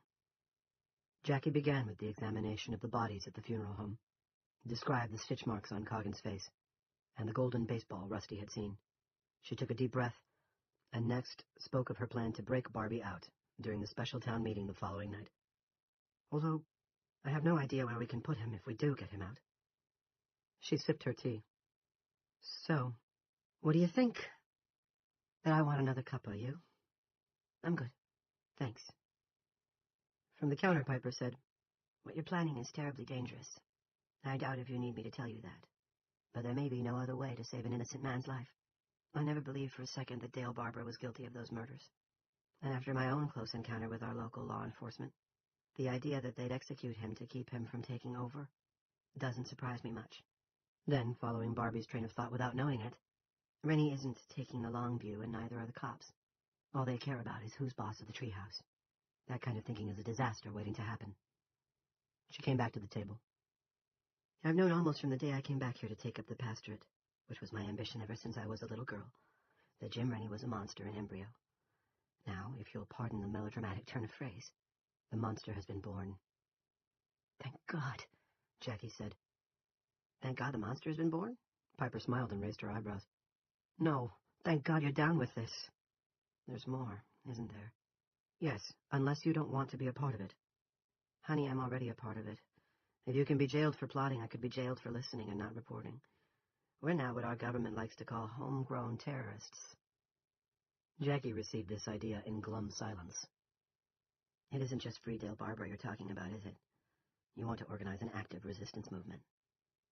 I suppose I do, Jackie said, and gave a rather helpless laugh.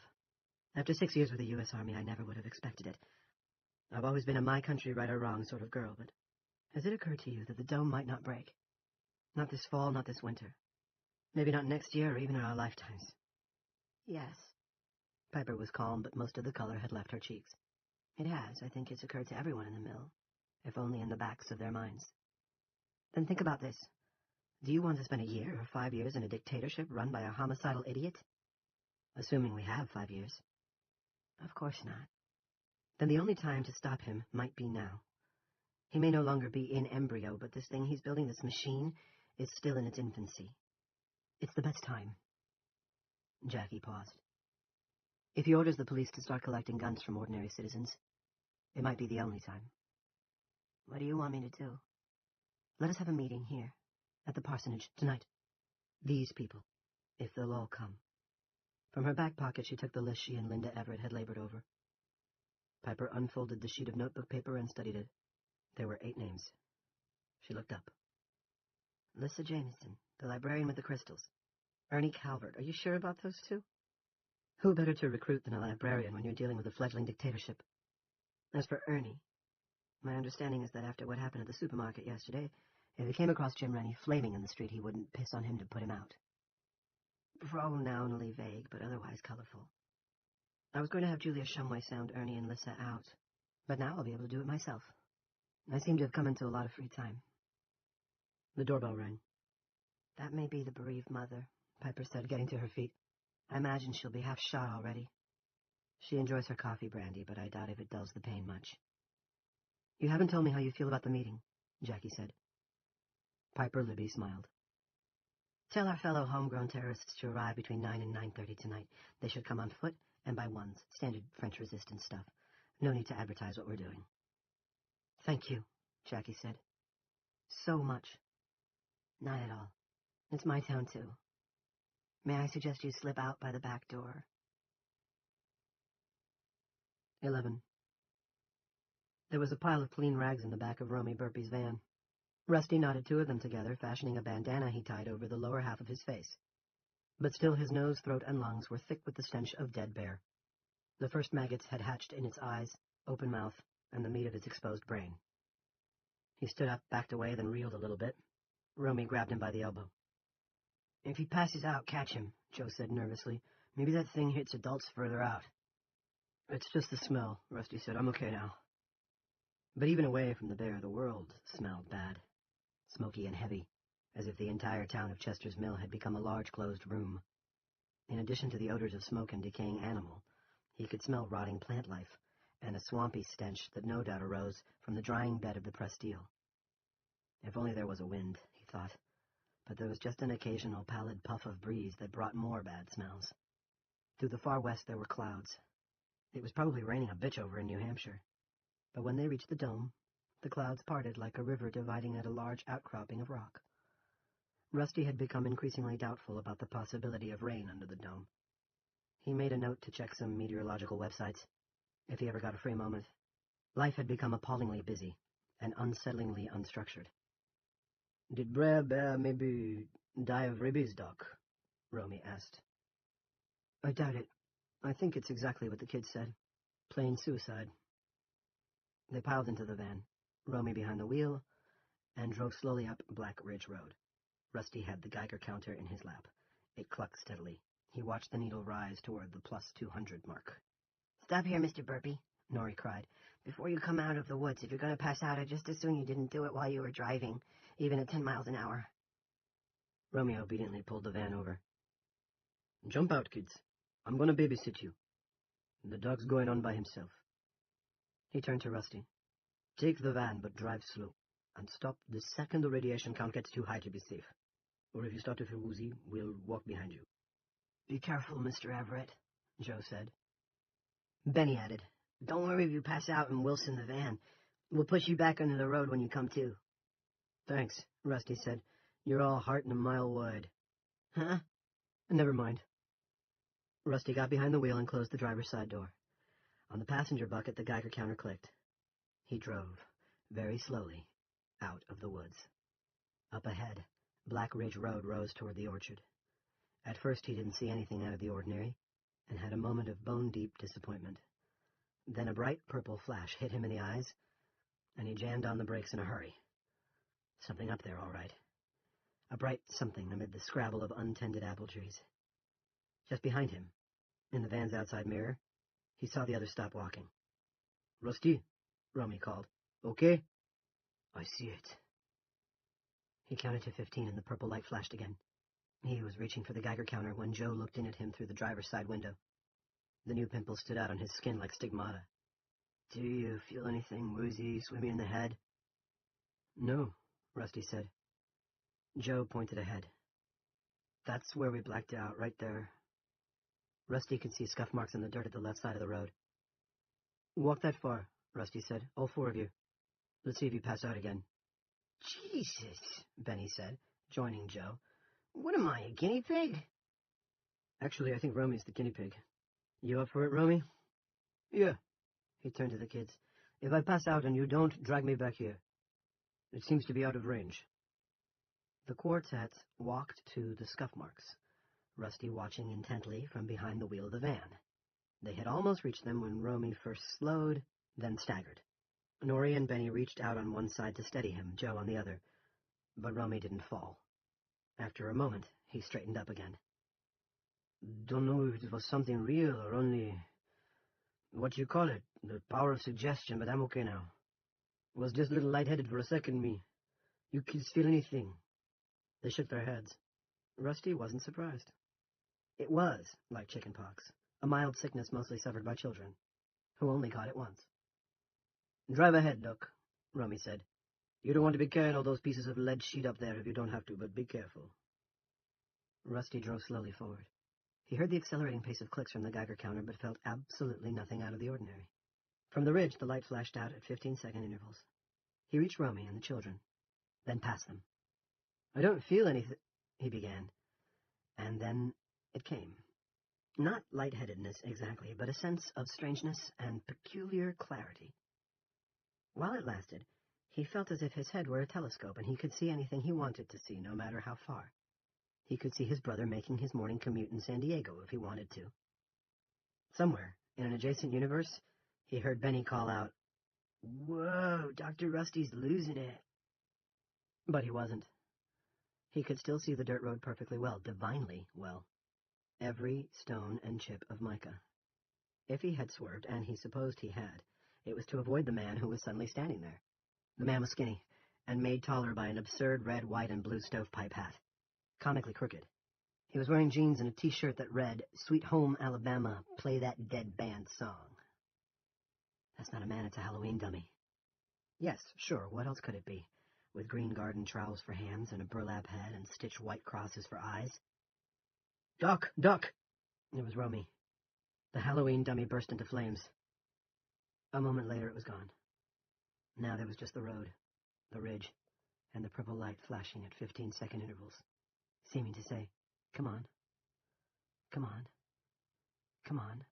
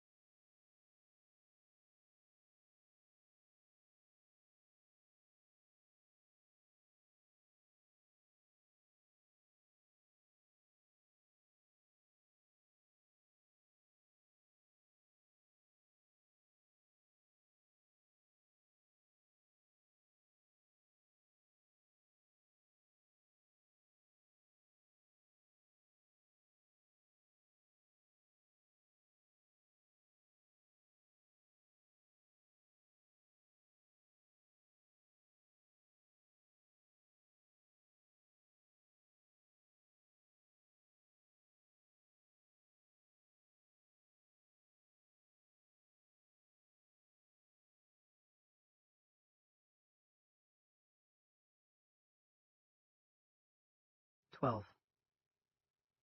Romy pulled open the driver's door. Doc, Rusty, you okay? Fine. It came, it went. I assume it was the same for you. Romy, did you see anything? No, for a minute I thought I smelled fire. But I think that's because the air smells so smoky. I saw a bonfire of burning pumpkins, Joe said. I told you that, right? Yes. Rusty hadn't attached enough significance to it in spite of what he'd heard from his own daughter's mouth. Now, he did. I heard screaming, Benny said, but I forget the rest. I heard it too, Nori said. It was daytime, but still dark. There was that screaming. And I think there was soot falling on my face. Doc, maybe we better go back, Romy said. Isn't gonna happen, Rusty said. Not if there's a chance I can get my kids, and everyone else's kids out of here. Bet some adults would like to go too, Benny remarked. Joe threw him an elbow. Rusty looked at the Geiger counter. The needle was pegged on plus 200. Stay here, he said. Doc, Joe said. What if the radiation gets heavy and you pass out? What do we do then? Rusty considered this. If I'm still close, drag me out of there. But not you, Nori, only the guys. Why not me? She asked. Because you might like to have kids someday. Ones with only 2 eyes and all the limbs attached in the right places. Right, I'm totally here, Nori said. For the rest of you, short-term exposure should be okay. But I mean very short-term. If I should go down halfway up the ridge or actually in the orchard, leave me. That's harsh, Doc. I don't mean for good, Rusty said. You've got more lead roll back at the store, don't you? Yeah, we should have brought it. I agree, but you can't think of everything. If worse comes to worse, get the rest of the lead roll, stick pieces in the windows of whatever you're driving, and scoop me up. Hell, by then I might be on my feet again and walking toward town. Yeah, or still laying knocked out and getting a lethal dose. Look, Romy, we're probably worrying about nothing. I think the wooziness, the actual passing out if you're a kid, is like the other dome-related phenomena. You feel it once, then you're okay. You could be betting your life on that. We've got to start placing bets at some point. Good luck, Joe said, and extended his fist through the window. Rusty pounded it lightly, then did the same with Nori and Benny. Romy also extended his fist. What's good for the kids is good enough for me. 13. 20 yards beyond the place where Rusty had had the vision of the dummy in the stovepipe hat, the clicks from the Geiger counter mounted to a staticky roar. He saw the needle standing at plus 400, just into the red. He pulled over and hauled out gear he would have preferred not to put on. He looked back at the others. A word of warning, he said, and I'm talking to you in particular, Mr. Benny Drake. If you laugh, you're walking home. I won't laugh, Benny said, but in short order they were all laughing, including Rusty himself. He took off his jeans, then pulled a pair of football practice pants up over his undershorts. Where pads on the thighs and buttocks should have gone, he stuffed pre-cut pieces of lead roll. Then he donned a pair of catcher's shin guards and curved more lead roll over them. This was followed by a lead collar to shield his thyroid gland and a lead apron to shield his testes. It was the biggest one they had, and hung all the way down to the bright orange shin guards. He had considered hanging another apron over his back. Looking ridiculous was better than dying of lung cancer in his view, and had decided against it. He had already pushed his weight to over 300 pounds, and radiation didn't curve. If he faced the source, he thought he'd be okay. Well, maybe. To this point, Romy and the kids had managed to restrict themselves to discreet chuckles and a few strangulated giggles. Control wavered when Rusty stuffed a size extra-large bathing cap with 2 pieces of lead roll and pulled it down over his head. But it wasn't until he yanked on the elbow-length gloves and added the goggles that they lost it entirely. It lives! Benny cried, striding around with his arms outstretched like Frankenstein's monster. Master, it lives! Romy staggered to the side of the road and sat on a rock, bellowing with laughter. Joe and Nori collapsed on the road itself, rolling around like chickens taking a dust bath. Walking home, every one of you, Rusty said, but he was smiling as he climbed, not without difficulty, back into the van. Ahead of him, the purple light flashed out like a beacon. 14. Henry Morrison left the PD when the raucous locker room at halftime banter of the new recruits finally became too much to bear. It was going wrong, all of it. He supposed he'd known that even before Thibodeau, the thug who was now guarding Selectman Rennie, showed up with a signed order to can Jackie Weddington, a fine officer and an even finer woman. Henry regarded this as the first move in what would probably be a comprehensive effort to remove the older officers, the ones Rennie would see as Duke Perkins partisans, from the force. He himself would be next.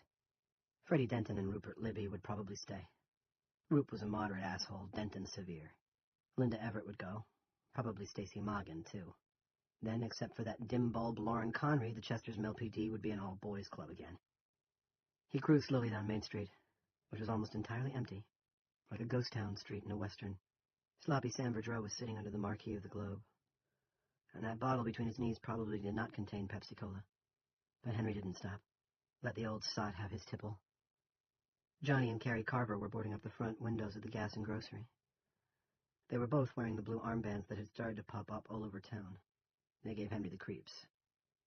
He wished he'd taken the slot on the Orono police when it had been offered the previous year. It wasn't a step up career-wise, and he knew college kids could be shits to deal with when drunk or stoned. But the money was better, and Frida said the Orono schools were top of the line. In the end, though, Duke had persuaded him to stay by promising to ram through a $5,000 raise at the next town meeting, and by telling Henry, in absolute confidence, that he was going to fire Peter Randolph if Randolph wouldn't retire voluntarily. "You'd move up to APC, and that's another $10,000 a year," Duke had said. "When I retire, you can move all the way up to the top job if you want to. The alternative, of course, is driving UMO kids with puke drying on their pants back to their dorms. Tinker over." It had sounded good to him. It had sounded good, well, fairly good, to Frida. And of course it relieved the kids, who had hated the idea of moving. Only now Duke was dead, Chester's Mill was under the dome, and the PD was turning into something that felt bad and smelled worse. He turned onto Presteel Street and saw Junior standing outside the yellow police tape strung around the McCain house. Junior was wearing pajama pants and slippers and nothing else. He was swaying, noticeably, and Henry's first thought was that Junior and Sloppy Sam had a lot in common today. His second thought was of and for the PD. He might not be a part of it for much longer, but he was now, and one of Duke Perkins' firmest rules had been, "Never let me see the name of a Chester's Mill PD officer in the Democrats' court beat column." And Junior, whether Henry liked it or not, was an officer. He pulled Unit 3 to the curb and went to where Junior was rocking back and forth. "Hey, Junes. Let's get you back to the station, pour some coffee into you, and sober you up," was how he intended to finish this. But then he observed that the kid's pajama pants were soaked. Junior had pissed himself. Alarmed as well as disgusted, no one must see this. Duke would spin in his grave. Henry reached out and grasped Junior's shoulder. "Come on, son. You're making a spectacle of yourself." "They were my girlfriends," Junior said without turning. He rocked faster. His face, what Henry could see of it, was dreamy and rapt. "I shilled them so I could fill them. No gooby. French." He laughed, then spat, or tried to. A thick white string hung down from his chin, swinging like a pendulum. "That's enough, I'm taking you home." This time Junior turned, and Henry saw he wasn't drunk. His left eye was bright red. Its pupil was too big. The left side of his mouth was pulled down, exposing some of his teeth. That frozen glare made Henry think momentarily of Mr. Sardonicus, a movie that had scared him as a kid. Junior didn't need to go to the station for coffee, and he didn't need to go home to sleep it off. Junior needed to go to the hospital. "Come on, kid," he said. "Walk." At first Junior seemed willing enough. Henry escorted him most of the way to the car before Junior stopped again. "They smelled alike, and I liked it," he said. Hurry, hurry, hurry. The snow is about to start." "Right, absolutely." Henry had hoped to get Junior around the hood of the cruiser and into the front seat, but now this seemed impractical. The rear would have to do, even though the back seats of their cruisers usually smelled pretty fragrant. Junior looked back over his shoulder at the McCain house, and an expression of longing came over his partially frozen face. "Good French," Junior cried. "Extendable. No gooby. French. Oh, French, you frumnuck." He stuck out his tongue and flapped it rapidly against his lips. The noise was similar to the one Roadrunner makes before speeding away from Wile E. Coyote in a cloud of dust. Then he laughed and started back to the house. "No, Junior," Henry said, and grabbed him by the waistband of his pajama pants. We have to... Junior wheeled around with surprising speed. No laughter now. His face was the twitching cat's cradle of hate and rage. He rushed at Henry, flailing his fists. He stuck out his tongue and bit it with his champing teeth. He was gobbling in some strange language that seemed to have no vowels. Henry did the only thing he could think of. Stood aside. Junior plunged past him and began to hammer punches at the jackpot lights on top of the cruiser, smashing one of them and lacerating his knuckles. Now people were coming out of their houses to see what was happening. Junior raved. One foot slipped off the curb and into the gutter. He staggered but kept his feet. There was blood as well as spit hanging from his chin now. Both hands were badly cut and dripping. She just made me so fretting mad, Junior screamed. I hit her with my knee to shut her up, and she threw a tit. Shit everywhere. He quit, appeared to consider, said, I need help, then popped his lips. The sound as loud as the report of a .22 pistol in the still air, and fell forward between the parked police car and the sidewalk. Henry drove him to the hospital using lights and siren. What he didn't do was think about the last things Junior had said, things that almost made sense. He wouldn't go there. He had problems enough. 15. Rusty drove slowly up Black Ridge, looking frequently at the Geiger counter, which was now roaring like an AM radio set between stations. The needle rose from +400 to the +1K mark. Rusty was betting it would be swung all the way over to the +4K post by the time he topped the ridge. He knew this couldn't be good news. His radiation suit was makeshift at best, but he kept going, reminding himself that rads were cumulative. If he moved fast, he wouldn't pick up a lethal dose. I might temporarily lose some hair, but no way I'll get a lethal dose. Think of it as a bombing run. Get in, do your business, and get back out again. He turned on the radio, got the mighty Clouds of Joy on WCIK, and immediately turned it off again. Sweat rolled into his eyes, and he blinked it away. Even with the air conditioner blasting, it was devilishly hot in the van. He looked into the rearview mirror and saw his fellow explorers clustered together. They looked very small. The roaring from the Geiger counter quit. He looked. The needle had dropped back to 0. Rusty almost stopped, then realized if he did, Romy and the kids would think he was in trouble. Besides, it was probably just the battery. But when he looked again, he saw that the power lamp was still glowing brightly. At the top of the hill, the road ended in a turnaround in front of a long red barn. An old truck and an even older tractor stood in front of it, the tractor leaning on a single wheel. The barn looked to be in pretty good condition, although some of the windows were broken. Behind it stood a deserted farmhouse, with part of the roof crushed in, probably by the weight of winter snow. The end of the barn was standing open, and even with the windows shut and the air conditioning running full tilt, Rusty could smell the cidery aroma of old apples. He stopped next to the steps leading up to the house. There was a chain across these with a sign hanging from it. Trespassers will be prosecuted.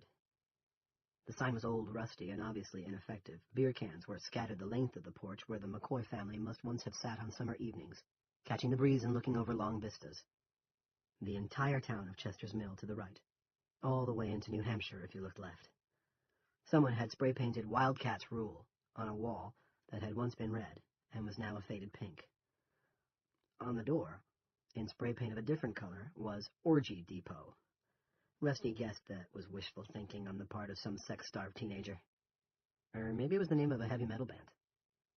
He picked up the Geiger counter and tapped it. The needle jumped, and the instrument clucked a few times. It seemed to be working fine. It just wasn't picking up any major radiation. He got out of the van and, after a brief interior debate, stripped off most of his makeshift shielding, leaving only the apron, gloves, and goggles. Then he walked down the length of the barn, holding the sensor tube of the Geiger counter out in front of him, and promising himself he'd go back for the rest of his suit the second the needle jumped. But when he emerged from the side of the barn, and the light flashed out no more than 40 yards away, the needle didn't stir. It seemed impossible. If, that was, the radiation was related to the light. Rusty could think of only one possible explanation. The generator had created a radiation belt to discourage explorers such as himself. To protect itself. The same could be true of the lightheadedness he'd felt, actual unconsciousness in the case of the kids. Protection, like a porcupine's quills, or a skunk's perfume. Isn't it more likely that the counter's malfunctioning? You could be giving yourself a lethal dose of gamma rays at this very second. The damn thing's a Cold War relic. But as he approached the edge of the orchard, Rusty saw a squirrel dart through the grass and run up one of the trees. It paused on a branch weighted down with unpicked fruit, and stared at the two-legged intruder below. Its eyes bright, its tail bushed out. To Rusty it looked fine as fiddlesticks, and he saw no animal corpses in the grass, or on the overgrown lanes between the trees, no suicides, and no probable radiation victims either. Now he was very close to the light, its time flashes so brilliant that he squeezed his eyes nearly shut each time it came. To his right, the whole world seemed to lie at his feet. He could see the town, toy-like and perfect, 4 miles away. The grid of the streets, the steeple of the Congo church, the twinkle of a few cars on the move. He could see the low brick structure of Catherine Russell Hospital, and far to the west, the black smudge where the missiles had struck. It hung there, a beauty mark on the cheek of the day. The sky overhead was a faded blue, almost its normal color, but at the horizon, the blue became a poison yellow. He felt quite sure some of that color had been caused by pollution, the same crap that had turned the stars pink. But he suspected most of it was nothing more sinister than autumn pollen sticking to the dome's unseen surface. He got moving again. The longer he was up here, especially up here out of view, the more nervous his friends would become. He wanted to go directly to the source of the light, but first he walked out of the orchard and to the edge of the slope. From here, he could see the others, although they were little more than specks. He set the Geiger counter down, then waved both hands slowly back and forth over his head to show he was okay. They waved back. Okay, he said. Inside the heavy gloves, his hands were slick with sweat. Let's see what we've got here. 16. It was snack time at East Street Grammar School. Judy and Janelle Everett sat at the far end of the play yard with their friend Deanna Carver, who was 6, thus fitting neatly between the little J's, age-wise. Deanna was wearing a small blue armband around the left sleeve of her t-shirt. She had insisted that Carrie tie it on her before she went to school, so she could be like her parents. What's it for? Janelle asked. It means I like the police, Deanna said, and munched on her fruit roll-up. I want one, Judy said. Only yellow. She pronounced this word very carefully. Back when she was a baby, she said lello, and Jenny had laughed at her. It can't be yellow, Deanna said. Only blue. This roll-up is good. I wish I had 1 billion. You'd get fat, Janelle said. You'd bust. They giggled at this, then fell silent for a little while and watched the bigger kids, the Jays nibbling on their homemade peanut butter crackers. Some girls were playing hopscotch, boys were climbing on the monkey bars, and Miss Goldstone was pushing the Pruitt twins on the swing glider. Mrs. Vandestein had organized a kickball game. It all looked pretty normal, Janelle thought, but it wasn't normal. Nobody was shouting. Nobody was wailing with a scraped knee. Mindy and Mandy Pruitt weren't begging Miss Goldstone to admire their matching hairdos. They all looked like they were just pretending snack time, even the grown-ups. And everyone, including her, kept stealing glances up at the sky, which should have been blue, and wasn't. Quite. None of that was the worst, though. The worst, ever since the seizures, was the suffocating certainty that something bad was going to happen. Deanna said, I was going to be the Little Mermaid on Halloween, but now I ain't. I ain't going to be nothing. I don't want to go out. I'm scared of Halloween. Did you have a bad dream? Janelle asked. Yes. Deanna held out her fruit roll-up. Do you want the rest of this? I ain't so hungry as I thought. No, Janelle said. She didn't even want the rest of her peanut butter crackers, and that wasn't a bit like her. And Judy had eaten just half a cracker. Janelle remembered once how she'd seen Audrey corner a mouse in their garage. She remembered how Audrey had barked and lunged at the mouse when it tried to scurry from the corner it was in. That had made her feel sad, and she called her mother to take Audrey away so she wouldn't eat the mousie. Mummy laughed, but she did it. Now they were the mice. Janny had forgotten most of the dreams she'd had during the seizures, but still she knew this much. Now they were the ones in the corner. I'm just going to stay home, Deanna said. A tear stood in her left eye, bright and clear and perfect. Stay home all Halloween. Ain't even coming to school. Won't. Can't nobody make me. Mrs. Van de Steen left the kickball game and began ringing the all-in bell, but none of the three girls stood up at first. It's Halloween already, Judy said. Look. She pointed across the street to where a pumpkin stood on the porch of the Wheelers' house. And look. This time she pointed to a pair of cardboard ghosts flanking the post office doors. And look. This last time, she pointed at the library lawn. Here was a stuffed dummy that had been put up by Lissa Jameson. She had undoubtedly meant it to be amusing, but what amuses adults often scares children, and Janelle had an idea the dummy on the library lawn might be back to visit her that night, while she was lying in the dark and waiting to go to sleep. The head was burlap with eyes that were white crosses made from thread. The hat was like the one the cat wore in the Dr. Seuss story. It had garden trowels for hands. Bad old, clutchy, grabby hands, Janelle thought, and a shirt with something written on it. She didn't understand what it meant, but she could read the words. Sweet, home, Alabama, play, that dead band song. See? Judy wasn't crying, but her eyes were wide and solemn, full of some knowledge too complex and too dark to be expressed. Halloween already. Janelle took her sister's hand and pulled her to her feet. Though it's not, she said, but she was afraid it was. Something bad was going to happen, something with a fire in it. No treats, only tricks. Mean tricks. Bad tricks. Let's go inside, she told Judy and Deanna.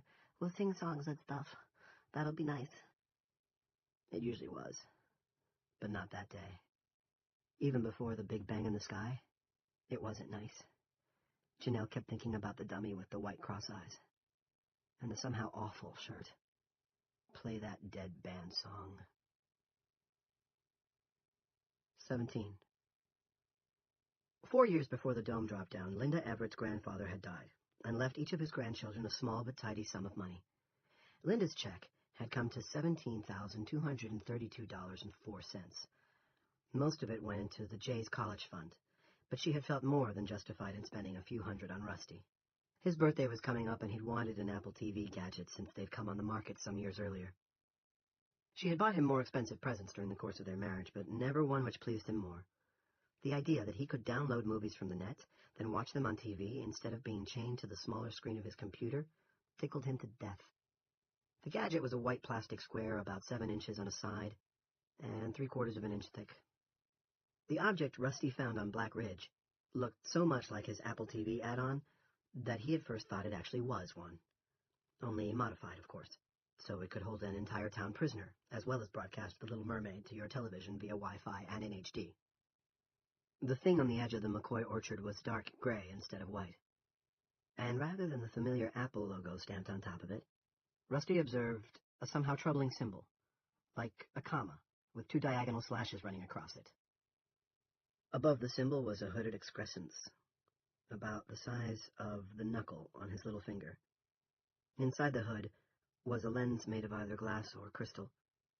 It was from this that the spaced purple flashes were coming. Rusty bent and touched the surface of the generator, if it was a generator. A strong shock immediately surged up his arm and through his body. He tried to pull back and couldn't. His muscles were locked up tight. The Geiger counter gave a single bray and fell silent. Rusty had no idea whether or not the needle swung into the danger zone, because he couldn't move his eyes either.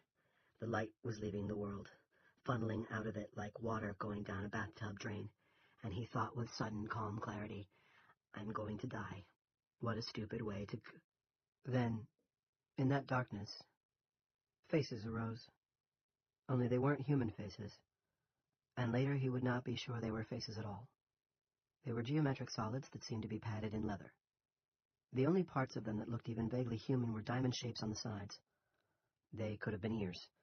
The heads, if they were heads, turned to each other either in discussion or something that could have been mistaken for it. He thought he heard laughter. He thought he sensed excitement. He pictured children in the play yard at East Street Grammar, his girls perhaps, and their friend Deanna Carver, exchanging snacks and secrets at recess. All of this happened in a space of seconds, surely no more than 4 or 5. Then it was gone. The shock dissipated as suddenly and completely as it did when people first touched the surface of the dome. as quickly as his lightheadedness and the accompanying vision of the dummy in the crooked top hat. He was just kneeling at the top of the ridge, overlooking the town, and sweltering in his leaden accessories. Yet the image of those leather heads remained, leaning together and laughing an obscenely childish conspiracy. The others are down there watching me. Wave. Show them you're all right. He raised both hands over his head. Now they moved smoothly, and waved them slowly back and forth, just as if his heart were not pounding like a jackrabbit in his chest, as if sweat weren't running down his chest in sharply aromatic rivulets. Below on the road, Romy and the kids waved back. Rusty took several deep breaths to calm himself, then held the Geiger counter sensor tube out to the flat gray square which sat on a spongy mat of grass. The needle wavered just below the +5 mark. A background count, no more. Rusty had little doubt that this flat square object was the source of their troubles. Creatures, not human beings, creatures, were using it to keep them prisoner. But that wasn't all. They were also using it to observe. And having fun. The bastards were laughing. He had heard them. Rusty stripped off the apron, draped it over the box with its slightly protruding lens, got up, backed away. For a moment, nothing happened. Then the apron caught fire. The smell was pungent and nasty. He watched the shiny surface blister and bubble, watched the flames erupt. Then the apron, which was essentially no more than a plastic-coated sheet of lead, simply fell apart. For a moment there were burning pieces, the biggest one still lying on top of the box. A moment later the apron, or what remained of it, disintegrated. A few swirling bits of ash remained, and the smell. But otherwise, poof, gone. Did I see that? Rusty asked himself, then said it aloud, asking the world. He could smell roasted plastic, and a heavier smell that he supposed was smelted lead. Insane, impossible, but the apron was gone, nonetheless. Did I actually see that? As if in answer, the purple light flashed out of the hooded knuckle on top of the box. Were those pulses renewing the dome, the way the touch of a finger on a computer keyboard could refresh the screen? Were they allowing the leatherheads to watch the town? Both? Neither? He told himself not to approach the flat square again. He told himself the smartest thing he could do would be to run back to the van. Without the weight of the apron, he could run, and then drive like hell, slowing only to pick up his companions waiting below. Instead, he approached the box again, and dropped to his knees before it, a posture too much like worship for his liking. He stripped off one of the gloves, touched the ground beside the thing, then snatched his hand back, hot. Bits of burning apron had scorched some of the grass. Next, he reached for the box itself, steeling himself for another burn, or another shock, although neither was what he was most afraid of. He was afraid of seeing those leather shapes again, those not quite heads bent together in some laughing conspiracy. But there was nothing. No visions and no heat.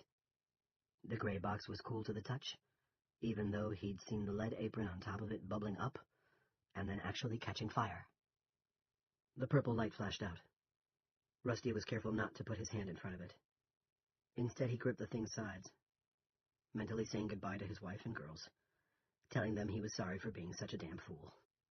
He waited to catch fire and burn. When he didn't, he tried to lift the box. Although it had the surface area of a dinner plate and wasn't much thicker, he couldn't budge it. The box might as well have been welded to the top of a pillar planted in 90 feet of New England bedrock. Except it wasn't. It was sitting on top of a grassy mat. And when he wriggled his fingers deeper beneath, they touched. He laced them together and tried again to lift the thing. No shock, no visions, no heat, no movement either. Not so much as a wiggle. He thought, my hands are gripping some sort of alien artifact. A machine from another world. I may have even caught a glimpse of its operators. The idea was intellectually amazing, flabbergasting even. But it had no emotional gradient, perhaps because he was too stunned, too overwhelmed with information that did not compute. So what next? Just what the hell next? He didn't know. And it seemed he wasn't emotionally flat after all, because a wave of despair rolled through him, and he was only just able to stop from vocalizing that despair in a cry. The 4 people down below might hear it and think he was in trouble. Which, of course, he was. Nor was he alone. He got to his feet, on legs that trembled and threatened to give out beneath him. The hot, close air seemed to lie on his skin like oil. He made his way slowly back toward the van through the apple-heavy trees. The only thing he was sure of was that under no circumstances could Big Jim Rennie learn of the generator. Not because he would try to destroy it, but because he'd very likely set a guard around it to make sure it wasn't destroyed. To make sure it kept right on doing what it was doing, so he could keep on doing what he was doing. For the time being, at least, Big Jim liked things just the way they were. Rusty opened the door of the van, and that was when, less than a mile north of Black Ridge, a huge explosion rocked the day. It was as if God had leaned down and fired a heavenly shotgun. Rusty shouted in surprise and looked up. He immediately shielded his eyes from the fierce temporary sun burning in the sky over the border between TR-90 and Chester's Mill. Another plane had crashed into the dome. Only this time, it had been no mere Seneca 5. Black smoke billowed up from the point of impact, which Rusty estimated at being at least 20,000 feet. If the black spot left by the missile strikes was a beauty mark on the cheek of the day, then this new mark was a skin tumor, one that had been allowed to run wild. Rusty forgot about the generator. He forgot about the 4 people waiting for him. He forgot about his own children, for whom he had just risked being burned alive and then discorporated. For a space of 2 minutes, there was no room for anything in his mind but black awe. Rubble was falling to earth on the other side of the dome. The smashed forward quarter of the jetliner was followed by a flaming motor. The motor was followed by a waterfall of blue airline seats, many with passengers still strapped into them. The seats were followed by a vast, shining wing, seesawing like a sheet of paper in a draft. The wing was followed by the tail of what was probably a 767. The tail was painted dark green. A lighter green shape had been superimposed on it. It looked to Rusty like a clover. Not a clover, a shamrock. Then the body of the plane crashed to earth like a defective arrow and lit the woods on fire. 18. The blast rocks the town and they all come out to see. All over Chester's Mill they come out to see. They stand in front of their houses and driveways on sidewalks in the middle of Main Street. And although the sky north of their prison is mostly cloudy, they have to shield their eyes from the glare, what looked to Rusty from his place atop Black Ridge like a second sun. They see what it is, of course. The sharper-eyed among them can even read the name on the body of the plummeting plane before it disappears below the tree line. It is nothing supernatural. It has even happened before, and just this week, although on a smaller scale, admittedly. But in the people of Chester's Mill, it inspires a kind of sullen dread that will hold sway over the town from then until the end. Anyone who has ever cared for a terminal patient will tell you that there comes a tipping point when denial dies and acceptance finds its way in. For most people in Chester's Mill, the tipping point came at mid-morning on October 25th, while they stood either alone or with their neighbors, watching as more than 300 people plunged into the woods of TR-90. Earlier that morning, perhaps 15% of the town was wearing blue Solidarity armbands. By sundown on this Wednesday in October, it will be twice that. When the sun comes up tomorrow, it will be over 50% of the population. Denial gives way to acceptance. Acceptance breeds dependence. Anyone who's ever cared for a terminal patient will tell you that, too. Sick people need someone who will bring them their pills and glasses of cold, sweet juice to wash them down with. They need someone to soothe their aching joints with arnica gel. They need someone to sit with them when the night is dark and the hours stretch out. They need someone to say, "Sleep now. It will be better in the morning. I'm here, so sleep. Sleep now. Sleep, and let me take care of everything. Sleep." 19. Officer Henry Morrison got Junior to the hospital. By then the kid had regained a soupy semblance of consciousness, although he was still talking gibberish, and Twitch wheeled him away on a gurney. It was a relief to see him go. Henry got Big Jim's home and town hall office numbers from directory assistants, but there was no answer at either. They were landlines. He was listening to a robot tell him that James Rennie's cell phone number was unlisted when the jetliner exploded. He rushed out with everyone else who was ambulatory and stood in the turnaround, looking at the new black mark on the dome's invisible surface. The last of the debris was still fluttering down. Big Jim was indeed in his town hall office, but he had killed the phone so he could work on both speeches, the one to the cops tonight, the one to the entire town tomorrow night, without interruption. He heard the explosion and rushed outside. His first thought was that Cox had set off a nuke. A cotton-picking nuke. If it broke through the dome, it would ruin everything. He found himself standing next to Al Timmons, the town hall janitor. Al pointed north, high in the sky, where smoke was still rising. It looked to Big Jim like an anti-aircraft burst in an old World War II movie. "It was an airplane," Al shouted. "And a big one! Christ, didn't they get the word?" Big Jim felt a cautious sense of relief, and his trip-hammering heart slowed a bit. If it was a plane, just a plane, and not a nuke or some kind of super missile. His cell phone tweeted. He snatched it from the pocket of his suit coat and snapped it open. "Peter, is that you?" "No, Mr. Rennie, Colonel Cox here." "What did you do?" Rennie shouted. "What in God's name did you people do now?" "Nothing." There was none of the former crisp authority in Cox's voice. He sounded stunned. "It was nothing to do with us. It was... Hold on a minute." Rennie waited. Main Street was full of people staring up into the sky with their mouths gaped open. To Rennie they looked like sheep dressed in human clothing. Tomorrow night they would crowd into the town hall and go ba ba ba. When'll it get better? And ba ba ba. Take care of us until it does. And he would. Not because he wanted to, but because it was God's will. Cox came back on. Now he sounded weary as well as stunned. Not the same man who had hectored Big Jim about stepping down. And that's the way I want you to sound, pal, Rennie thought. Exactly the way. My initial information is that Air Ireland Flight 179 has struck the dome and exploded. It originated in Shannon and was bound for Boston. We already have 2 independent witnesses who claim to have seen a shamrock on the tail, and an ABC crew that was filming just outside the quarantine zone in Harlow may have gotten... One more second. It was much more than a second, more than a minute. Big Jim's heart had been slowing toward its normal speed, if 120 beats per minute can be so characterized. But now it sped up again and took one of those looping misbeats. He coughed and pounded at his chest. His heart seemed almost to settle, then went into a full-blown arrhythmia. He felt sweat pop on his brow. The day, formerly dull, all at once seemed too bright. "Jim?" It was Al Timmons, and although he was standing right beside Big Jim, his voice seemed to be coming from a galaxy far, far away. "You okay?" "Fine," Big Jim said. "Stay right there. I may want you." Cox was back. It was, indeed, the Aer Lingus flight. I just watched ABC's streamed footage of the crash. A reporter was doing a stand-up, and it occurred right behind her. They caught the whole thing. I'm sure their ratings will go up. Mr. Rennie, we may have had our differences, but I hope you'll convey to your constituents that this is nothing for them to worry about.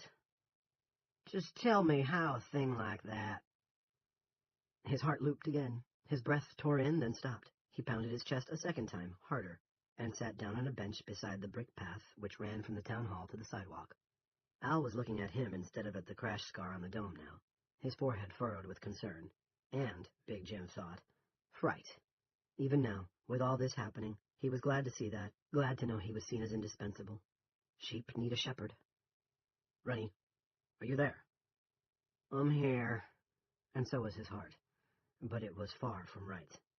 How did it happen? How could it? I thought you people got the word out. We're not positive and won't be until we recover the black box, but we've got a pretty good idea. We sent out a directive warning all commercial air carriers away from the dome, but this is 179's usual flight path. We think someone neglected to reprogram the autopilot. Simple as that. I'll get you further details as soon as we get them here, but right now the important thing is to quell any panic in town before it can take hold. But under certain circumstances, panic could be good. Under certain circumstances, it could, like food riots and acts of arson, have a beneficial effect. This was stupidity on a grand scale, but still just an accident, Cox was saying. Make sure your people know that. They'll know what I tell them and believe what I want them to, Rennie thought. His heart skittered like grease on a hot griddle, settled briefly into a more normal rhythm, then skittered again. He pushed the red end call button without responding to Cox and dropped the phone back into his pocket. Then he looked at Al. I need you to take me to the hospital, he said, speaking as calmly as he could manage. I seem to be in some discomfort here. Al, who was wearing a Solidarity armband, looked more alarmed than ever. Of course, Jim. You just sit right there while I get my car. You can't let anything happen to you. The town needs you. Don't I know it, Big Jim thought, sitting on the bench and looking at the great black smear on the sky. Find Carter Thibodeau and tell him to meet me there. I want him on hand. There were other instructions he wanted to give, but just then, his heart stopped completely. For a moment forever yawned at his feet, a clear, dark chasm. Rennie gasped and pounded his chest. It burst into a full gallop. He thought at it, don't you quit on me now. I've got too much to do. Don't you dare, you cotton picker. Don't you dare. 20. What was it? Norrie asked in a high, childish voice, and then answered her own question. It was an airplane, wasn't it? An airplane full of people. She burst into tears. The boys tried to hold their own tears back and couldn't. Romy felt like crying himself. Yeah, he said. I think that's what it was. Joe turned to look at the van now heading back toward them. When it got to the foot of the ridge, it sped up, as if Rusty couldn't wait to get back. When he arrived and jumped out, Joe saw he had another reason for hurry. The lead apron was gone. Before Rusty could say anything, his cell phone rang. He flipped it open, looked at the number, and took the call. He expected Ginny, but it was the new guy, Thurston Marshall. Yes, what? If it's about the plane I saw... He listened, frowning a little, then nodding. Okay, yes, right, I'm coming now. Tell Ginny or Twitch to give him 2 milligrams of Valium IV push. No, better make it 3. And tell him to be calm. That's foreign to his nature, but tell him to try. Give his son 5 milligrams. He closed his phone and looked at them. Both Rennies are in the hospital, the elder with heartbeat arrhythmia, which he's had before. The damn fool has needed a pacemaker for 2 years. Thurston says the younger has symptoms that look to him like a glioma. I hope he's wrong. Norrie turned her tear-stained face up to Rusty's. She had her arm around Benny Drake, who was furiously wiping at his eyes. When Joe came and stood next to her, she put her other arm around him. It's a brain tumor, right? She said. A bad one. When they hit kids Junior Rennie's age, almost all of them are bad. What did you find up there? Romy asked. And what happened to your apron? Benny added. I found what Joe thought I'd find. The generator, Romy said. Doc, are you sure? Yeah, it's like nothing I ever saw before. I'm pretty sure no one on Earth's seen anything like it before. Something from another planet, Joe said in a voice so low it was a whisper. I knew. Rusty looked at him hard. You can't talk about it. None of us can. If you're asked, say we looked and found nothing. Even to my mom? Joe asked plaintively. Rusty almost relented on that score, then hardened his heart. This was a secret now shared among 5 people, and that was far too many. But the kids had deserved to know, and Joe McClatchy had guessed anyway. Even her, at least for now. I can't lie to her, Joe said. It doesn't work. She's got mom vision. Then just say I swore you to secrecy and it's better for her that way. If she presses, tell her to talk to me. Come on, I need to get back to the hospital. Romy, you drive. My nerves are shot. Aren't you gonna... Romy began. I'll tell you everything, on the way back. Maybe we can even figure out what the hell to do about it. 21. An hour after the Aer Lingus 767 crashed into the dome, Rose Twitchell marched into the Chester's Mill PD with a napkin-covered plate. Stacey Morgan was back on the desk, looking as tired and distracted as Rose felt. What's that? Stacey asked. Lunch for my cook. 2 toasted BLTs. Rose, I'm not supposed to let you down there. I'm not supposed to let anyone go down there. Mel Searles had been talking with 2 of the new recruits about a monster truck show he'd seen at the Portland Civic Center last spring. Now, he looked around. I'll take him to him, Miss Twitchell. You will not, Rose said. Mel looked surprised, and a little hurt. He'd always liked Rose, and thought she liked him. I don't trust you not to drop the plate, she explained. Although this wasn't the exact truth, the fact was, she didn't trust him at all. I watched you play football, Melvin. Ah, come on, I ain't that clumsy. Also, because I want to see if he's all right. He's not supposed to have any visitors, Mel said. That's from Chief Randolph, and he got it direct from Selectman Rennie. Well, I'm going down. You'll have to use your taser to stop me, and if you do that, I'll never make you another strawberry waffle the way you like them, with the batter all runny in the middle. She looked around and sniffed. Besides, I don't see either of those men here right now. Or am I missing something? Mel considered getting tough, if only to impress the fresh fish, and then decided not to. He really did like Rose, and he liked her waffles, especially when they were a little gushy.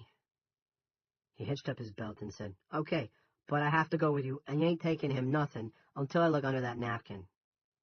She raised it. Underneath were 2 BLTs and a note written on the back of a Sweetbriar Rose customer check. "Stay strong," it said. "We believe in you." Mel took the note, crumpled it, and threw it toward the wastebasket. It missed, and one of the recruits scurried to pick it up. "Come on," he said, then stopped, took half a sandwich, and tore out a monster bite. He couldn't eat all that anyway, he told Rose. Rose said nothing, but as he led her downstairs, she did briefly consider braining him with the plate. She got halfway down the lower corridor before Mel said, "That's as close as you go, Mrs. Twitchell. I'll take it the rest of the way." She handed the plate over and watched unhappily as Mel knelt, pushed the plate through the bars, and announced, "Lunch is served, Monsieur." Barbie ignored him. He was looking at Rose. "Thank you. Although if Anson made those, I don't know how grateful I'll be after the first bite." "I made them," she said. "Bobby, why did they beat you up? Were you trying to get away? You look awful." "Not trying to get away, resisting arrest. Wasn't I, Mel?"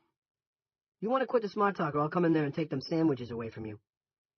"Well, you could try," Barbie said. "We could contest the matter." When Mel showed no inclination to take him up on this offer, Barbie turned his attention to Rose once more.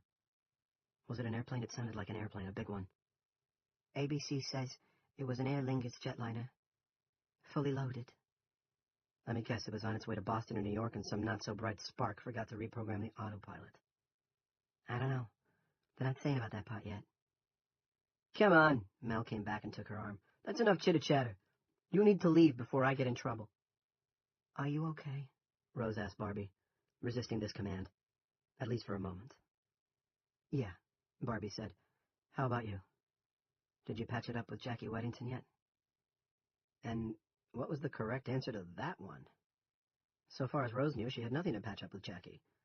She thought she saw Barbie give a tiny shake of the head and hoped it wasn't just her imagination. "Not yet," she said. "You ought to. Tell her to stop being a bitch." "As if," Mel muttered. He locked onto Rose's arm. "Come on now, don't make me drag you." "Tell her I said you're all right," Barbie called as she went up the stairs, this time leading the way with Mel at her heels. "You two really should talk. And thanks for the sandwiches." "Tell her I said you're all right." That was the message. She was quite sure of it. She didn't think Mel had caught it. He'd always been dull, and life under the dome did not seem to have smartened him up any, which was probably why Barbie had taken the risk. Rose made up her mind to find Jackie as soon as possible and pass on the message. "Barbie says I'm all right. Barbie says you can talk to me." "Thank you, Mel," she said when they were back in the ready room. "It was kind of you to let me do that." Mel looked around, saw no one of greater authority than himself, and relaxed. "No problemo, but don't think you're getting down there and gonna suffer because it ain't happening." He considered, then waxed philosophical. "He deserves something nice, though, I guess, because come next week this time, he's gonna be as toasty as those sandwiches you made him." "We'll see about that," Rose thought. 22. Andy Sanders and the chef sat beside the WCIK storage barn smoking glass. Straight ahead of them, in the field surrounding the radio tower, was a mound of earth marked with a cross made out of crate slats. Beneath the mound lay Sammy Bushy, torturer of brats, rape victim, mother of little Walter. Chef said that later on he might steal a regular cross from the cemetery by Chester Pond, if there was time. There might not be. He lifted his garage door opener as if to emphasize this point. And he felt sorry for Sammy, just as he felt sorry about Claudette and Dodie, but now it was a clinical sorrow, safely stored inside its own dome. You could see it, could appreciate its existence, but you couldn't exactly get in there with it, which was a good thing. He tried to explain this to Chef Bushy. Although he got a little lost in the middle, it was a complex concept. Chef nodded, though, then passed Andy a large glass bong. Etched on the side were the words, not legal for trade. Good, ain't it? Chef said. Yes, Andy said. For a little while then, they discussed the two great texts of born-again dopers. What good shit this was, and how fucked up they were getting on this good shit. At some point, there was a huge explosion to the north. Andy shielded his eyes, which were burning from all the smoke. He almost dropped the bong, but Chef rescued it. Holy shit, that's an airplane. Andy tried to get up, but his legs, although buzzing with energy, wouldn't hold him. He settled back. No, Sanders, Chef said. He puffed at the bong. Sitting with legs akimbo as he was, he looked to Andy like an Indian with a peace pipe. Leaning on the side of the shed between Andy and Chef were 4 full-auto AK-47s, Russian in manufacture but imported, like many other fine items stocked in the storage facility, from China. There were also 5 stacked crates filled with 30-round clips and a box of RGD-5 grenades. Chef had offered Andy a translation of the ideograms on the box of grenades. Do not drop this motherfucker. Now, Chef took one of the AKs and laid it across his knees. That was not an airplane, he amplified. No? Then what was it? A sign from God. Chef looked at what he had painted on the side of the storage barn. 2 quotes, liberally interpreted, from the Book of Revelation with the number 31 featured prominently. Then he looked back at Andy. To the north, the plume of smoke in the sky was dissipating. Below it, fresh smoke was rising from where the plane had impacted in the woods. I got the date wrong, he said in a brooding voice. Halloween really is coming early this year. Maybe today. Maybe tomorrow. Maybe the day after tomorrow. Or the day after that, Andy added helpfully. Maybe, Chef allowed, but I think it'll be sooner. Sanders? What, Chef? Take you a gun. You're in the Lord's army now. You're a Christian soldier. Your days of licking that apostate son of a bitch's ass are over. Andy took an AK and laid it across his bare thighs. He liked the weight of it and the warmth of it. He checked to make sure the safety was on. It was. What apostate son of a bitch are you talking about, Chef? Chef fixed him with a look of utter contempt, but when Andy reached for the bong, he handed it over willingly enough. There was plenty for both of them. Would be from now until the end, and yea, verily, the end would not be long. Rennie, that apostate son of a bitch. He's my friend, my pal, but he can be a hard ass, all right, Andy admitted. My goodness, but this is good shit. It is, Chef agreed moodily, and took the bong, which Andy now thought of as the smoke-'em peace pipe, back. It's the longest of long glass, the purest of the pure. And what is it, Sanders? A medicine for melancholy, Andy returned smartly. And what is that? Pointing at the new black mark on the dome. A sign. From God. Yes, Chef said, mollified. That's exactly what it is. We're on a God trip now, Sanders. Do you know what happened when God opened the 7th seal? Have you read Revelation? Andy had a memory from the Christian camp he'd attended as a teenager of angels popping out of that 7th seal like clowns from the little car at the circus. But he didn't want to say it that way. Chef might consider it blasphemous, so he just shook his head. Thought not, Chef said. You might have gotten preaching at Holy Redeemer, but preaching is not education. Preaching is not the true visionary shit. Do you understand that? What Andy understood was that he wanted another hit, but he nodded his head. When the 7th seal was opened, 7 angels appeared with 7 trumpets, and each time one blew the boogie, a plague smote down on the earth. Here, toke this shit, it'll help your concentration. How long had they been out here smoking? It seemed like hours. Had they really seen a plane crash? Andy thought so, but now he wasn't completely sure. It seemed awfully far-fetched. Maybe he should take a nap. On the other hand, it was wonderful to the point of ecstasy just to be out here with Chef, getting stoned and educated. I almost killed myself, but God saved me, he told Chef. The thought was so wonderful that tears filled his eyes. Yeah, that's obvious. This other stuff isn't, so listen. I am. First angel blew and hailed down blood on the earth. The second angel blew, and a mountain of fire was cast into the sea. That's your volcanoes and shit. Yes, Andy shouted, and inadvertently squeezed the trigger of the AK-47 lying across his lap. You want to watch that, Chef said. If the safety hadn't been on, you would have blown my tickle stick into yonder pine tree. Hit on this shit. He handed Andy the bong. Andy couldn't even remember giving it back to him, but he must have done. And what time was it? It looked like mid-afternoon, but how could that be? He hadn't gotten hungry for lunch, and he always got hungry for lunch. It was his best meal. Now listen, Sanders, because this is the important part. Chef was able to quote from memory because he had made quite a study of the Book of Revelations since moving out here to the radio station. He read and reread it obsessively, sometimes until dawn streaked the horizon. And the third angel sounded, and there fell a great star from heaven, burning as if it were a lamp. We just saw that. Chef nodded. His eyes were fixed on the black smudge where Aer Lingus 179 had met her end. And the name of the star is called Wormwood. And many men died because they were made bitter. Are you bitter, Sanders? No, Andy assured him. No, we're mellow. But now that star Wormwood has blazed in the sky, bitter men will come. God has told me this, Sanders, and it's no bullshit. Check me out and you find I'm all about zero bullshit. They're gonna try to take all this away from us. Rennie and his bullshit cronies. No way, Andy cried. A sudden and horribly intense paranoia swept over him. They could be here already.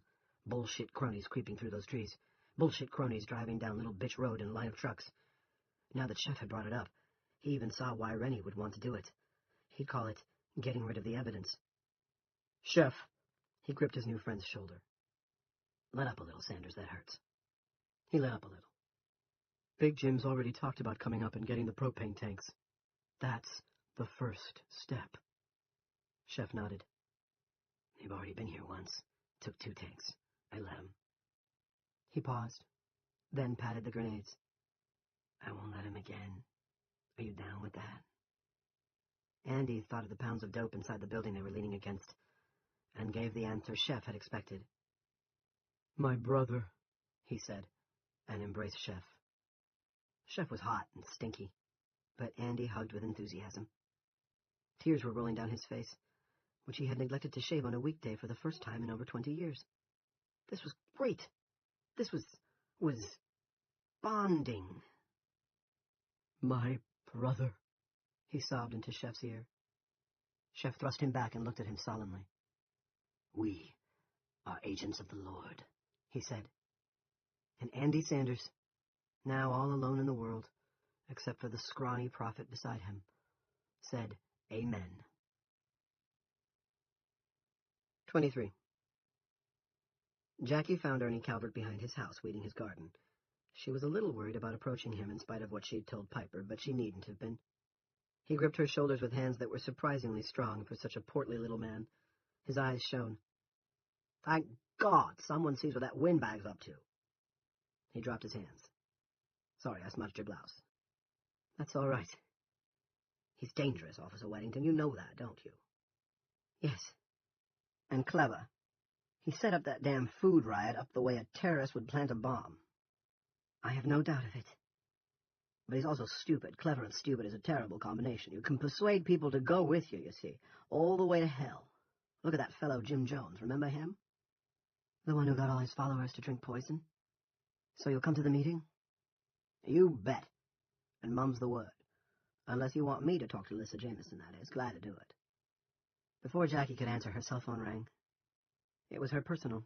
She had turned in the one issued to her by the PD along with her badge and gun. Hello. This is Jackie. Mihi portato vulneratos, Sergeant Weddington, an unfamiliar voice said. The motto of her old unit in Wurzburg. Bring us your wounded. And Jackie responded without even thinking. On stretchers, crutches, or in bags. We put them together with spit and rags. Who the hell is this? Colonel James Cox, Sergeant. Jackie moved the phone away from her mouth. Give me a minute, Ernie. He nodded and went back to his garden. Jackie strolled toward the shake pole fence at the foot of the yard. What can I do for you, Colonel, and is this line secure?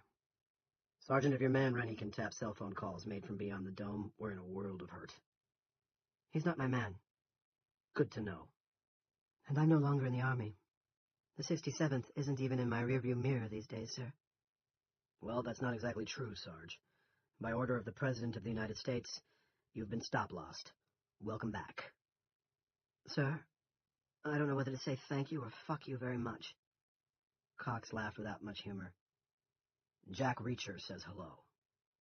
Is that where you got this number? That and a recommendation. A recommendation from Reacher goes a long way. You asked what you can do for me, the answer is twofold, both parts simple. One, get Dale Barbara out of the mess he's in. Unless you think he's guilty of the charges. No, sir, I'm sure he's not. That is to say, we are. There are several of us. Good. Very good. There was no mistaking the relief in the man's voice.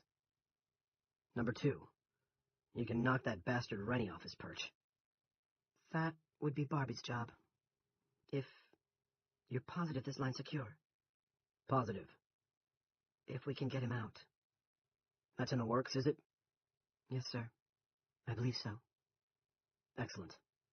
How many brown shirts does Rennie have?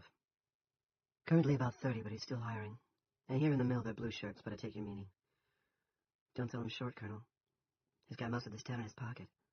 We're going to try to get Barbie out. And you better hope we succeed, because I can't do much about Big Jim on my own. Toppling dictators with no help from the outside world is about 6 miles above my pay grade. And just FYI, my own days on the Chester's Mill PD are over. Rennie shit-canned me. Keep me informed when and as you can. Spring Barbara and turn your resistance operation over to him. We'll see who ends up getting shit-canned. Sir, you sort of wish you were in here, don't you? With all my heart. No hesitation. I'd de-wheel that son of a bitch's little red wagon in about 12 hours. Jackie doubted that, actually. Things were different under the dome. Outsiders couldn't understand. Even time was different. 5 days ago, everything had been normal. Now look.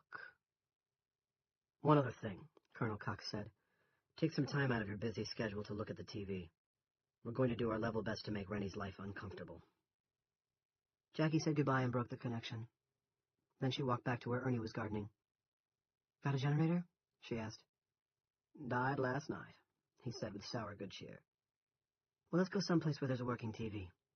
My friend says we should check out the news. They headed for Sweetbriar Rose. On their way, they met Julia Shumway and brought her along.